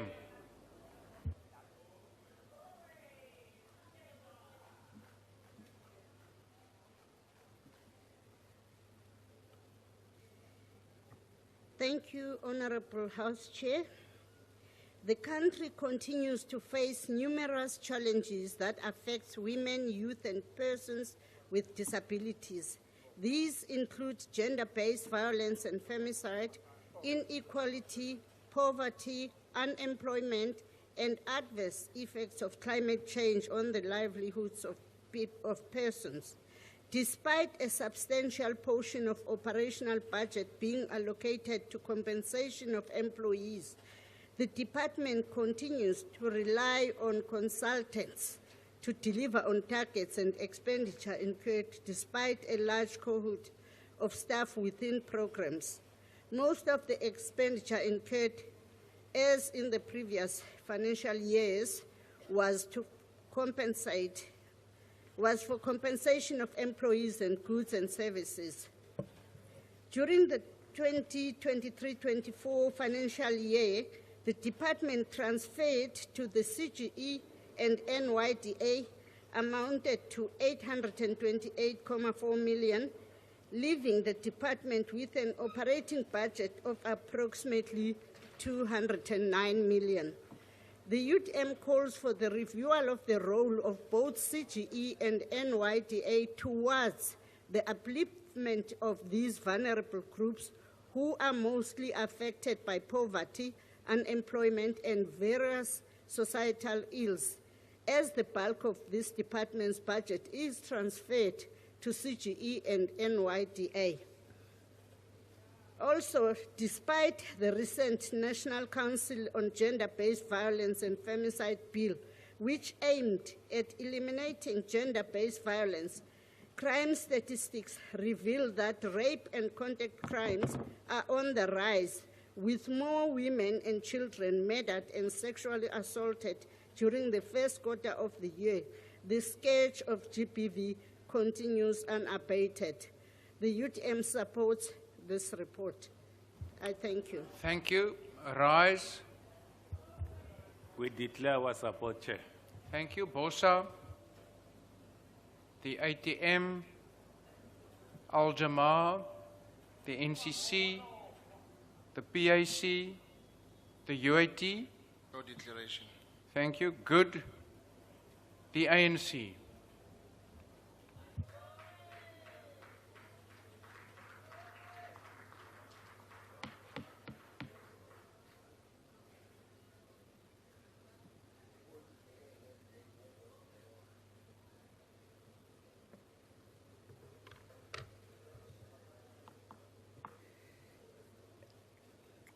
Honorable Chair, this department, if given adequate resources, we believe it will deliver on its mandate.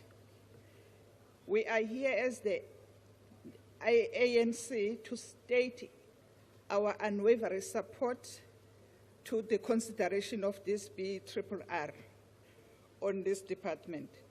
The BRRR aligns seamlessly with the South African National Development Plan, which emphasizes inclusivity and empowerment of marginalized population.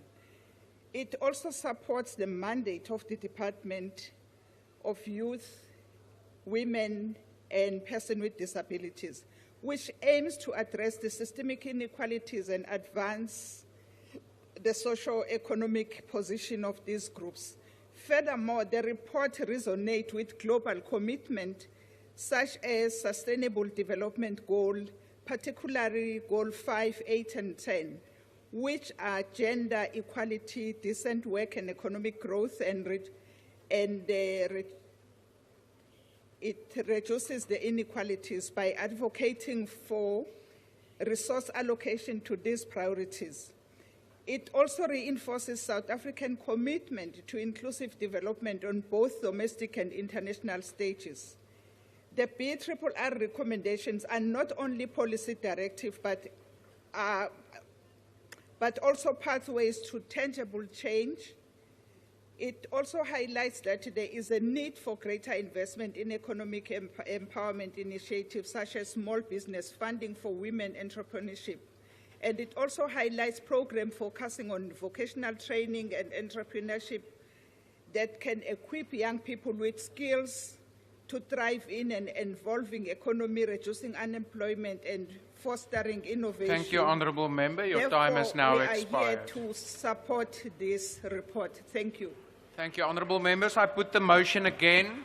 Are there any objections? MK? MK rejects this report. Thank you. Thank you. EFF? The EFF objects, Chairperson. Thank you. UAT? The UAT object. Thank you.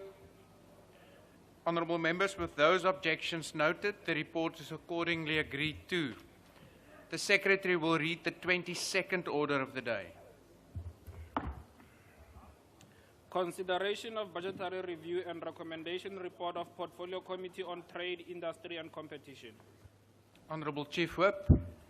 Thank you, Chair. Move that the report be adopted. Thank you. Honourable members, as you will all know, there is a request for declarations. There's a maximum of 1 member per party, a maximum of 2 minutes per declaration. The DA.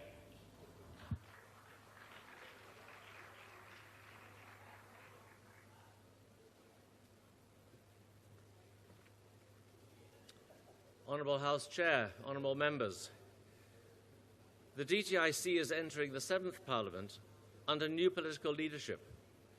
This changing of the guard signals a clear direction, with the new generation taking the reins after 15 years of interventionist policy based on outdated ideology. This energetic trio has issued a clear statement of intent that the DTIC will take the lead in economic industrial policy for the next 5 years.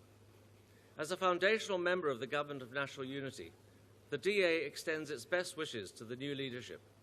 We pledge to actively contribute to the shaping of the department's trajectory, ensuring it prioritizes economic growth, job creation, and export enhancement. The GNU will ultimately be judged, after a hoped-for 5-year term, on its ability to deliver tangible improvements in these areas. Achieving these will require the DTIC to work collaboratively with National Treasury, the Department of Labour, and other economic cluster departments to craft a credible and actionable strategy. This BRRR must be evaluated against this backdrop of anticipated change. While the report acknowledges that the DTIC has met most of its performance targets, the critical questions remain. Were these the right targets? This is a strategic consideration for the new leadership as it prepares its forthcoming annual performance plan and budget. The committee raised concerns about the department's statistical reporting.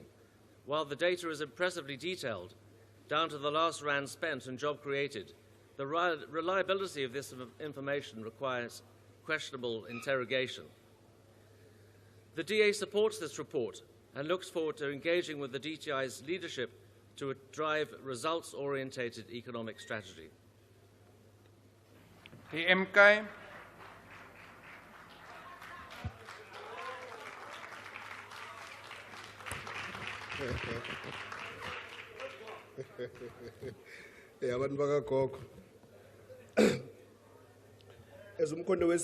Honourable member, just take your seat for a moment. Somebody is waving at me there from the back. Thank you, House Chairperson. On a point of order, I did not want to interrupt our member, but there is a lot of noise coming here from the back, and I would just like to ask you to remind members that it should be possible for all members in the House to hear the member at the podium. Thank you. Thank you. Yeah, here in front it was fairly quiet, so members at the back, please be orderly. Honourable member, please continue. As Condolences, we express great concerns regarding this report of the Department of Trade, Industry and Competition. While the report acknowledges certain achievements, it is riddled with glaring inefficiencies, mismanagement, and anti-poor agenda that cannot be ignored. The DTIC's primary mandate is to foster inclusive economic growth, create jobs, and reduce poverty, yet its performance continues to fail the poorest of South Africans. The department achieved only 57.8% of its targets in the first quarter of 24-25, a shocking decline from the previous year. Vacant critical posts, some unfilled for years, cripple its ability to deliver, and austere measures have gutted its operation capacity. How can we speak of transformation when positions in key foreign trade offices' economic role across Africa remain vacant? This failure undermines the African Continental Free Trade Agreement and the regional economic growth. Even more damning is the skewed allocation of resources. The DTIC allocated 51% of its budget to incentive programs, disproportionately benefiting large cooperatives in the automotive sector, while neglecting SSMEs, black industrialists, and women-led enterprises. This reflects systematic inequalities that deepen poverty and the marginalized. As President Jacob Zuma once stated, transformation is not an act of charity, it is an act of imperative justice and sustainable economic growth. Yet DTIC policies reinforce existing disparities instead of challenging them. Furthermore, while billions are allocated to incentives, issues like beneficiation, industrial parks, and support for local manufacturers are sidelined. This continued resilience on exporting raw materials instead of value-added products entrenches our role as a cheap resources to the global economy. This economic betrayal, Chair, undermines the radical economic transformation envisaged and envisioned by the Thank you, People's Mandate Honourable of the Member. MK Your Party. time has now Reject its expired. budget, Chair. The EFF.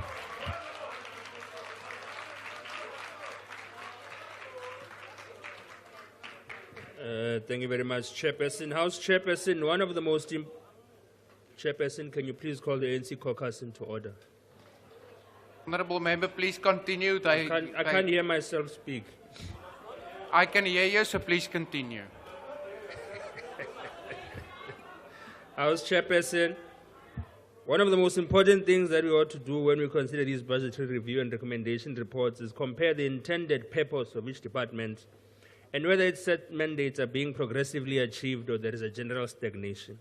The Department of Trade and Industry and Competition has a part of its mandates the facilitation of inclusive economic growth, job creation, poverty reduction, and the mandate of ensuring a fair and balanced marketplace for consumers and businesses. An objective analysis would be that it has failed on all of these metrics, and it is for this reason that we reject this report, because there's no progressive sign that it is going to improve. This department, which ought to be at the center of South Africa's industrialization project and shifting our nation from being an export hub of raw materials, has entrenched our country as a feeder of developed countries where we produce little to no finished goods. Just a couple of weeks ago in an oral question and answer session, we inquired on whether the support for the automotive industry, which this department sings high praises for itself for, to no end, is limited to supporting international automotive manufacturers, or whether there is a plan in place to develop a local automotive manufacturer and a car. The long-winded response we received can be summarized as no. South Africa has no plan to develop its own automobile, nor has this department explored the possible job creation benefits this could produce. The budget airline industry continues to operate with impunity and in an anti-competitive manner, making domestic travel unaffordable and inaccessible, as prices for budget airline travel operate with little to no regulation and fluctuate with no restraints. And perhaps because all of us here get flights at the taxpayer's expense, we do not care about this. Most recently in the committee, the decline of the steel industry, which can be traced back as early as 2005, was lamented, and ironically this was credited to a low demand for steel domestically, which signals a worrying concern and the currents of deindustrialization in South Africa generally. The core mandate of this department must consistently be our concern, and so long as this is not met, these administrative and clerical reports must be rejected. We reject this report. Thank you. The IFP. Honorable House Chairperson, the IFP recognizes the vital role of the department in promoting inclusive economic growth and job creation in South Africa.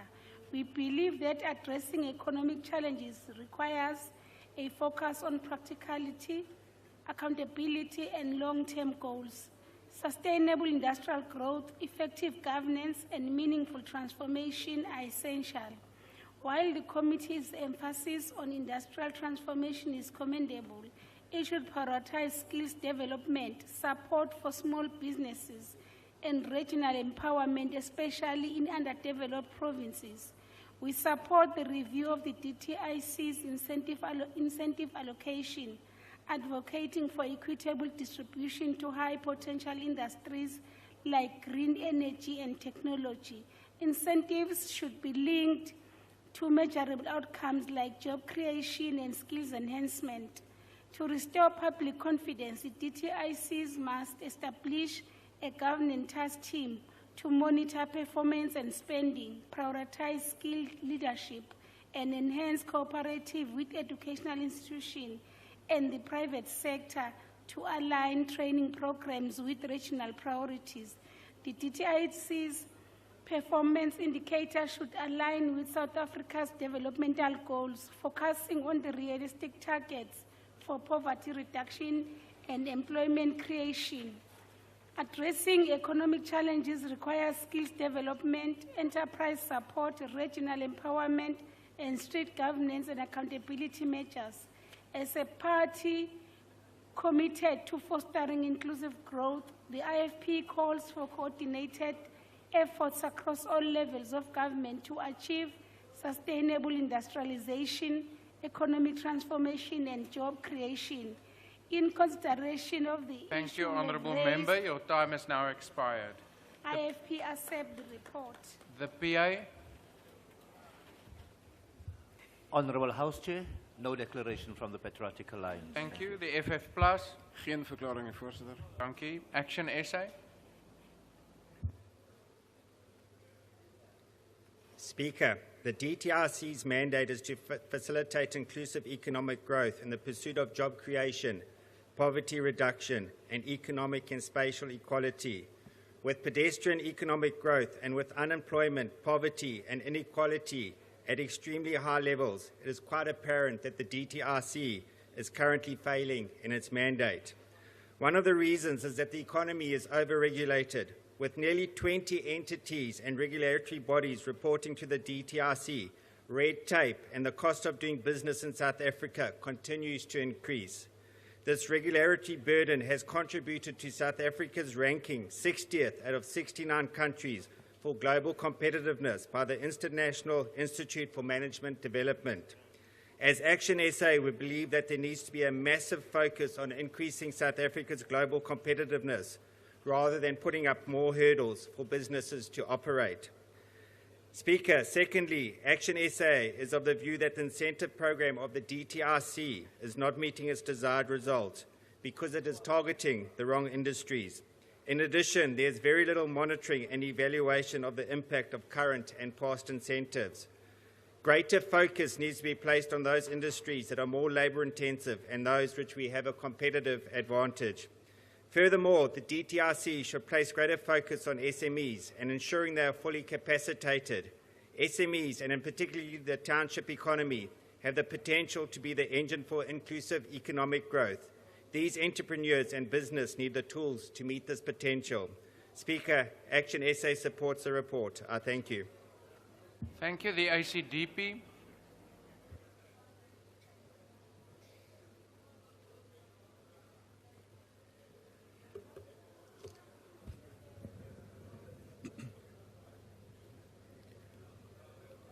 Honourable House Chairperson, DTIC has thus far failed to create an environment conducive for economic growth. This failure is reflected in our economy with a Gini coefficient of 0.3, high unemployment of 32.1%, and over 40% on the expanded definition. Additionally, 88.4 million South Africans are unemployed, and our debt to GDP is expected to reach 75%. With debt servicing costs crowding out growth and service delivery programs. The ACDP welcomed the revision of DTIC's APP, including reduced focused targets. During the 6th administration, I have consistently called for the ramping up of beneficiation with a monitoring mechanism or index which tracks progress and regress in this area. Thankfully, this was generally accepted by the committee. On decarbonisation, the ACDP warned that we must not fall into the trap of weaponized climate regulations coming from developed nations which seek to stifle African growth. In supporting African renewal, revival or renaissance and support for the AfCFTA, the ACDP cautioned that we should not allow this project to be hijacked by developed nations who seek to introduce bilateral trade agreements with our AfCFTA partners. On SEZs and industrial zones, we urge the Department to apply lessons learned from our study tour to South Korea, where almost the entire geographical space of the nation is divided into SEZs and industrial zones. The ACDP also advised that we must increase our research and development spend, sitting at 0.7% of GDP, when looking at best practice in our OECD nations. If you wish to find a truly comprehensive or progressive party committed to the health and growth of South Africa, your time has now expired. Than the ACDP. I thank you. The UDM. I see Rise has risen.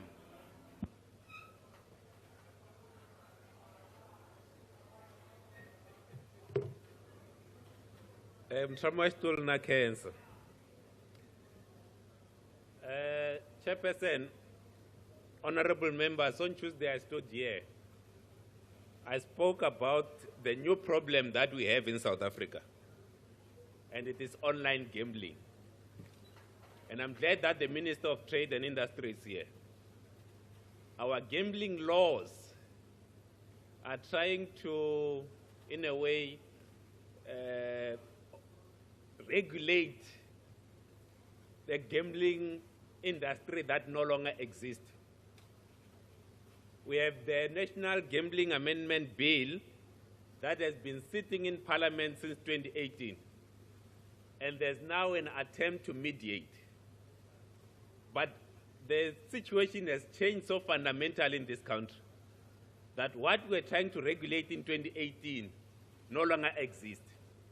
We now have the proliferation of online gambling platforms that have found a loophole in South Africa, and they are making a killing, both in monetary terms, but in terms of destruction socially. And if there's one thing, Minister Tau, that you must do, is to properly redraft the National Gambling Amendment Bill. Because the bills that we have right now, the acts that we have, don't deal with the problem that we have. I raised about the issues of the social impact of online gambling on Tuesday, but we are losing so much money through this online gambling.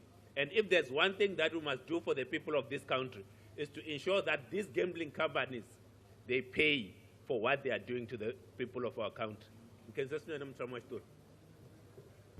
Thank you. Bosa, the ATM, Al Jamaa, the NCC, the PAC, the UAT. No declaration from UAT. Thank you. Good. The ANC.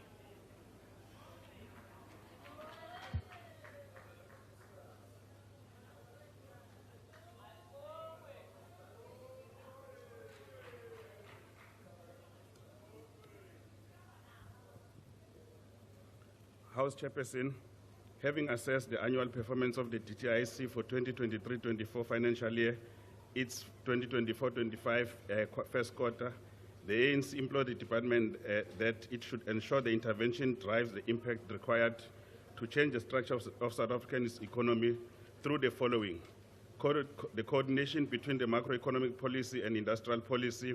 Further, the ANC calls for the new industrial policy to be developed as a matter of urgency. A focused transformation by addressing demographics of ownership patterns, management and control of the means of production, ensuring the coordination of effective industrialization and job creation to foster inclusive economic growth by ramping up its SEZ program.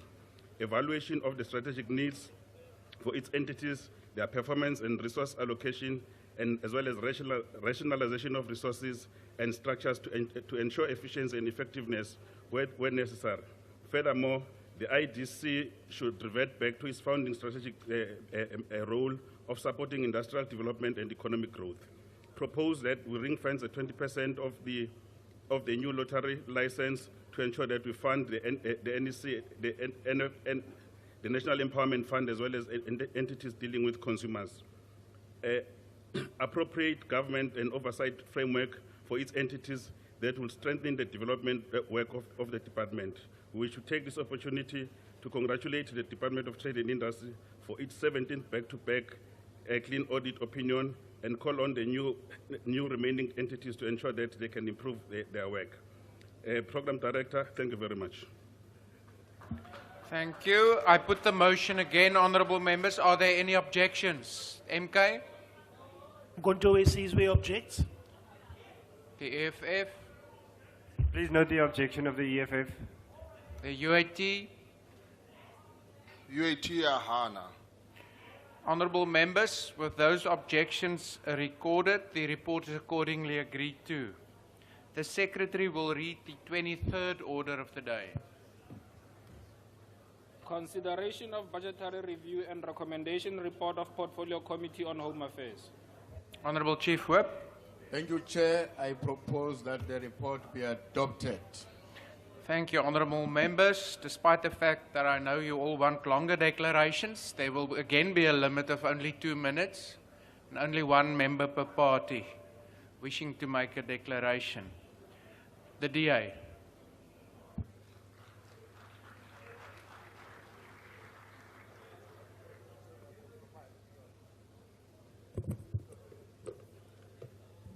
Thank you, House Chair.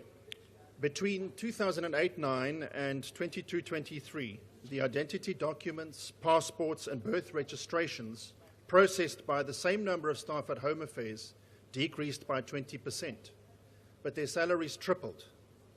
Now, if salaries had merely risen by the rate of inflation, we would have an additional 1.25 billion rand in the budget today. It could have funded 3,400 more staff. That's 3,400 more jobs that could have gone to critical personnel on border patrols, processing visas, and improving frontline service delivery. But they didn't, and this is the legacy of the 9 wasted years, where the breakers amongst us set about the state capture project. And so while we need more funding, what is equally important is for the builders to work more efficiently and do the most with what we have. This is what we ask of South Africans each and every day, and we should expect no less of our government departments. The system modernization program, spearheaded by Minister Leon Schreiber, is key for the builders within Team Home Affairs to be able to work more efficiently and to stop corruption in its tracks. From the UNHCR coming alongside Home Affairs to eradicate the refugee appeal backlog, to the City of Cape Town and the Government of the Western Cape, adding local law enforcement officers to operations at Cape Town International Airport for the tourist season, to the public-private partnership that will see our border posts upgraded to boost trade, grow the economy, and create jobs. Builders are coming alongside the department and working together to make things happen, despite these budgetary constraints. For the breakers, the news is not so good. With more arrests and prosecutions by the day, your time is at an end. The DA supports this report. The MK.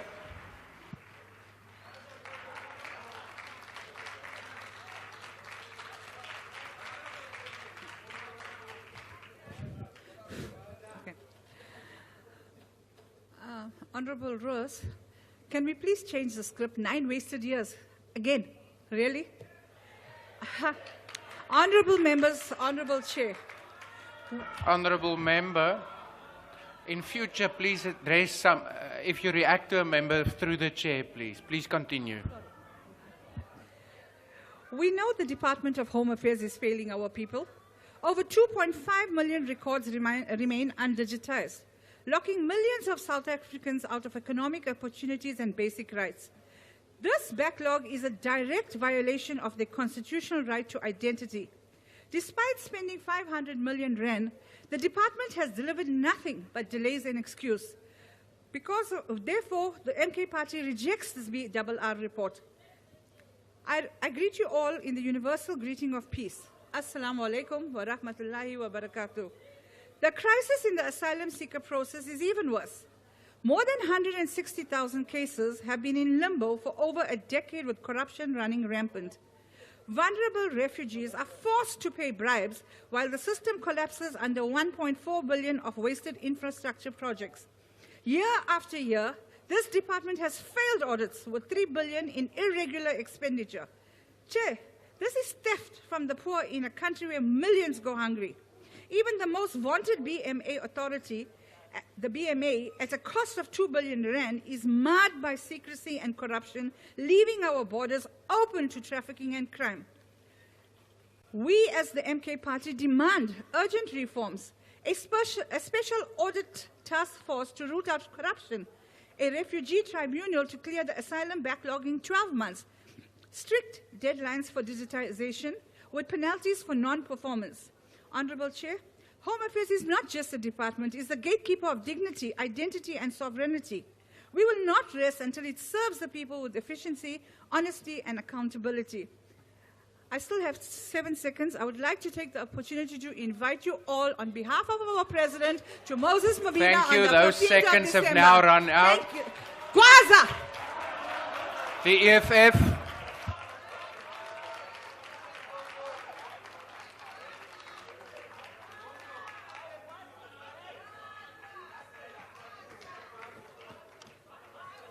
Thank you, House Chair.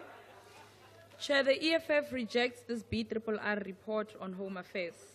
We reject this report based on the fact that it is under this period that the department received a qualified audit opinion from the Auditor General, incurring irregular expenditure which amounts to 466 million in the 2023-2024 financial year, 32.8 million in the 2022-2023 financial year. This includes, among other things, the 34.8 million for the automated biometric identification contract, 1 million for the Foresight firewall contract and other matters. In addition to this, House Chair, the report also records an amount of approximately 202 million rand disclosed as irregular expenditure for construction-related expenditure. These staggering numbers are an indication of a department that does not seem to be in control of their own affairs. This department is known for its long queues and slow pace in which transition to digital transformation. Millions of our people who live in rural areas still have no access to Home Affairs services.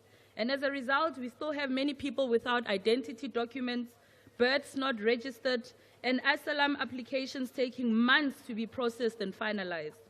This department is a time-ticking bomb.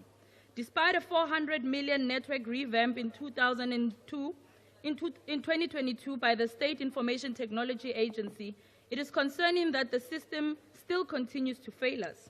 And lastly, Chairperson, we must put it on record our condemnation of the DA Minister of Home Affairs signing of an agreement granting visa-free access of Ukrainian holders of diplomatic and official service passports without the approval of the Parliament's cabinet, thus breaking the constitutional provisions relating to international agreements. His actions demonstrate a complete disregard to the progressive steps that government has taken against Euro and Western imperialist forces. We reject this report. The IFP. Putin, our ally. Honorable Chairperson, the IFP acknowledges the report of the Portfolio Committee. We are concerned with the overcrowding at the Lindela facility in Tshwane, which reflects broader challenges in managing immigration detention.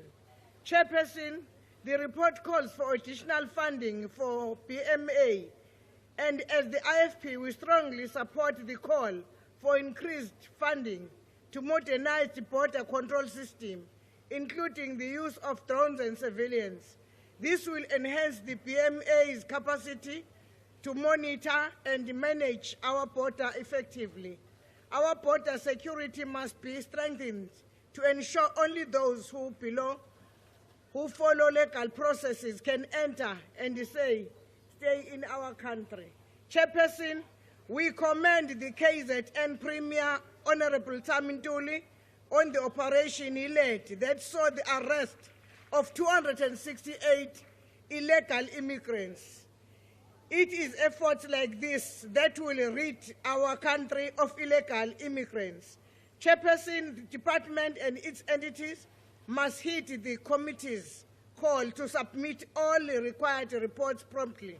This will ensure accountability and compliance, ultimately contributing to the department's overall success and effective service delivery. Chairperson, after thorough consideration, the IFP expresses the support for this report. We did, Chairperson, we did hear the invite from our honorable members. Unfortunately, we failed the Mapita. We are out from there. Thank you. Thank you. The PA.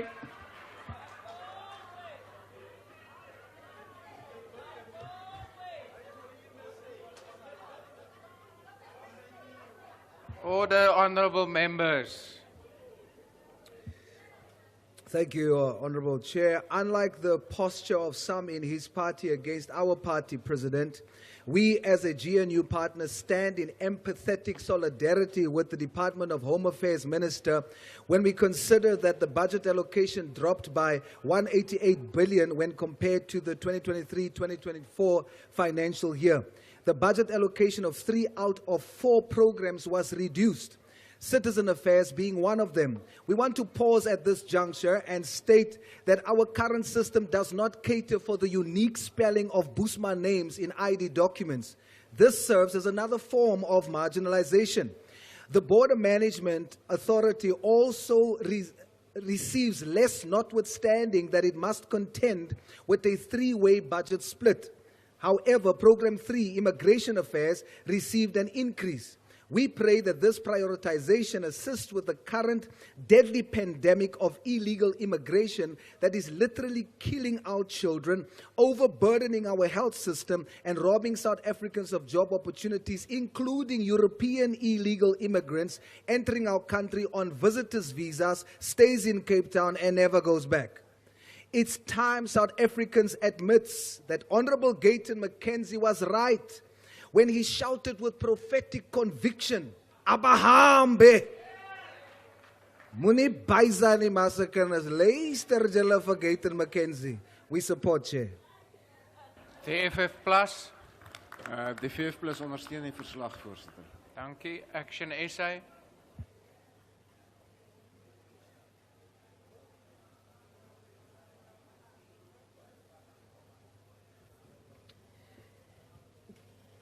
Thank you, Chairperson. This report lays to bear the catastrophic state of the Department of Home Affairs, a department crippled by inefficiency and rampant mismanagement. Action SA rejects the ongoing apathy and incompetence undermining our nation's governance and security. Home Affairs is failing the people it was created to serve. The illegal immigration crisis continues unabated. Dysfunctional border management enables the unchecked flow of undocumented migrants and illicit goods, threatening our national security and social fabric. This is no longer a failure of administration, but a national emergency. The tragic deaths of children from consuming poisonous products sold in unregulated spaza shops highlights the dire consequences of this government's complacency. This is the price of prioritizing appeasement over accountability. Action SA therefore implores that the department, 1, fully operationalizes the Border Management Authority to ensure that our borders are secure, enforce strict nationwide inspections to shut down all unregulated shops selling expired and poisonous goods, conduct a comprehensive audit of outsourced contracts to root out corruption and restore departmental efficiency. Our people deserve a government that puts South Africans first. They deserve a Home Affairs department that protects their safety, restores their dignity, and enables their full participation in society. Action SA will not rest until this department serves with the integrity, efficiency, and accountability our citizens deserve. We note the report and commend the committee in particular for keeping this ministry on its toes. I thank you. Thank you. The ACDP. The ACDP, no declaration, thank you. Thank you. The UDM. Rise.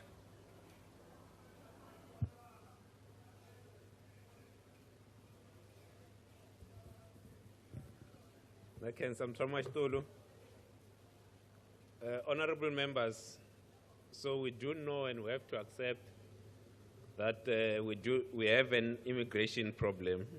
Illegal immigrants are finding it easy to come to South Africa. And as Rise Mzansi want to state on the record that for those that come through the gate, we have no problem. But those that decide not to use the gate, to jump the fence, they are not our friends. If there's one issue that must unite us, it's how we are able to then deal with illegal immigration in our country. And there's also a tendency in our society that when South Africans raise the issue of illegal immigration, you have people who jump up and down and call South Africans xenophobic. That practice has to stop. South Africans want a government that first and foremost works for the benefit of South Africa. South Africans want immigration laws that in the first instance, protect South Africans. We are also aware, and Minister, you will know, that one of the loopholes that has been exploited is the use of asylum and refugees by economic migrants. A lot of the people that are now running the spaza shops came to South Africa under the guise of being asylum seekers. They are not asylum seekers, they are economic migrants, and they should use the gate with proper documents. And those Home Affairs officials that are selling IDs, they are actually selling our country, and they must be charged with the highest possible charge available. Thank you, Bosa, the ATM, Al-Jamaa, the NCC, the PAC, the UAT. Chairperson, banna ba nantse ba tlhopa magashi a heso kwana ke be ka vouta le bona. No declaration. Thank you. Good. The ANC.